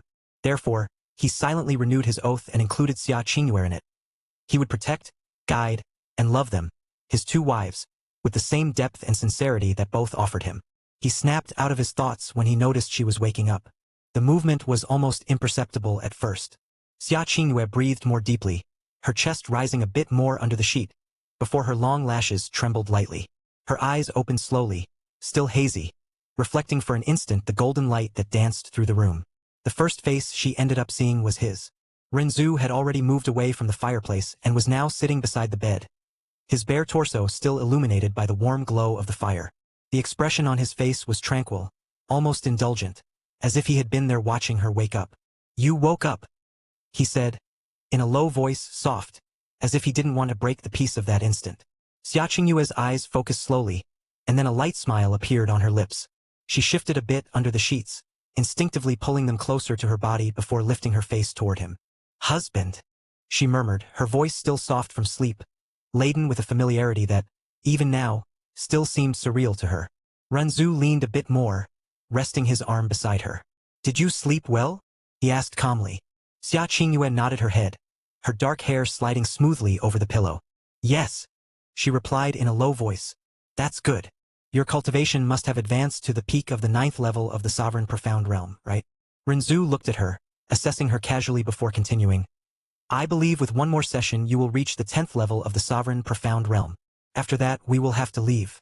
I still have some things to take care of." He paused briefly, then asked tranquilly, "Will you come with me?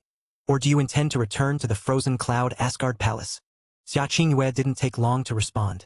She remained lying down for another instant, her eyes still locked on his, calm and firm, as if the decision had been made long before that question was asked. Then, with a smooth movement, she nodded lightly with her head. "Qingyue will follow you," she said calmly, her voice low, yet laden with conviction. "Wherever husband goes." Husband had explained before that dual cultivation partners do not walk separately on the profound path. Her gaze softened even more. Besides, she added while smiling beautifully, the dimples on her perfect face becoming more evident because of it. Qingyue wants to fulfill her duties as a wife. You did so much for me. You saved my life, changed my destiny, helped me advance farther than I ever imagined possible. If I simply returned to the frozen cloud Asgard now, that would be too selfish. The silence that followed was filled only by the crackling of the fireplace. Renzu smiled. It wasn't an arrogant or triumphant smile, but something soft, genuine, almost warm. He extended his hand and touched her face with delicacy, his fingers sliding over her cold and smooth skin like jade, lightly lifting her chin. Cute. Before she could respond, he leaned in and placed a light kiss on her lips. Xia Qingyue froze for an instant. Then, a soft color rose to her cheeks, a discreet but unmistakable blush. She looked away for a second, clearly embarrassed, something rare enough to make him find it even more adorable. Husband, she murmured, in a low tone. After a small moment of hesitation, she added, still, Qingyue would like, if possible, to say goodbye to my master. It was she who guided me to here. I don't want to leave without at least saying goodbye. Renzu showed no surprise. No problem, he replied calmly. We will go together. Upon hearing that, the blush on her face seemed to deepen slightly.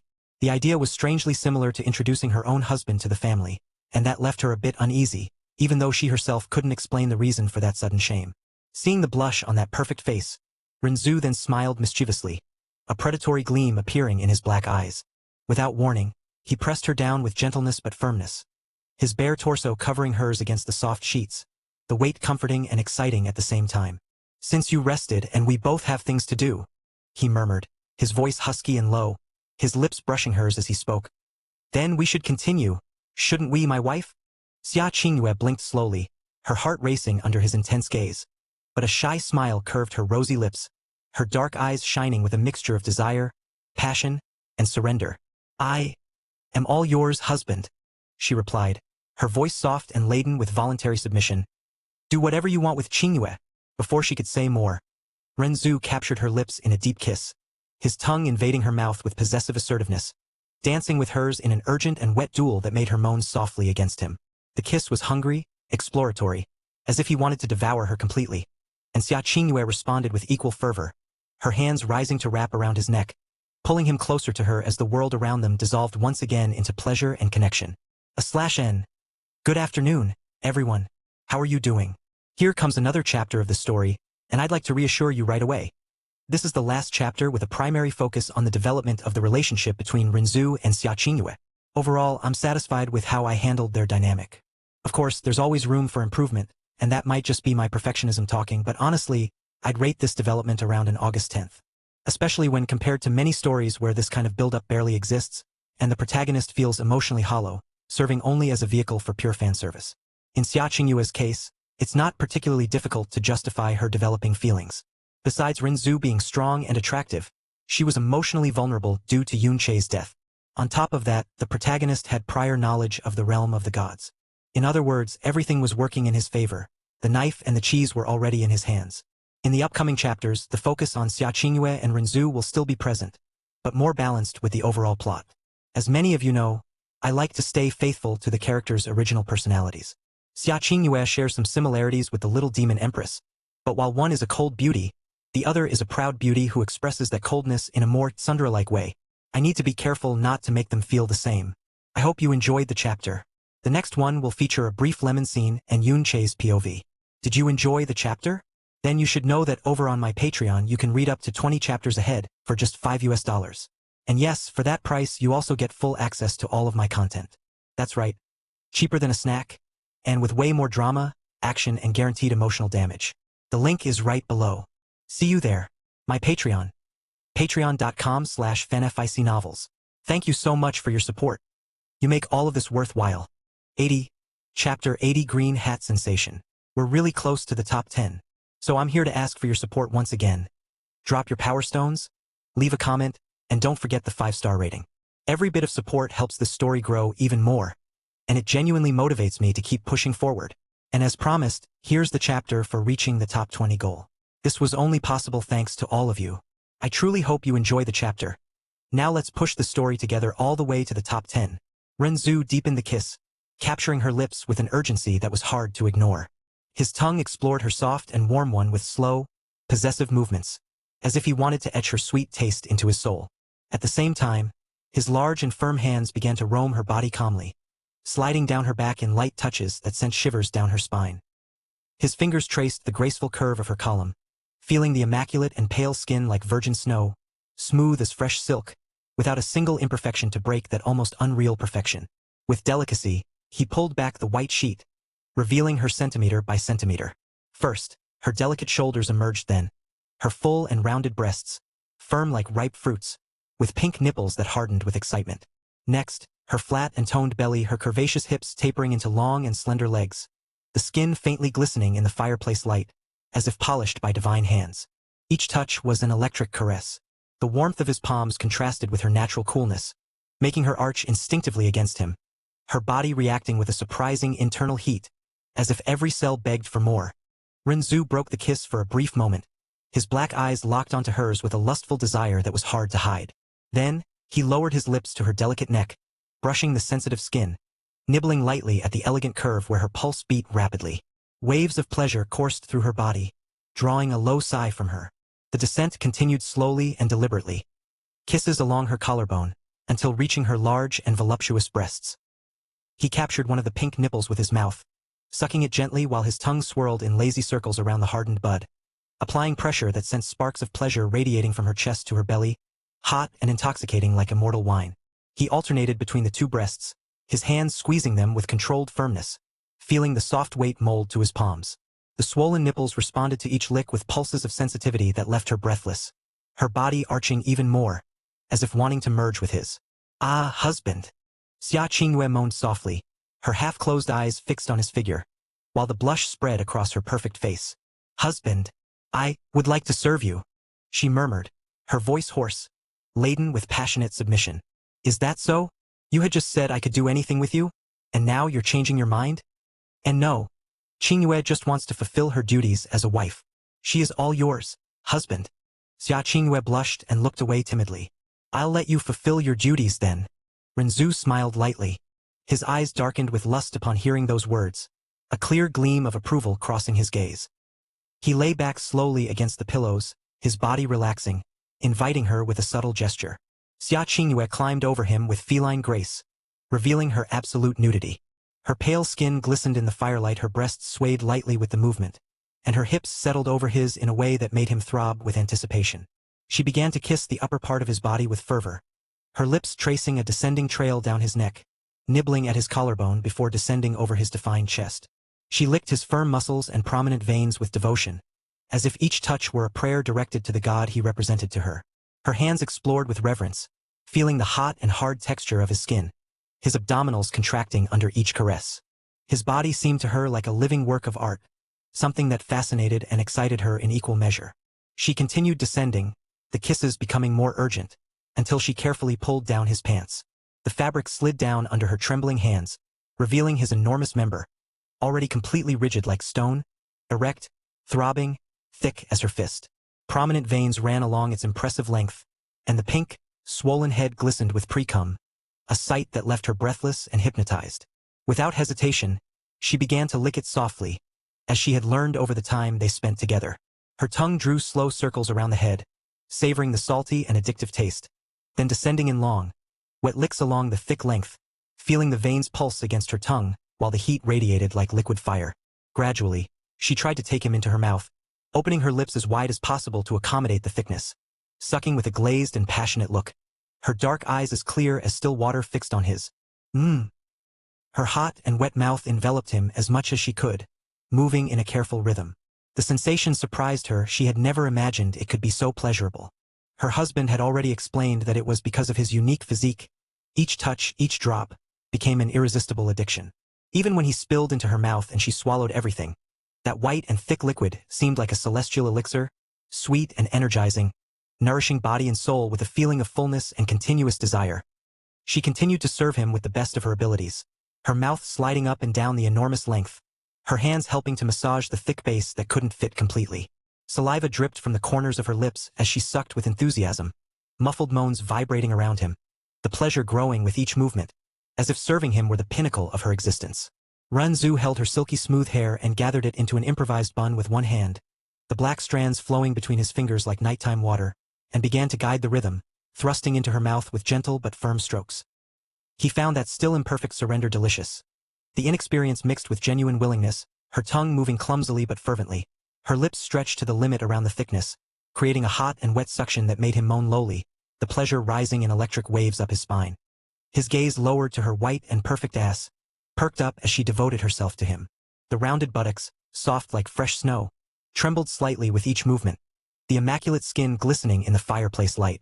Between them, the pink valley pulsed subtly just below. Her swollen and wet intimacy dripped translucent nectar down her thighs, a vision of corrupted purity that ignited a primal desire. The simple image made his imagination burn. The softness of that ass against his hips, the tight heat he longed to possess, amplifying every suction, every movement. Unable to contain himself, he adjusted fluidly until he was sitting, his defined body leaning forward while his free hand closed on her white and perfect ass with possessiveness. His fingers sank into the soft and rounded flesh like fresh snow, feeling the subtle firmness hidden beneath the smoothness, a combination that made him feel even more desire. The immaculate skin trembled slightly under his touch, hot and responsive, as if instinctively craving more. He squeezed her ass with controlled force, his thumbs tracing the full curve where her thighs met. Waves of pleasure coursed through her body, making her arch involuntarily. Then he gave a gentle slap. Pa! The sound echoed lowly inside the cabin, a dull smack that left a reddish, burning mark on her pale skin. The reaction was immediate. She moaned around his cock, the muffled sound vibrating around the thickness and intensifying the pleasure that rose like electric sparks up his spine, while the hot and wet tightness of her mouth became even more intense with the shock. With his other hand, Renzu continued to guide the rhythm, thrusting deeper into her hot and wet mouth. The sensation was overwhelming. The firm suction, her tongue moving clumsily but full of fervor, her lips stretched to the limit around the thickness, creating an addictive grip that made him grunt lowly. Keep going like that, Chinue. The pleasure rose in electric waves up his spine. Each of her movements was a wet and sticky caress that brought him closer to the edge, while the pre-cum mixed with saliva in a salty and intoxicating flavor that made her salivate even more. While she continued to serve him with dedication, muffled moans escaping with each slap received. Renzu stopped squeezing her ass with his free hand and brought his fingers to her swollen and sensitive clit. He traced light circles around the pink jewel, feeling it pulse under his touch like a racing heart. The translucent nectar dripped in greater quantity down her pale and glistening thighs, the hot and viscous moisture lubricating his fingers as he played with her wonderful pussy. The outer lips, soft and swollen, opened to his touch like the petals of a wet flower. He inserted 2 fingers into the hot and tight folds, stretching her with slow, rhythmic movements. MMMPH. The reaction was intense. She arched her back, moaning louder around his cock, the sounds vibrating like waves of pleasure that pushed him even closer to ecstasy. Her body trembled with each penetration of his fingers, the inner walls gripping them like a wet velvet vice, pulsing in spasms that sent sparks of delight through her entire body. The pleasure mixed in a whirlwind that left her breathless and desperate for more. After playing enough with her clit, pressing and circling with increasing intensity, Renzu stopped and brought his thumb to gently play with her little ass. He traced circles around the pink and tight ring, virgin and delicate like a still-closed flower. He felt the instinctive contraction at the new touch, the sensitive skin pulsing under the light pressure, the orifice contracting and relaxing in response, sending unexpected shivers through her entire body. Xia Qingyue froze for an instant. Her eyes widened in surprise. That was a place her husband had not yet touched. The pleasure mixed with a twinge of nervousness, making her stop sucking. She withdrew her mouth from the enormous cock with a wet and sticky sound, saliva dripping from the corners of her pink and swollen lips as she panted, the cool air of the cabin contrasting with the hot wetness of her mouth. Husband. There. What are you doing? She asked, her voice trembling and hoarse.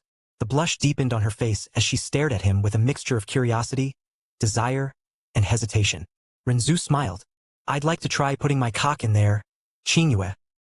He replied calmly, his voice low and laden with promise. His fingers continued tracing gentle circles to relax her, feeling the tight contraction and the virgin heat that made him salivate with anticipation. She was startled.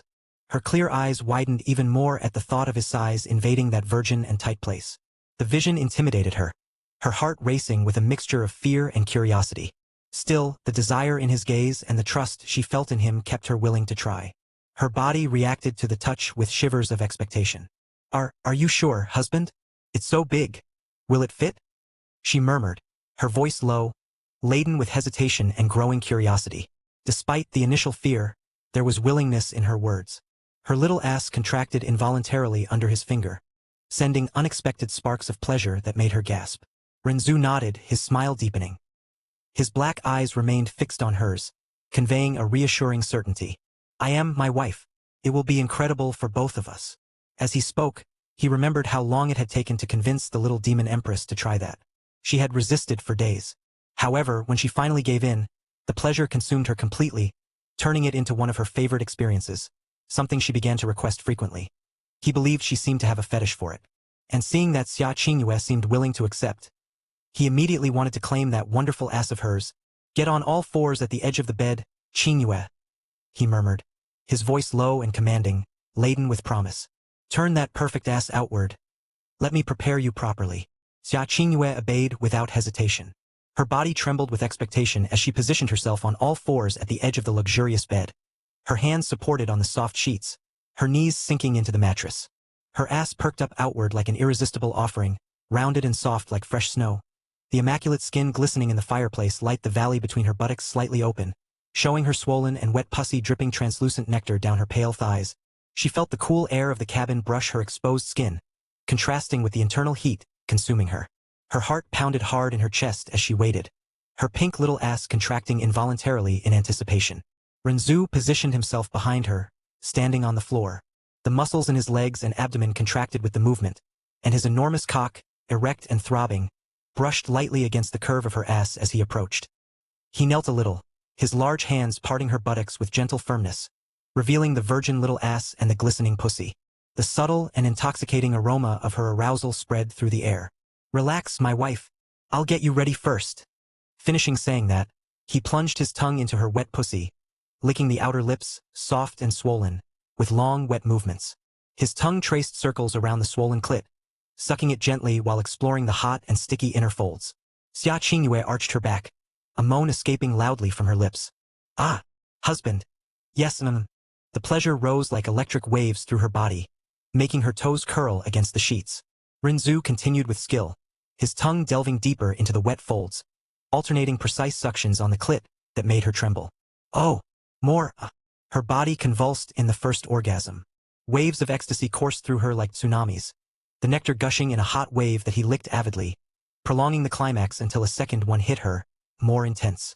Her body writhed violently. Ah, husband. I'm coming.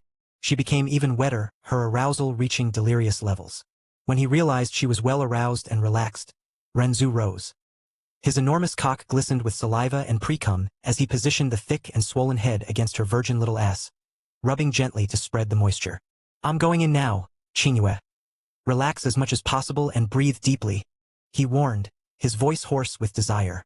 In preparation for that, Renzu activated to the maximum the stimulating energy of his unique body.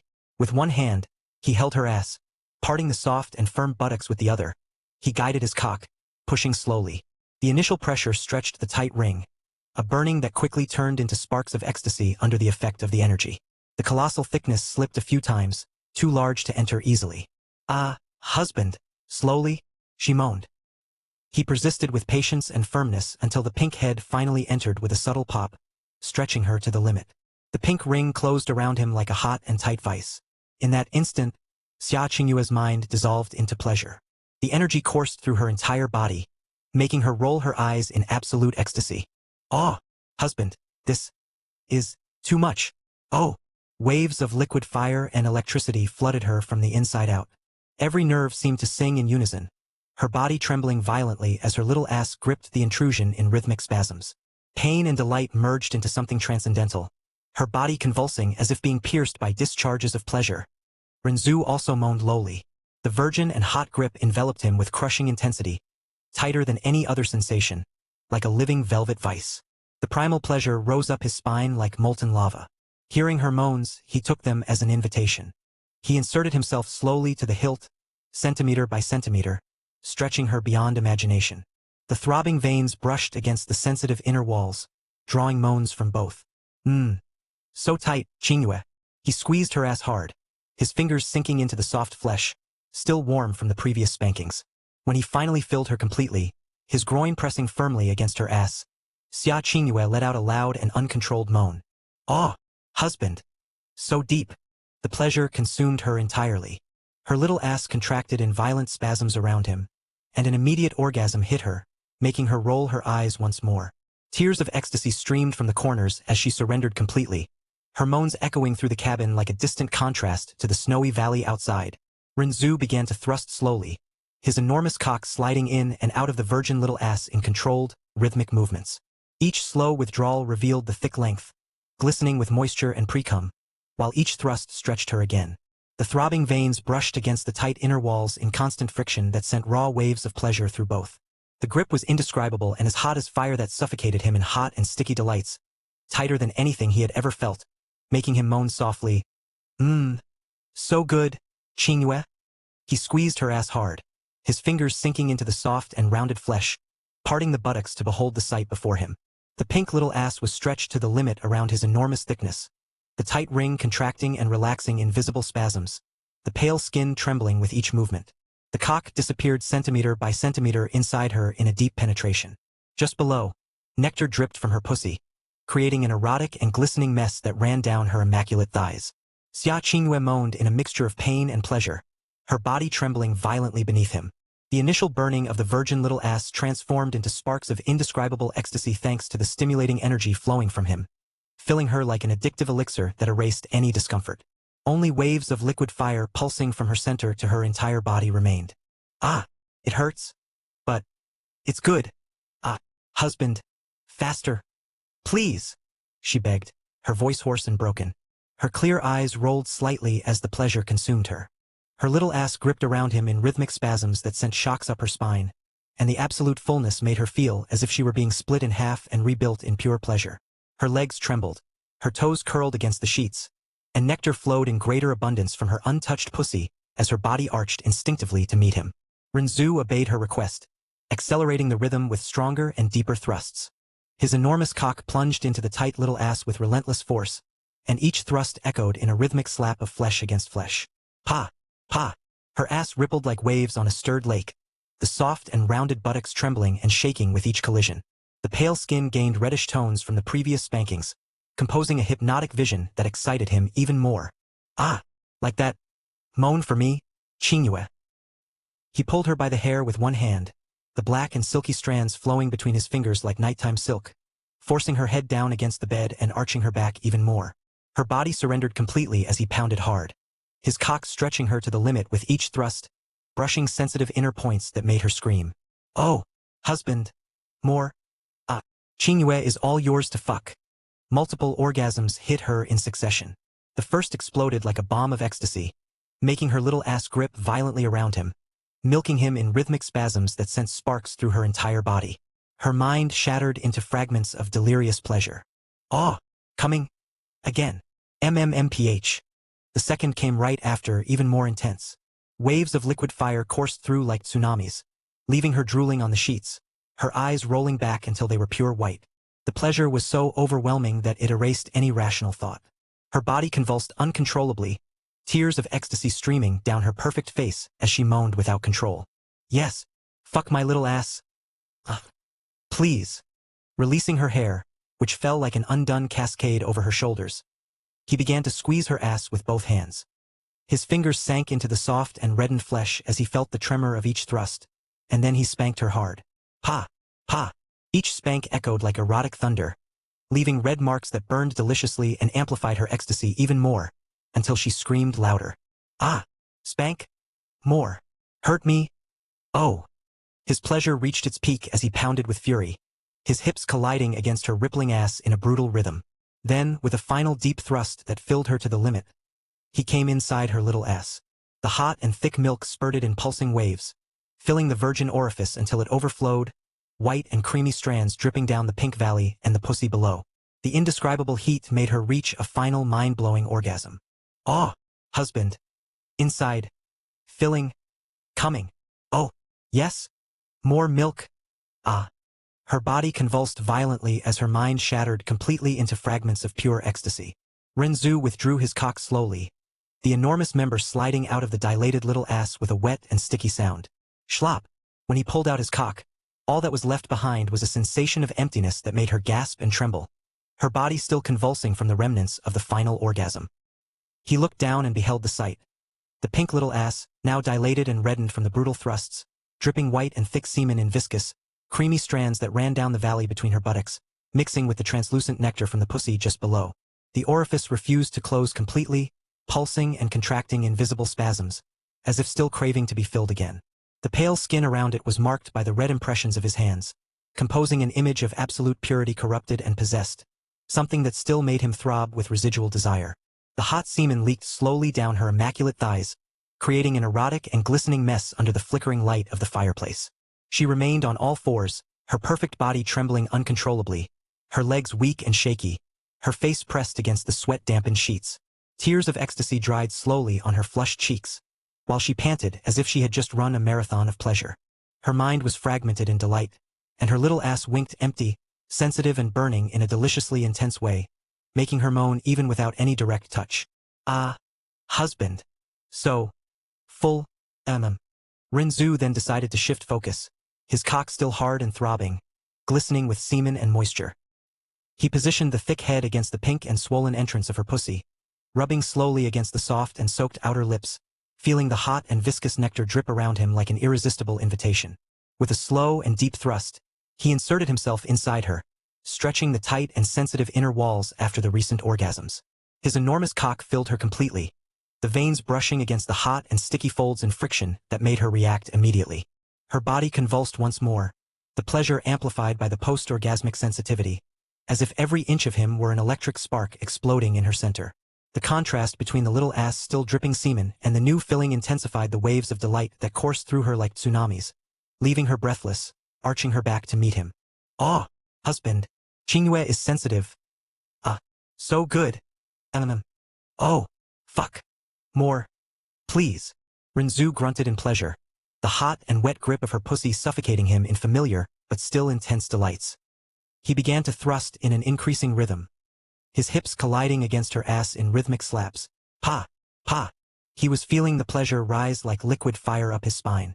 His hands squeezed the soft and reddened ass as he pounded hard, prolonging the ecstasy of both inside the heated cabin, while the snowy valley outside remained just a distant backdrop to the endless echoing moans. "I'm going to fuck you all night, Qingyue, until you beg for mercy." The sensation came without warning. Yun Che shuddered mid-step. It was as if something had been forcibly ripped from his chest, not suddenly, but slowly, insistently, leaving behind a cold void that spread through his heart like poison. His face paled almost instantly, the blood seeming to drain from his features as a suffocating pressure built in his chest. He brought his hand to his heart by reflex. What? That sensation again. In the last few days it had been appearing with disturbing frequency. Always the same. A deep tightness, accompanied by an indefinable loss, as if something of extreme importance had moved away from him, or been taken. Sometimes, he even felt a strange sensation in his head, as if something had been born there. Yun Che took a deep breath, trying to compose himself, but the air seemed too heavy to enter his lungs. His steps slowed until he stopped completely. He was in the central square of the Yun family, having spent the entire night learning the family's profound art. It had been almost 2 months since he arrived in this world that was initially unknown to him. The primordial profound arc had undergone 18 months of space travel. It was space travel, not simple flight, and even if it were the most basic flight, in an entire period of 18 months, it would be enough to travel through who knows how many continents at its speed. Thus, with 18 months of space travel, who knew what corner of the boundless universe he would end up in? The distance from the profound sky continent must be an incomparably frightening astronomical distance. He remembered how surprised he had been to learn that he was in the illusory demon realm that he knew, and that it was on the same star as the profound sky continent and azure cloud continent. But in the end, the surprise itself mattered little. What really shook him was something much deeper. He had finally found his blood family. He had finally met his father and mother. It all started right after he left the profound arc, when he saved a Yun family disciple who was about to be killed by a profound beast. In gratitude, the disciple insisted on taking him to the family's residence. Along the way, he explained to him about the illusory demon realm and the Yun family itself. That conversation left him deeply impacted and curious. Since he never thought he would end up in the illusory demon realm, he knew after asking several questions. He finally accepted that he had arrived here. Through the Yun family disciple, he discovered that in the past, the Yun family had fallen into decline due to events that occurred 100 years ago. happenings that led his biological grandfather to be trapped in the profound sky continent. However, everything had changed with the emergence of the young patriarch Yun Rinzu, who had rebuilt the Yun family, which was now almost equivalent to the royal family of the illusory demon realm. After finally finding his blood parents, the whole truth about what happened in the year he was abandoned in the profound sky continent came to light. What really left him stunned was discovering the existence of a brother he had never known. Since he was the son of Xiaoying who adopted him in the profound sky continent and a blood grandson of his grandfather and relative of his little aunt, all of this was quite a surprise. Even more so upon discovering that this adoptive brother had saved the little demon empress and become the demon king of the continent, the absolute ruler of the illusory demon realm. He had heard countless legends about this, so many that even common people spoke of that man with almost religious reverence, as if he were a living god. That left him deeply uncomfortable. To make everything even stranger, his own blood parents showed a deep and unconditional love for this son. He had not yet met the little demon empress personally, but he knew she was considered the #1 beauty of the entire continent, and that his brother was also married to her. Furthermore, he discovered that both the little demon empress and his adoptive brother were pointed out as profound practitioners in the divine profound realm. However, according to Jasmine, this information was only partially true. With her sharp senses, she had clearly perceived the profound aura of the little demon empress, ascertaining that she was only half a step from the divine way. Still, Jasmine showed particular interest in his adoptive brother, wishing to verify personally if the rumors about him corresponded, in fact, to reality. Even he felt somewhat curious to meet the man known as the #1 doctor under the heavens. After all, what he prided himself on most were precisely his medical skills, and knowing that someone had conquered the title of greatest doctor under the heavens awakened in him not just curiosity, but also a strong desire to prove that he was far superior. Yun Che shook his head hard, as if he could shake that sensation out of his own body. He inhaled deeply, once, twice, forcing his chest to expand despite the uncomfortable weight still pressing on his heart. The void diminished a little, but did not disappear completely. It was like a persistent shadow, stuck to his mind. "Damn!" he murmured lowly. Again. Jasmine's cold and clear voice sounded in his mind, without hiding the slight trace of impatience. "That strange sensation. You've been getting too distracted lately." Yun Che frowned as he resumed his step, crossing the Yun family square with a thoughtful expression. "I know," he responded mentally, "but even I don't understand the reason for it." Jasmine remained silent for an instant, observing through his senses. "You don't seem to be sick, and I don't sense any external interference. Are you worried about the people in the profound sky continent?" Yun Che clenched his fists. "At first, I thought it was something happening in the profound sky continent. Maybe some chain reaction, some omen linked to my destiny or the enemies there." He paused, his eyes narrowing slightly. "But it's not just that. This sensation is strange. Somehow I feel like something very important to me has been stolen." He raised his gaze, observing the familiar buildings of the Yun family. Everything so solid, so real, so peaceful. His parents were there. His blood home was there. Still, that sensation insisted on reminding him that something important was out of his reach. "Maybe it's linked to that so-called brother," Jasmine commented, in a tone too casual to be disinterested. "The young patriarch, Yun Rinzu. He basically stole the life that was meant for you here in the illusory demon realm." The name echoed in Yun Che's mind like a stone thrown into a calm lake. He remained silent for a few seconds. "I've thought about that too," he admitted. "But it doesn't make sense. I've never met him. We've never exchanged even a word. Still, every time I hear stories about him, or think about that absurd title of Demon King, my heart gets restless." Jasmine laughed softly. "Maybe it's simple envy." Yun Che twisted the corner of his mouth. "If it were just that, I'd recognize it." He took a deep breath once more, recomposing his expression. "Anyway, it doesn't help to keep dwelling on it. Sooner or later, I'll meet him. And when that happens, this sensation will give me answers. Whether I like them or not." Jasmine remained silent, but did not disagree. /N. Did you enjoy the chapter? Then you should know that over on my Patreon you can read up to 20 chapters ahead for just $5. And yes, for that price you also get full access to all of my content. That's right. Cheaper than a snack, and with way more drama, action, and guaranteed emotional damage. The link is right below. See you there. My Patreon. Patreon.com/fanficnovels. Thank you so much for your support. You make all of this worthwhile. Every novel listed in the description comes with permanent access to the audiobook on Telegram. You pay once, and if the novel is still ongoing, you'll receive all future updates automatically. No extra cost. Choose your novel from the description, then DM me on Telegram, WhatsApp, or Discord. After payment via PayPal, Ko-Fi, or Patreon, you'll get instant access. Simple, secure, lifetime listening. Guys, make sure to like, subscribe, and hit the notification button. Your support means a lot.